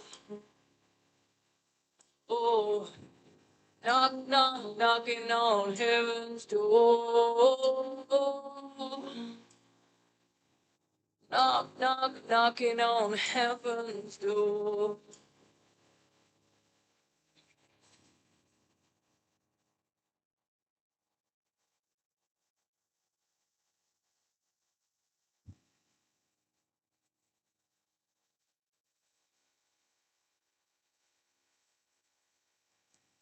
Mama, put my guns in the ground.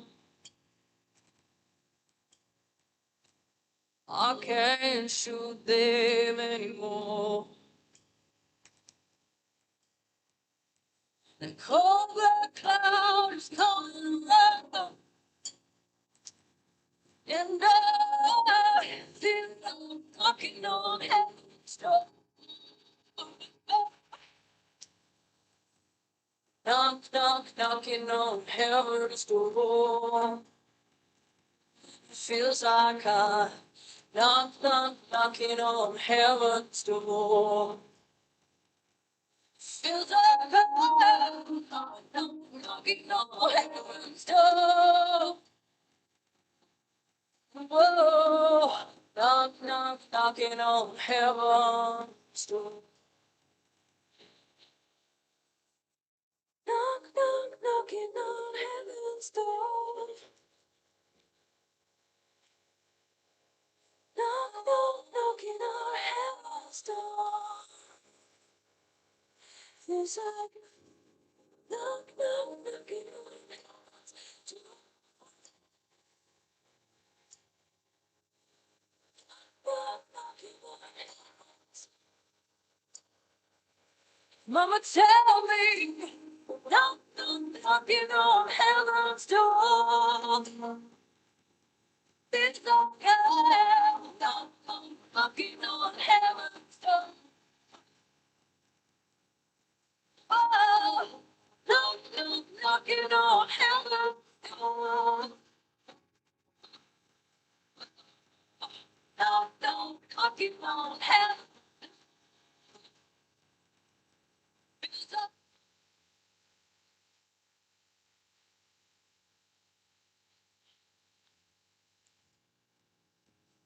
Knock, knock, knocking on heaven's door.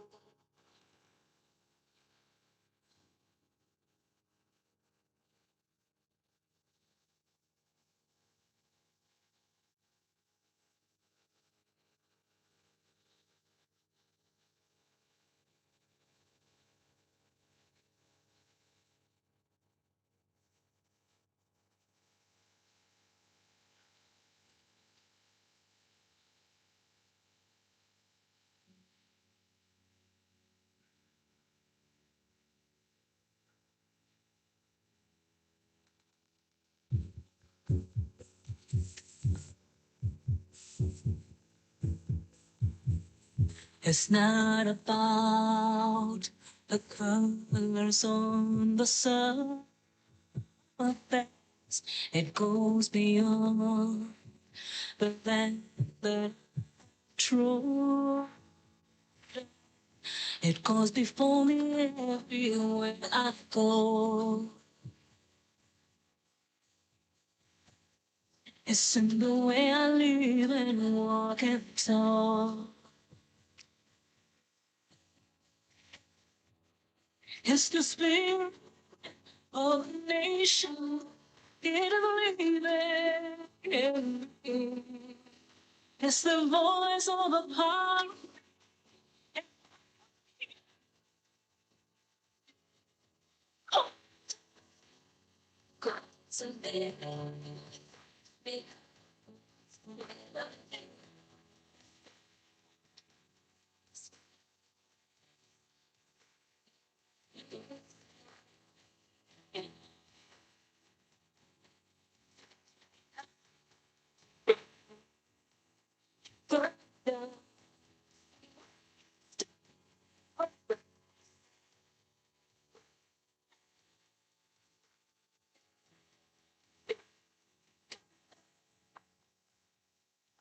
I'm in Uganda. I'm your child. Here for you. My heart. And how do you define what of truth and justice out there?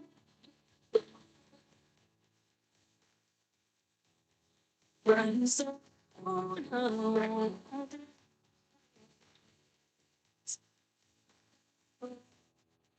You're the spirit of a nation.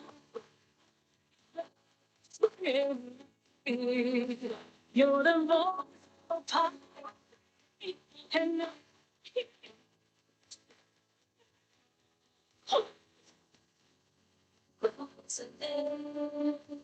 me.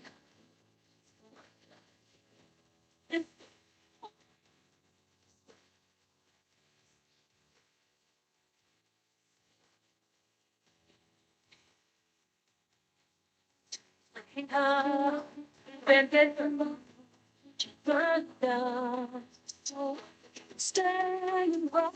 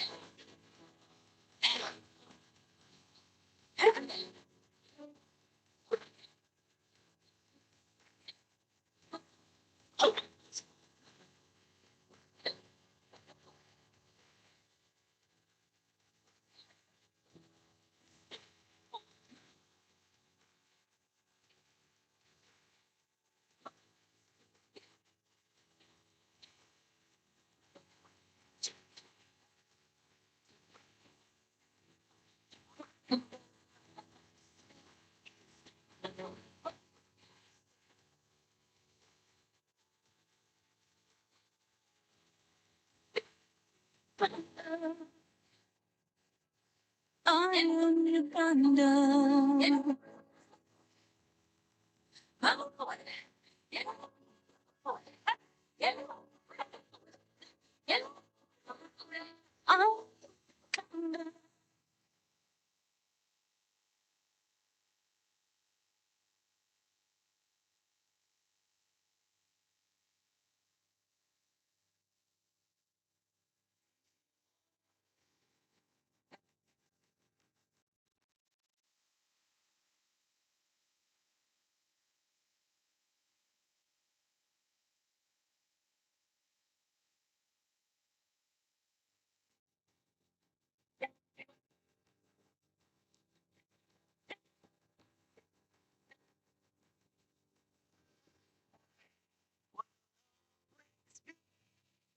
A testimony, and my lips will only say, and every day my life will show your power and mercy. With my eyes, I have seen your faithfulness. So my life will always be a testimony.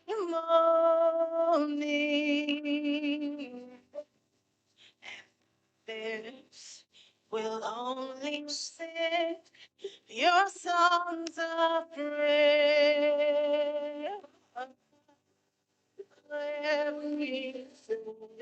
My will show your power and mercy.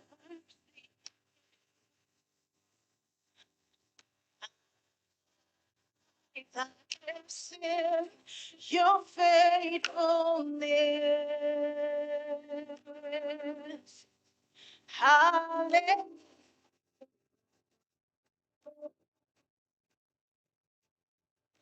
Jesus is alive. Hallelujah.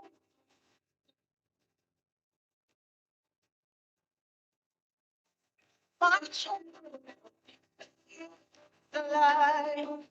Hallelujah.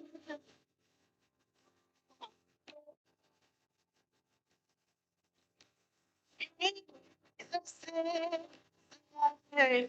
And because he lives, I live. Oh, because he lives, I live.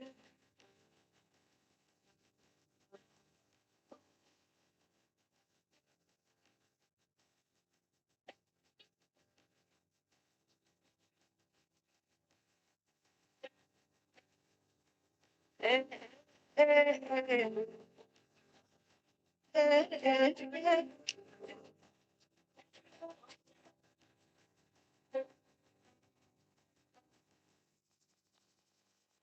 My life will always be a testimony.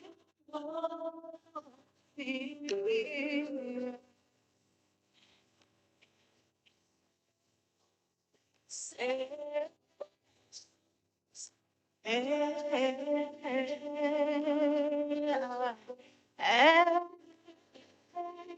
my life will show your power.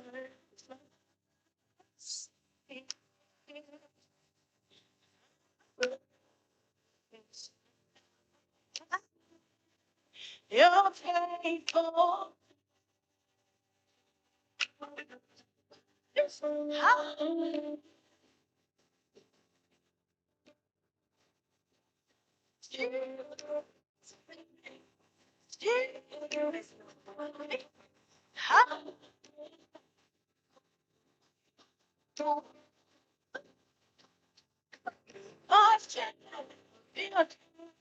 Alive.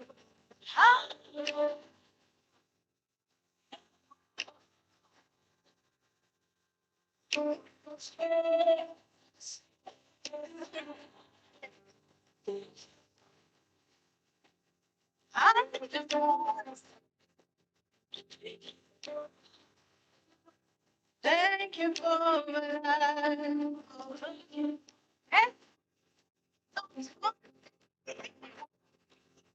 Oh,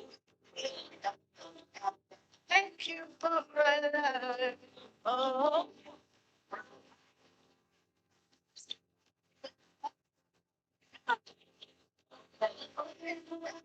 thank you for my life. I'm grateful. I can't.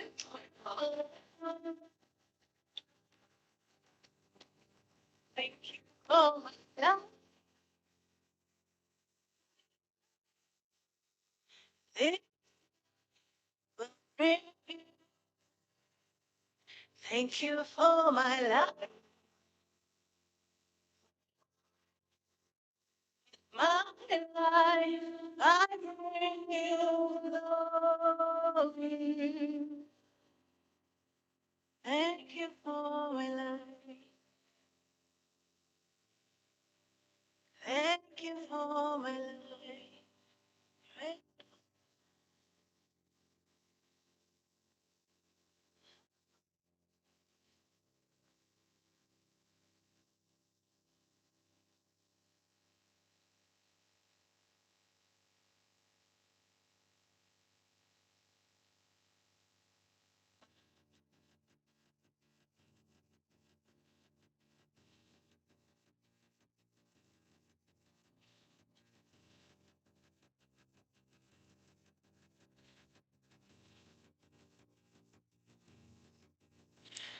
remember the time. All she had was a smile through the raging tides. In the storm and wind, and the sounds of war, like a shout to get freedom. Let here is this.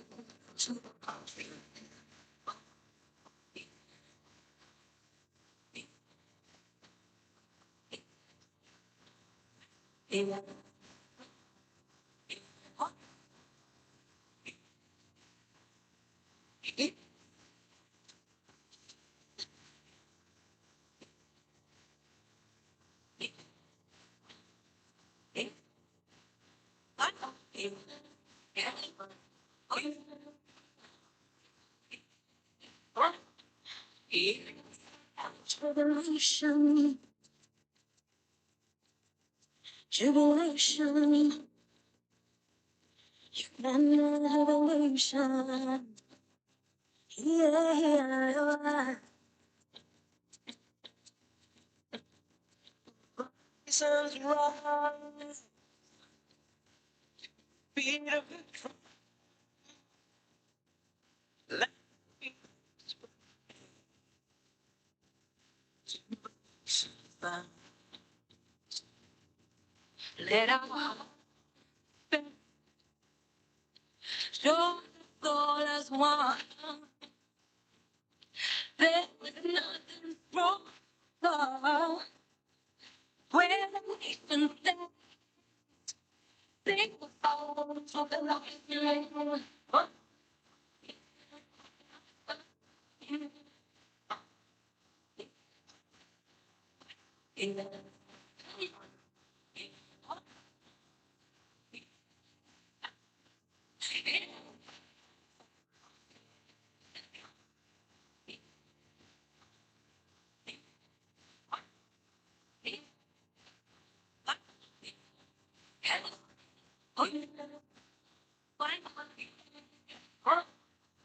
Yes, feed you round the green and not just what she lost, but more to bring her. The world has never come across before. I know how great it sounds, the question's how. By every man casting that 2062 vision for every time.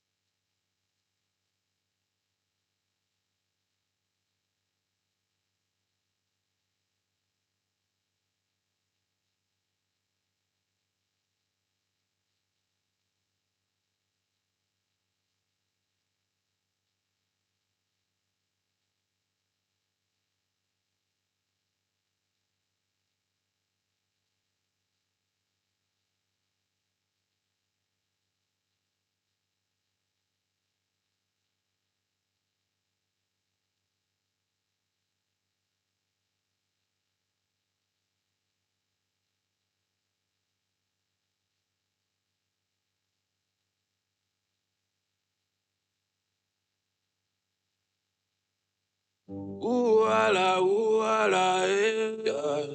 She in the skies, yeah. Now we all.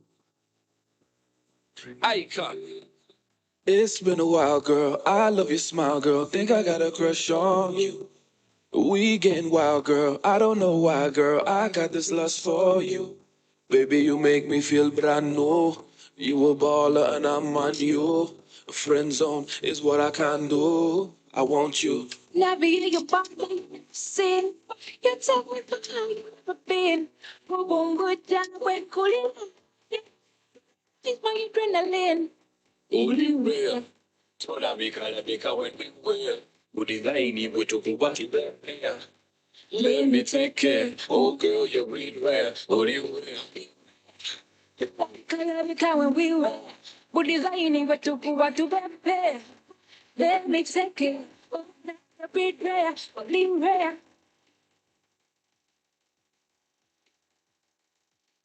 Only rare. Yeah. Uh-huh. Only rare. Yeah. In the streets for a hustle.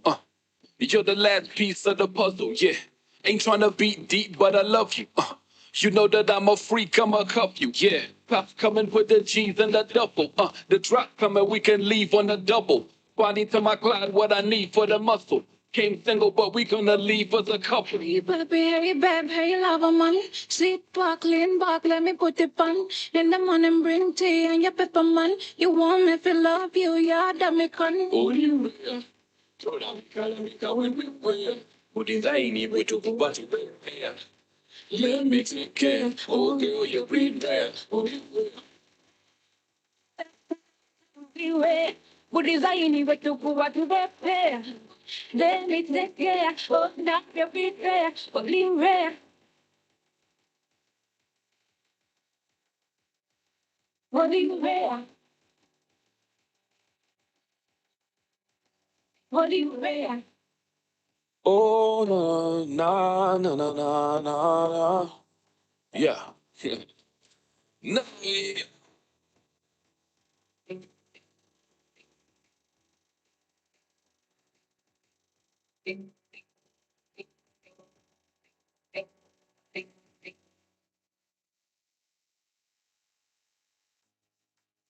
Trace to melon. Whatever it is, yeah, yeah. Wow, boy. Penzi lako nipo kali kama nyembe. You draw me off my feet and unanipiga kama pombe. Don't wanna ship to mommy first then to daddy last for Madwet vale. My better half at a tune to come out and be to rest on the bed vale. Quite no hola. Thankful number number shower no stay hola. Yeah. See to love, baby. Nagkalina mo magtimahunda to bayo. Chikan kwa galene vitadio. Nagkalina mo magtimahunda to bayo.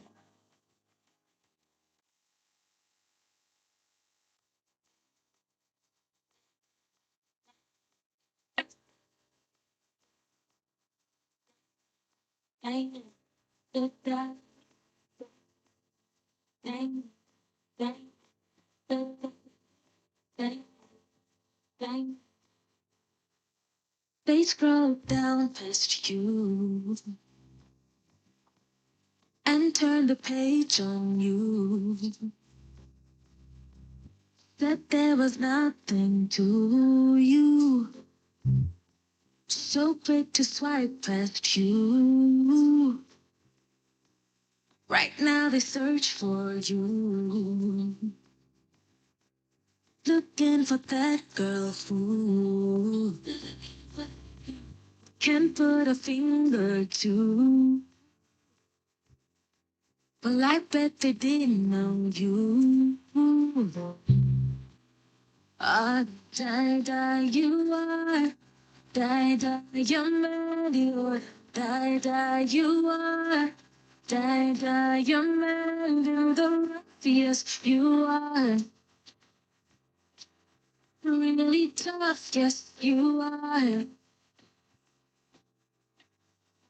All the pressure they were given made you grow wings. And all the rumors they were spreading made the truth sweet. Stars anyway, they light up in the dark. So they've made a way for you to find your spark and be the diamond you are. Diamond, diamond you are. Diamond in the rough, yes you are. Really tough, yes you are. You're the diamond you are. Diamond, you're the diamond you are. Diamond, you're the other rough, yes you are. Diamond, really strong, yes you are. Yeah.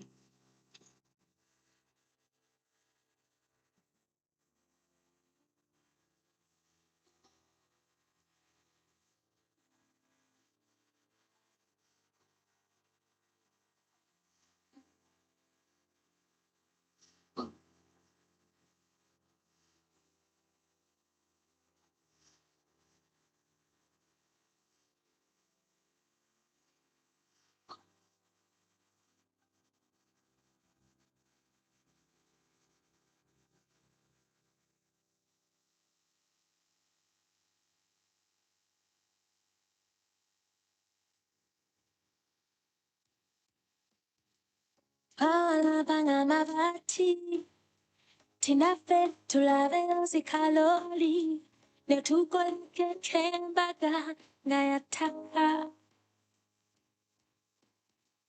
Pabuka kubitenge, ulicho tinafe tukwate kokunsenene, netutu pakamulali ngakutemu maso. Kuchangu nawe tukungona mayumba kona tuke nawe mapendo papume kateri mulala teri yo mulala teri yo la otio yo twala banga fendinga tio pende nawe otio tinawe sejukina otio tu guarda baby muro welcome to me just fire ma se you get out eh la la teddy la la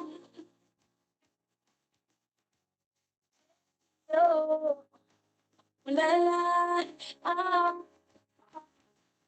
la la teddy la la teddy la la don't fear that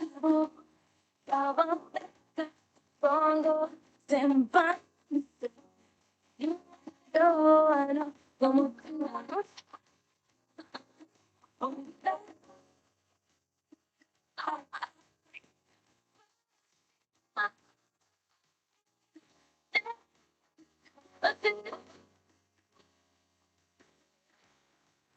yeah. Oh,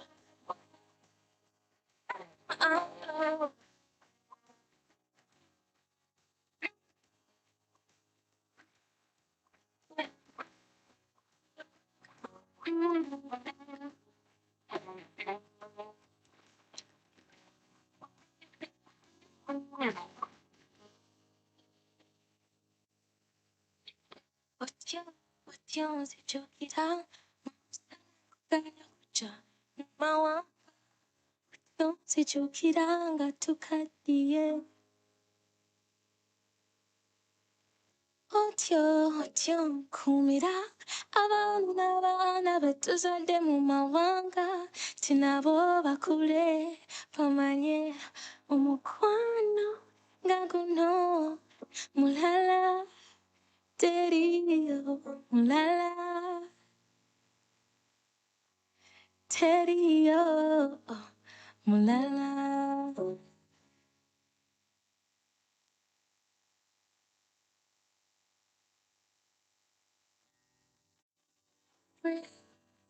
Apollo, yeah. I follow you like paparazzi, and love you like a mom. Hey, I dance for you like a Beyonce. Crazy in love, oh na na. You be my king, I saw a sunshine. I be your queen like this. Ooh, I rub with you, I sit to my dancing day. Oh, wherever you wanna go, oh you go back down. Don't limit, oh you I go bring my back down. Don't limit, baby. Down. Don't limit, you, boy you go down. Don't limit. And for you, that's anything. That's and for you, and that's yes. Oh, you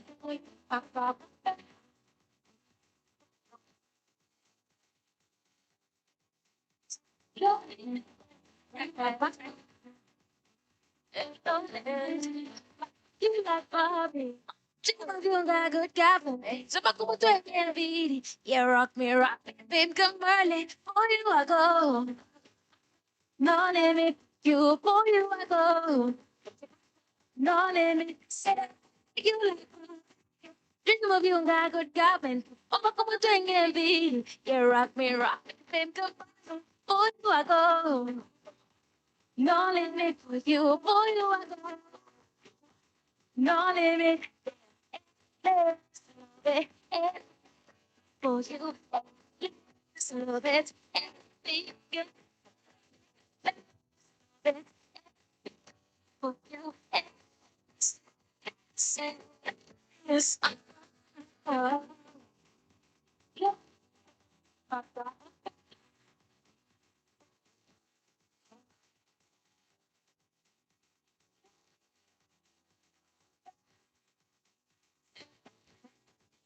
This one go higher, like Kilimanjaro. This one flow further, and the river Nile. No one they can cover. Oh, oh, eh, eh. Oh, no, no, endless love it, anything you endless love it, anything getting there. You must is love. Oh, yeah.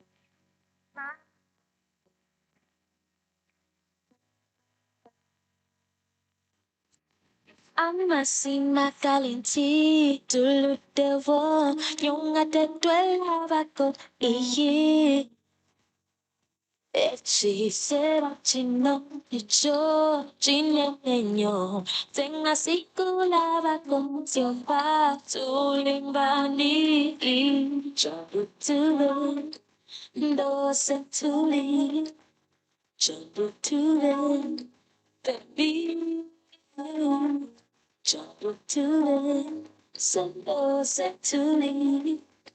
Jungle to it, baby. Baby, Monday, baby, I think. Baby, baby,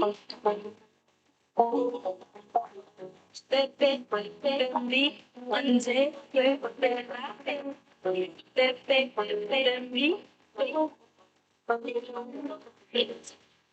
winning. Tell me what you lose when you come see me. Touching my ears is sweet boo. All the A's and B's follow you. I'm gonna teach me your sofa. I'll scream for your team on the jelly. Oh, with the tail on the sofa. Scream and listen to us. Jump to it. And I said to leave. I jump to it. Baby. Don't do it. I'm set today. Be today. And be. I'm a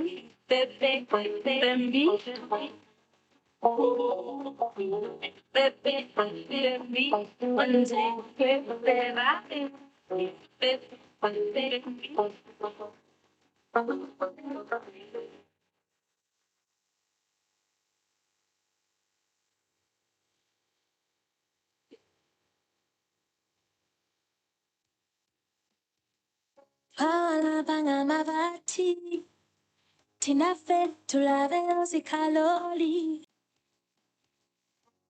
Eri anga vendinga tio, vende nawe, otionti nawe. Sejukina, au au, otio se yo. Tu guarda baby muro, waka chaveti, vaya ma. Sejukina, la la. Teddy, la la, oh, la la, ah, ah, la la, Teddy, la la, Teddy, la la, Sabo, Bongo, Sempa, como oh,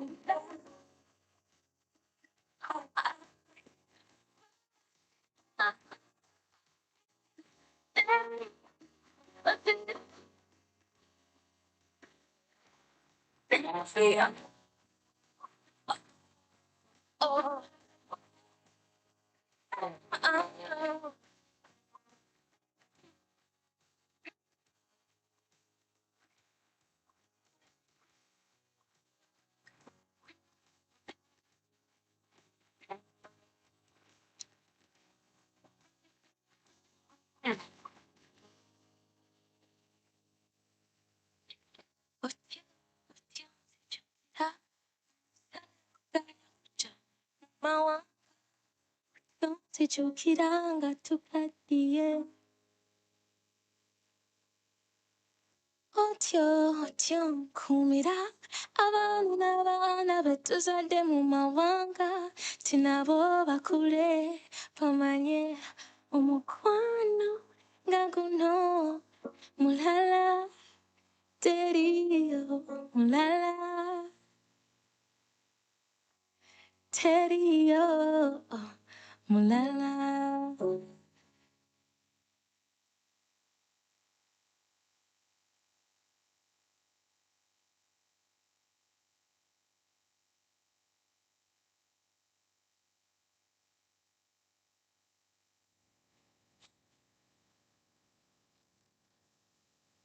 Nunu, Yes, man. don't forget to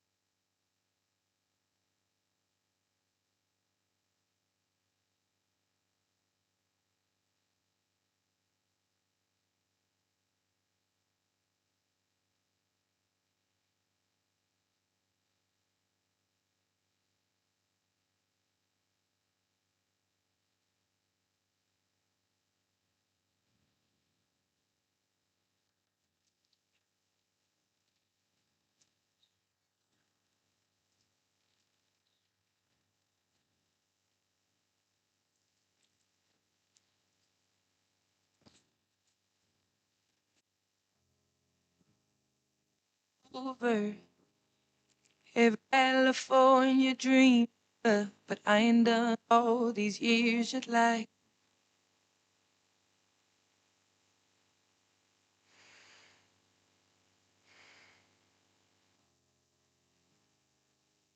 Okay. Na slides you can still use yours. Sijawatumia. If after all these years you'd like to me to go over everything. They say the time's supposed to heal ya, but I ain't done much healing. Hello, can you hear me? I'm in California dreaming about who we used to be when we were younger and free. I've forgotten how it felt before the world fell at our feet. There's such a difference between us and a million miles.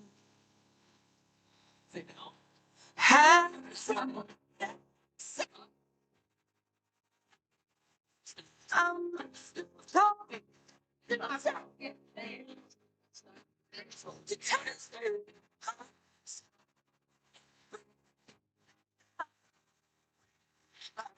You be home.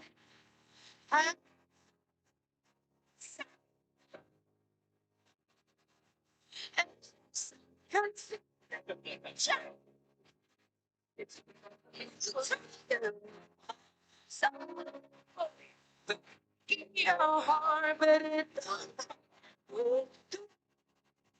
doesn't take you apart anymore.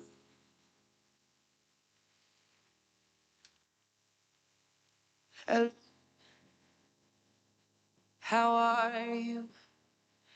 It's so typical of me to talk about myself. I'm sorry. I hope that you're well. Did you ever make it out of that town where nothing ever happened? It's no secret that the both of us are running out of time. So how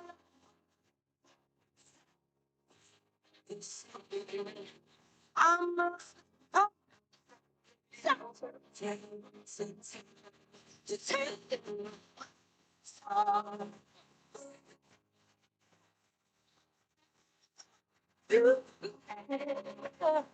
Sing me home.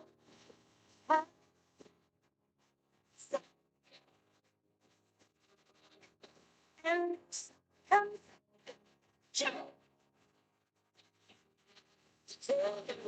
I'm sorry.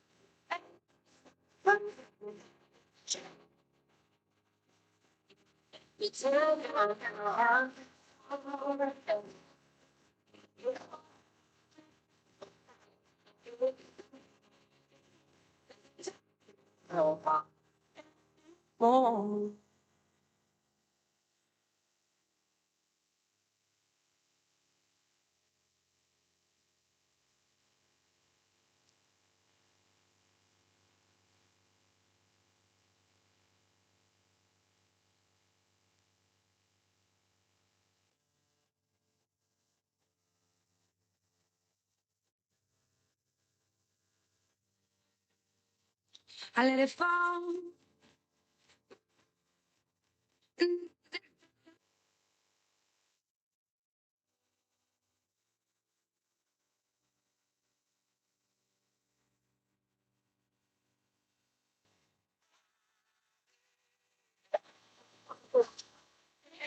Sky, I'm so it always is. Oh, you know.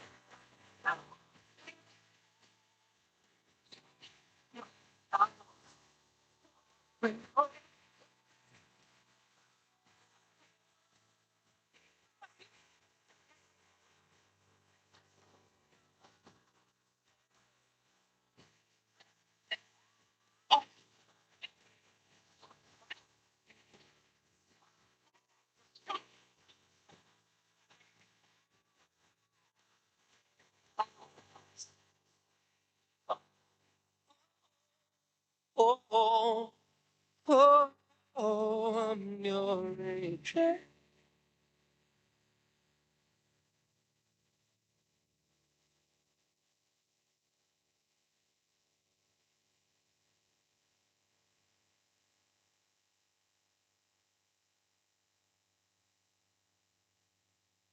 When your very eyes got it, and you say the race started, when the clouds fall apart, you'll be right here with me. Oh, dog shit.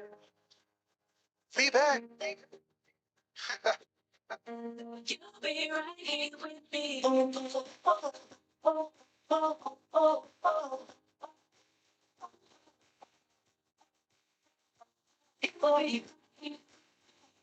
And your life is going too fast off the train track. I can slow it down. Just when you think you're about to turn back, you might crash. I'll be right.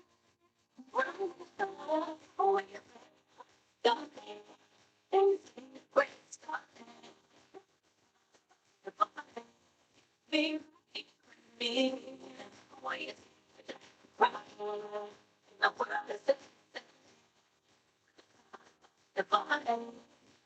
right here. I'll be right here with you. Oh, you'll be right here with me. I'll be right here with you. You'll be right here with me. When you're trapped in there, there's no key.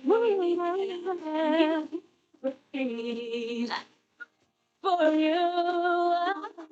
The fire got you down on both knees. In the water,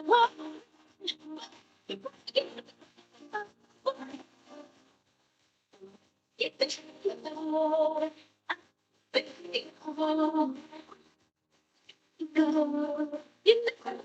get away there.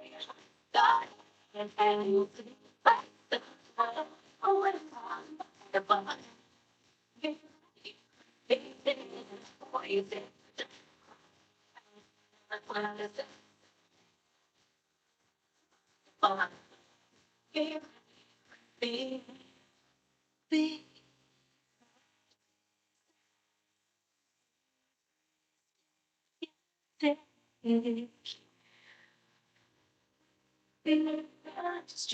Just your shells.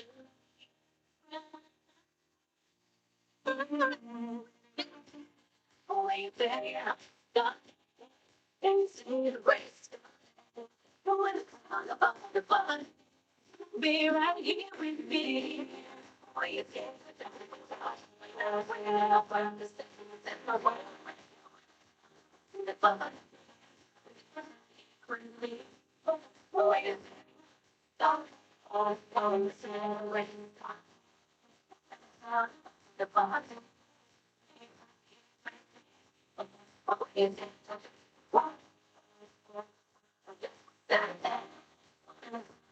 the fun. Me. Be right here with you. Oh, you be right here with me. I'll be right here with you. Oh, you be right here with me. I'll be right here with you. You be right here with me. I'll be right here with you. You'll be right here with me.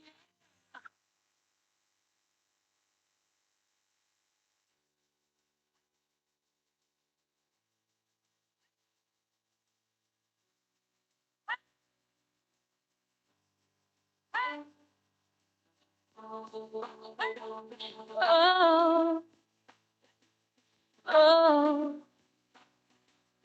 oh. No matter what you say about love, keep coming back for more. Keep my hand in the fire. Sooner or later, I get what I'm asking for. No matter what you say about life, I learn every time I bleed. The truth is a stranger, soul is in danger. Gotta let my spirit be free to admit that I'm wrong and then change my mind. Sorry, but I have to move on and leave you be. I can't waste time, so give it a moment. I realize nothing's broken. No need to worry about everything I've done. Live every second like it was my last one.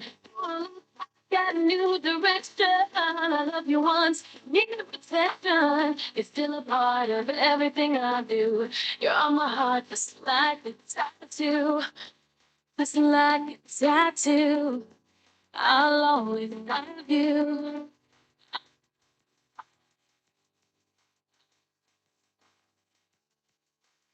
To playing all of these games. If not, I'm taking sides. When I looked in the mirror, didn't deliver. It hurt to think that I could stop. Admit that I'm wrong and then change my mind. Sorry, but I gotta be strong and leave you behind. I can't waste time, so give it a moment. I realize nothing's broken. Don't need to worry about everything I've done. Live every second like it was my last one. Don't look back, got a new direction. I love you once, need protection. It's still a part of everything I do. You're on my heart, just like a tattoo. Just like a tattoo. I'll always have you.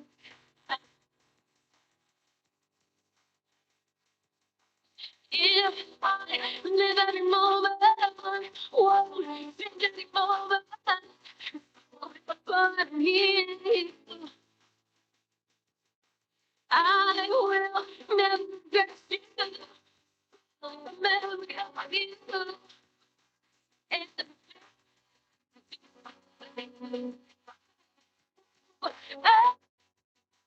you. Realize nothing's broken. Don't need to worry about everything I've done. Live every second like it was my last one.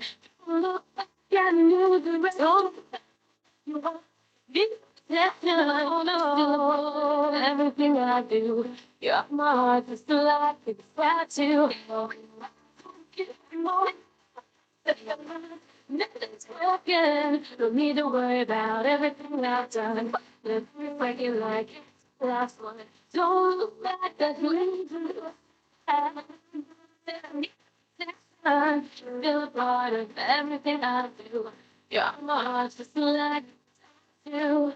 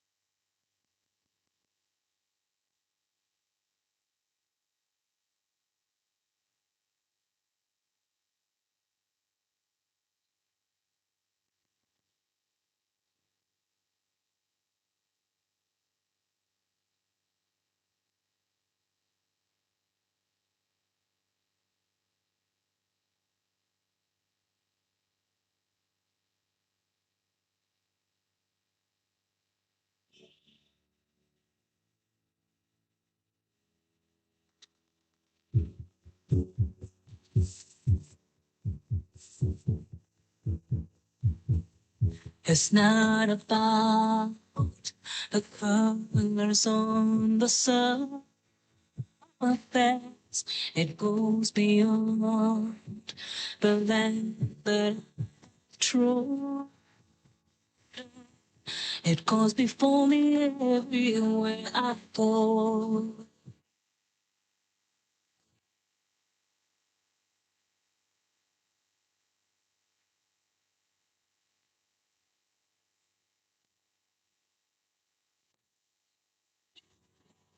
All the nation didn't leave it.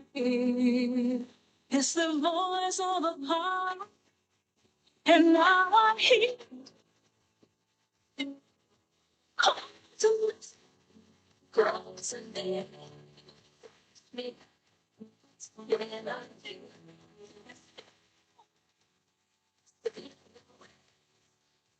You're ready.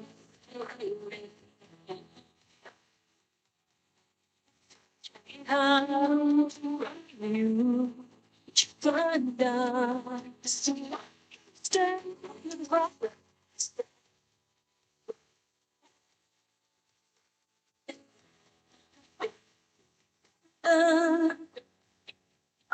I am Uganda.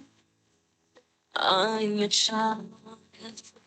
Here for you to find. And how do you define God of truth and justice?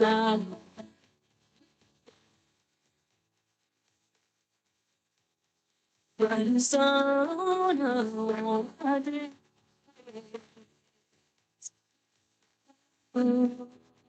You're the spirit of the nation in me. You're the voice of the power. And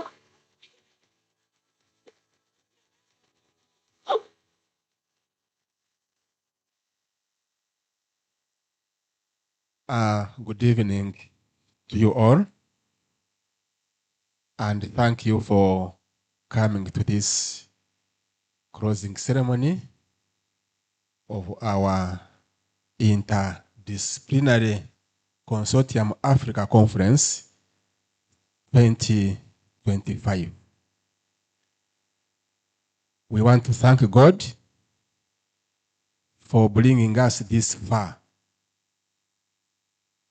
Since Wednesday up to today, doing a lot of work, and I want to thank everybody who has participated in this conference to bring it to the end. And we thank God because we are all looking healthy. We don't have very many issues, and we are proud that we have come to the end of this conference.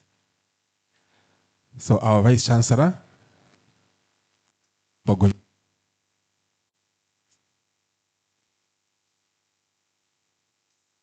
our Vice Chancellor, Kyambogo University, Professor Eri Katunguka Luachata, PhD, the Dean School of Education, Absentia, represented by Dr. Joseph Rothomio, the other Vice Chancellors present, and other members from other participating universities in the consortium, the organizing committee, dear participants, ladies and gentlemen. Let's give a mighty hand clap to God.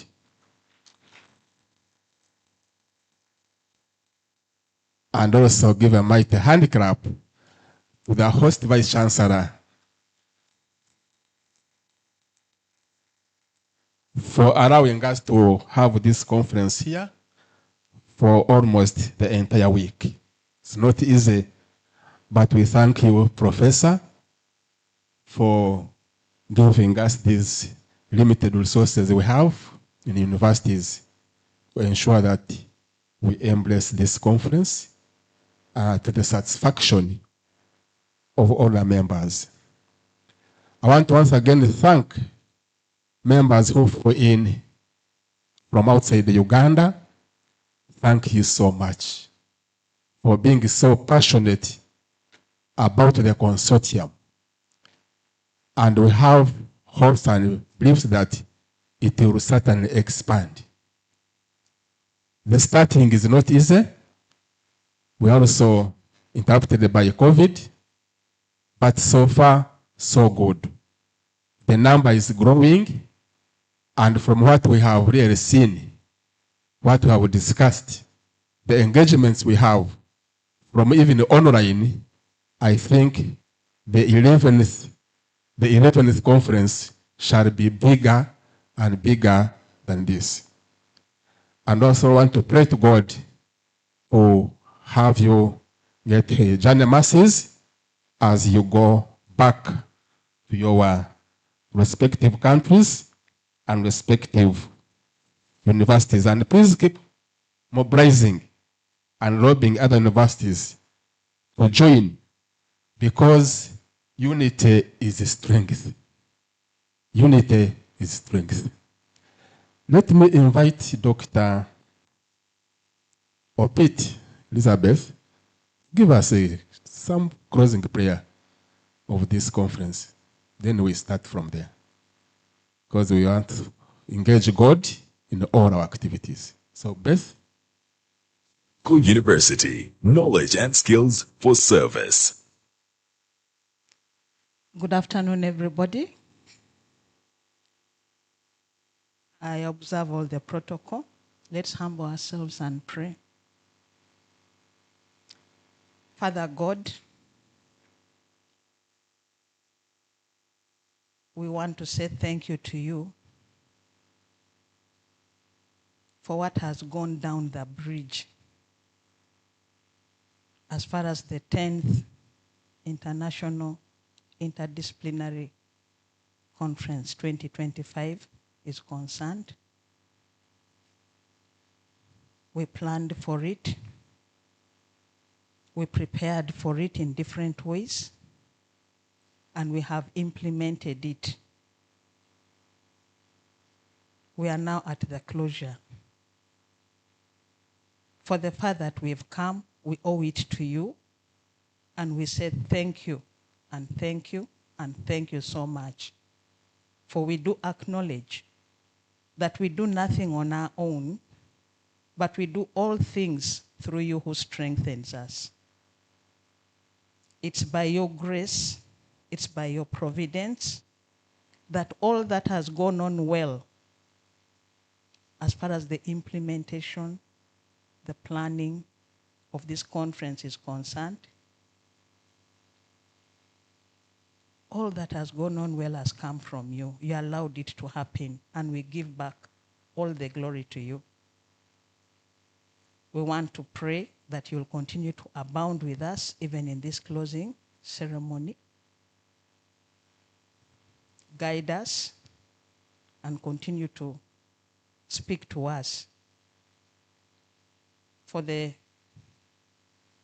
party in the evening, we pray for journey mercies. And again, we pray for a blessed time while even at that closing party. For journey mercies, we ask you that you'll take all of us to our various destinations when it comes to time to go back home. You are the one who gives journey mercies, and we ask that you provide for them. I pray and thank you. In your name we have asked, and in your name we have said thank you. Amen.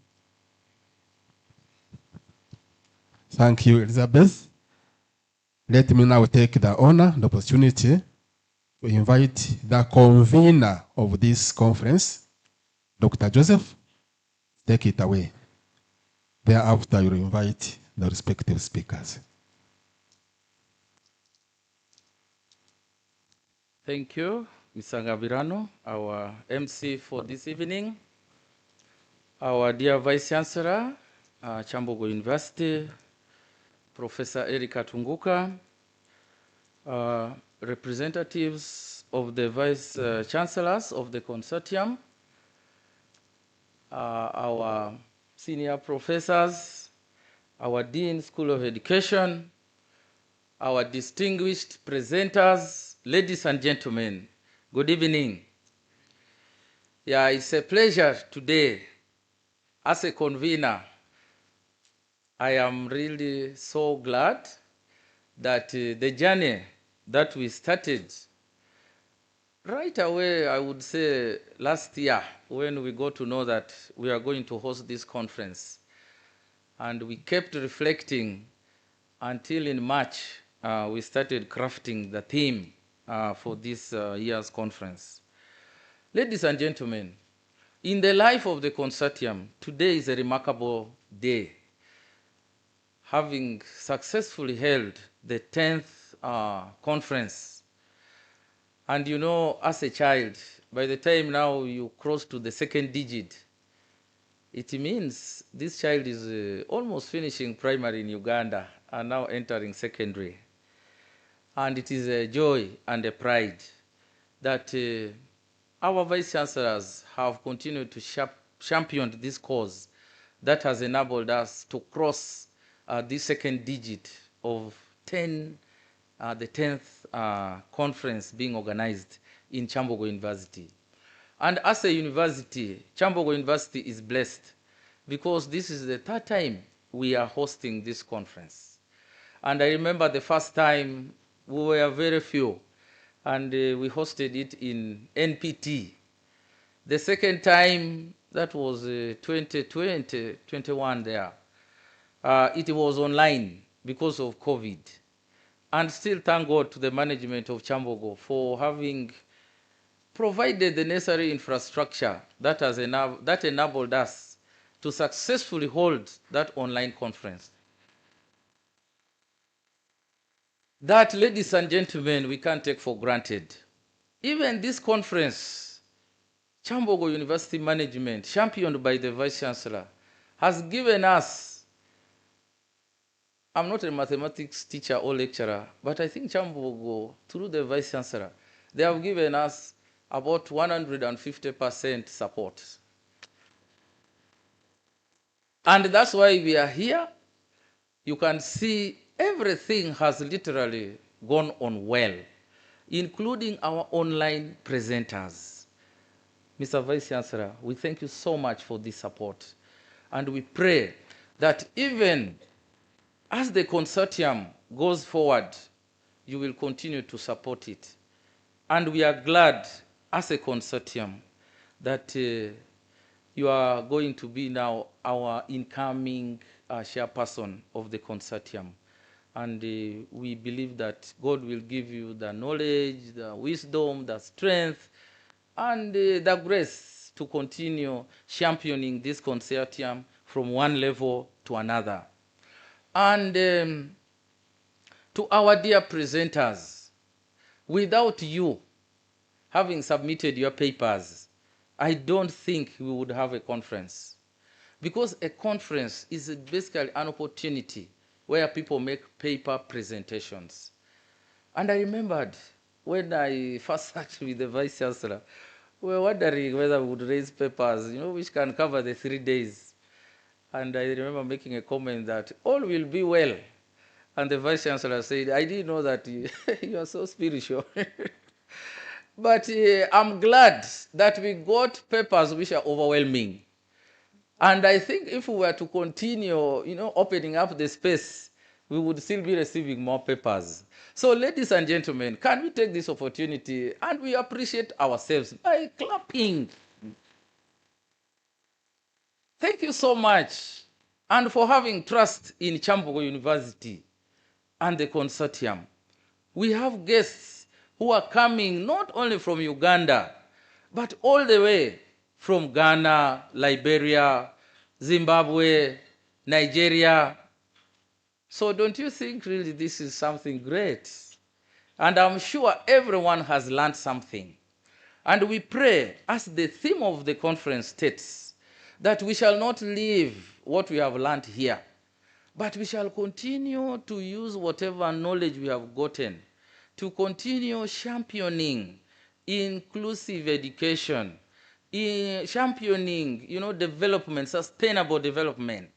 Because at the end of the day, when we are gone, what will remain will be our landmark. So we continue impacting on society. So, ladies and gentlemen, I urge you that use the information, the knowledge, the collaborations we have had here to continue advancing sustainable development in our various institutions, various countries. And ladies and gentlemen, I also would like to thank our Dean, School of Education, for really supporting us. Where things were not working, whenever we would call, even at night, he would respond. Thank you so much, Professor Kasure, for being a supportive dean and our chairperson of the organizing committee, and all the members of the organizing committee. Can you stand up for recognition? All those we used to sit trying to put our heads together. Wow. We had a team of 40. Others are not here, but these are the few representing them. Thank you so much for your contribution to the success of this conference. All those who have contributed, the service providers, you can see our decorator did a wonderful job. I think some of you even are perplexed. Is this the CTF we know? Or this is a new CTF? Because the place has changed. And I'm sure it will continue to remain there like this when you come back for another conference. Our security, thank you so much. All other service providers, I cannot mention all of you. Thank you so much. Therefore, ladies and gentlemen, as we move forward, I know after here, we are heading to Hotel Africana for our dinner, and we have made provisions. Don't let us down. Be there in person. And I know we shall continue to enjoy.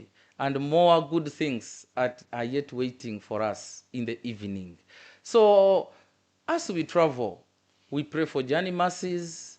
Until we meet again, We shall continue to be linking up on, now I have all your emails and various addresses. We pray that God will grant you journey mercies back home. I thank you so much. Thank you.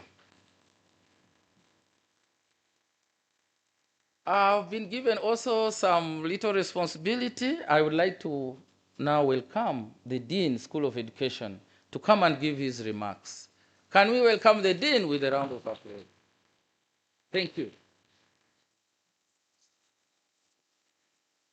Thank you very much, Dr. Joseph Ruthmio, the conference convener, our dear Vice Chancellor, Professor Eli Katunguka Rwachaya, the representatives of the Vice Chancellors of the partner universities in this consortium, dear esteemed participants, both physically here and those online, ladies and gentlemen, on behalf of the organizing committee, and indeed on my own behalf, as we come to the end of this conference, I would like to express my sincere gratitude to all of you for your active participation and valuable contributions. Your expertise and insights have made this conference a huge success. As you heard from the conference convener, we received very many papers, over 160 papers.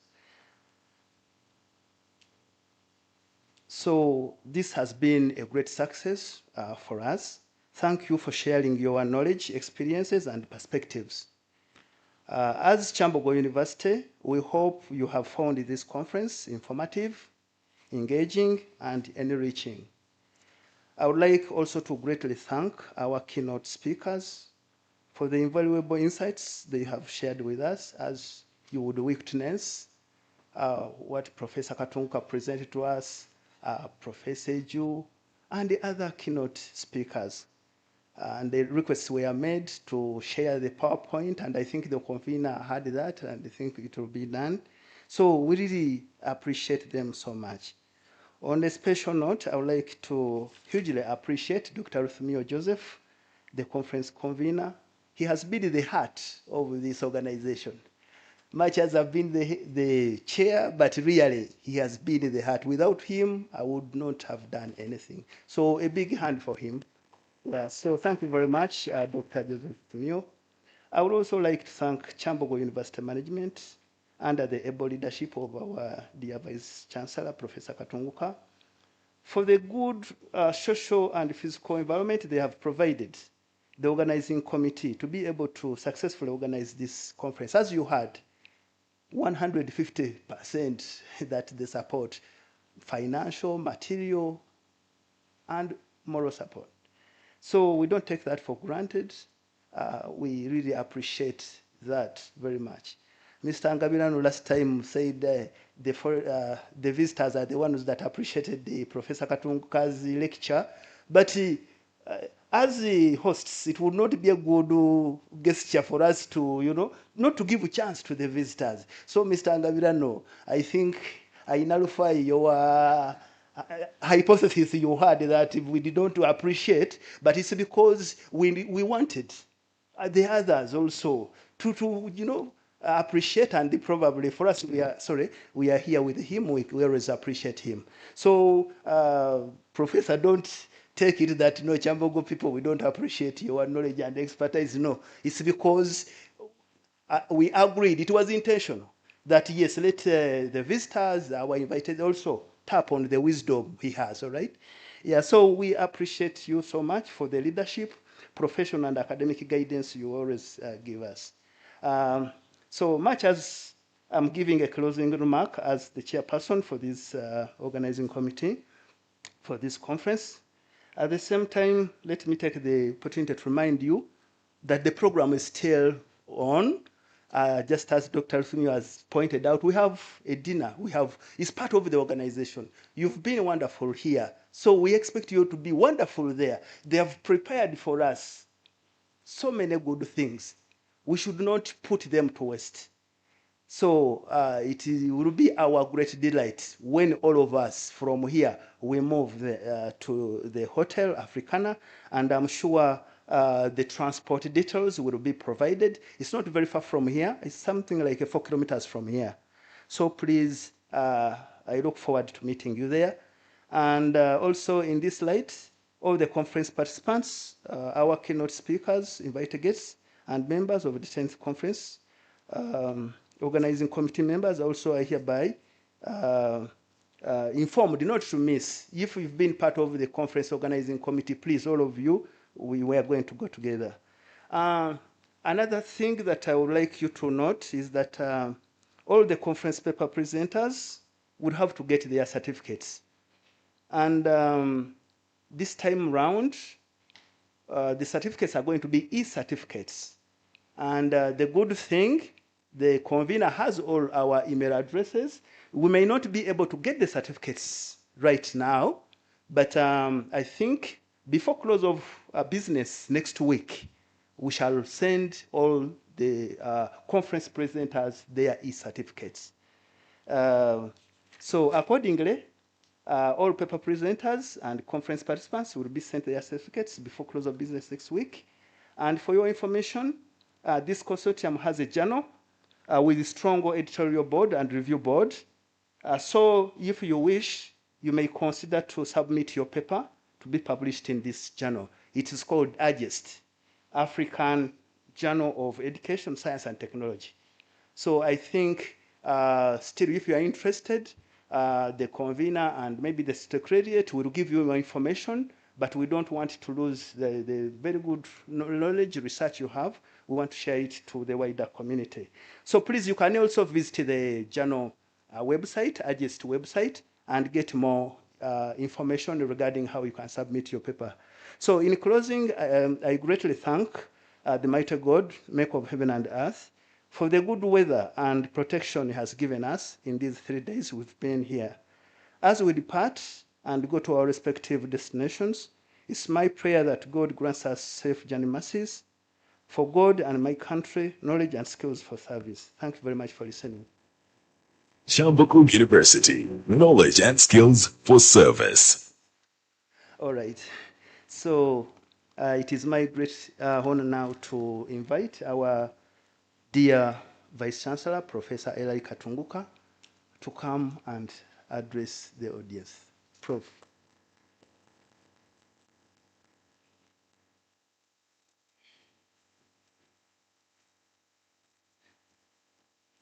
Thank you very much.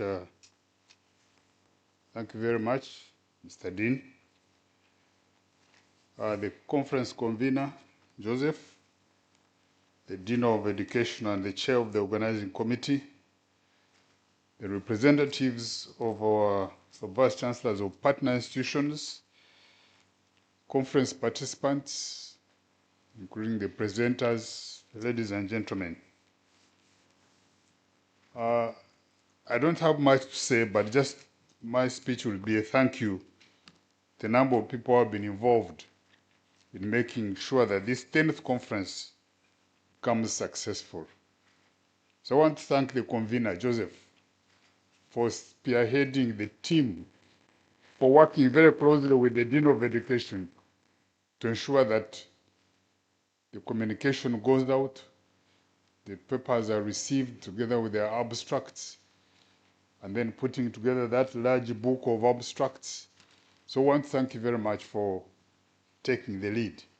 And from time to time, you consulted me, and I sometimes aired my doubts, but you have now nullified all the doubts I had, and you could put together a very good, successful conference. So I want to thank you. Thanks to the Dean of Education for chairing the organizing committee, for putting together such a large team of people, about 40, who were very keen to make sure that the conference is successful. And they were doing very commendable job in various areas. Scientific committee, welfare committee. I think the welfare committee did a very good job. I've not gotten a complaint about the welfare. So I want to thank you, Dean, for heading that committee to deliver a very successful conference. Once again, I must thank the management committee, the management team which I head, for providing the necessary resources to facilitate the various aspects of the conference. And this happened despite the limited budgetary provision that we had, but we were able to put aside some money to ensure that we are catered for during these 3 days. Thank you, the presenters and the exhibitors, the speakers, for coming forward to share your knowledge. Yesterday, I received the chairpersonship of the consortium from the outgoing Vice Chancellor of CCOU, and so I've been a chair for half a day. But as a consortium, we still have a lot of things to do, a lot of objective items to meet. One, to expand our membership, and we committed ourselves, each institution, to look out for other institutions which are willing to join and mentor them or bring them on board. We still have issues to promote faculty and student exchange. The distances are notwithstanding, but we hope that we shall be able to improve our communication and the way we do things, get more staff members in our institutions engaged in the activities in our institutions, like joint supervision of PhD students, coming up with joint programs, reviewing some papers for us, for those who may need promotion. As long as we have a database of the people we have in our institutions, they can be engaged to do that service for us. Also to engage in joint research and publications. These are areas we are going to continue engaging in. And also our annual conferences. We are not yet sure up to now where the next conference is going to be, but that information will come clear in the next few weeks. And also agreed to come up with a platform that will allow us to share information and experiences, and that is developing a comprehensive consortium website. So at this point, I want to thank the VC of COU, Madam Kate, through you, Prof, for having steered us in the previous year, and also give her our congratulations upon her being confirmed as substantive VC of COU. The challenge is notwithstanding, that's part of life. So I want to thank the delegates from our sister institutions, those who represented the VCs, for coming to be part of this conference. The participants, both physical and online, we want to appreciate you for your involvement, because without you, the conference could not have taken place. So finally, I want to welcome you to the conference dinner. At that dinner, I will not say much. We shall give an opportunity to the representatives of the vice chancellors of our partner institutions to address us at dinner. That's why we deliberately left them out at this closing. We are sparing the best last for them. So we shall ask them to say something on behalf of the vice chancellors and on behalf of the institutions. So with that, I want to thank you very much and thank God for having brought us this far. Let us join at Hotel Africana at dinner, and let us continue enjoying, and we shall say a little bit more at dinner as we say farewell. For those of you whom we shall not see between now and then, I must wish you journey masses and hope to see you again when we have a conference of this nature. So with that, may God bless you. For God and my country.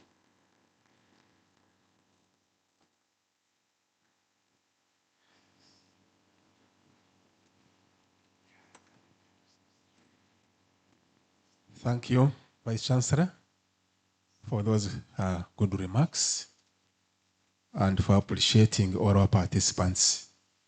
Want to again thank you for being a very good CEO of Kyambogo University, who knows his job to be in charge of academics, finances, and administration of the university. We must thank you, and we must say you are doing a very good job. Let me now, we are rushing members. like the VC said, the good things are yet to come, and we shall have enough time to engage, network, and do everything at the dinner. So, Dr. Joseph, please, can you talk about transport? How do you move there?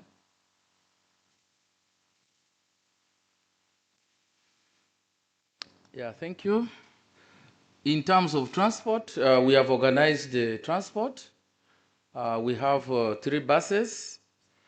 So right away after here, we have our parking where those buses park.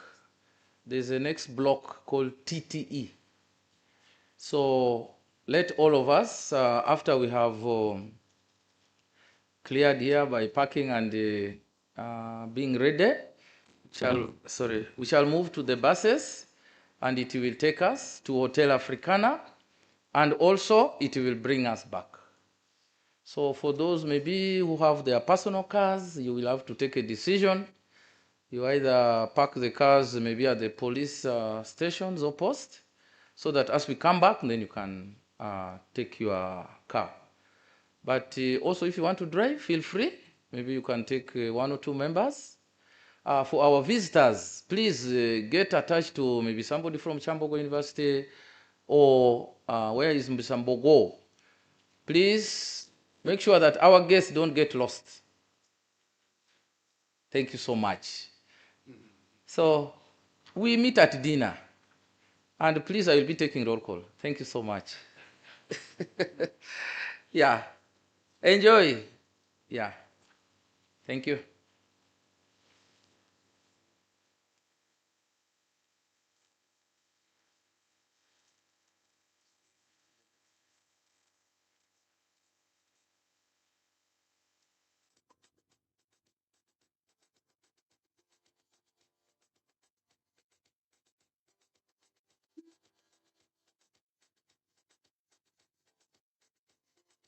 Kyambogo University, knowledge and skills for service.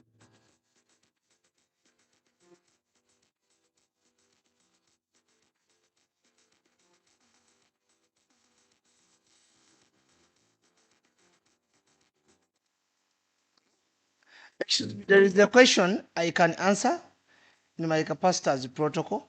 That is transport and the dinner catered for? The answer is yes. So as you come, you don't expect to pay any other coin from what you paid. Thank you so much.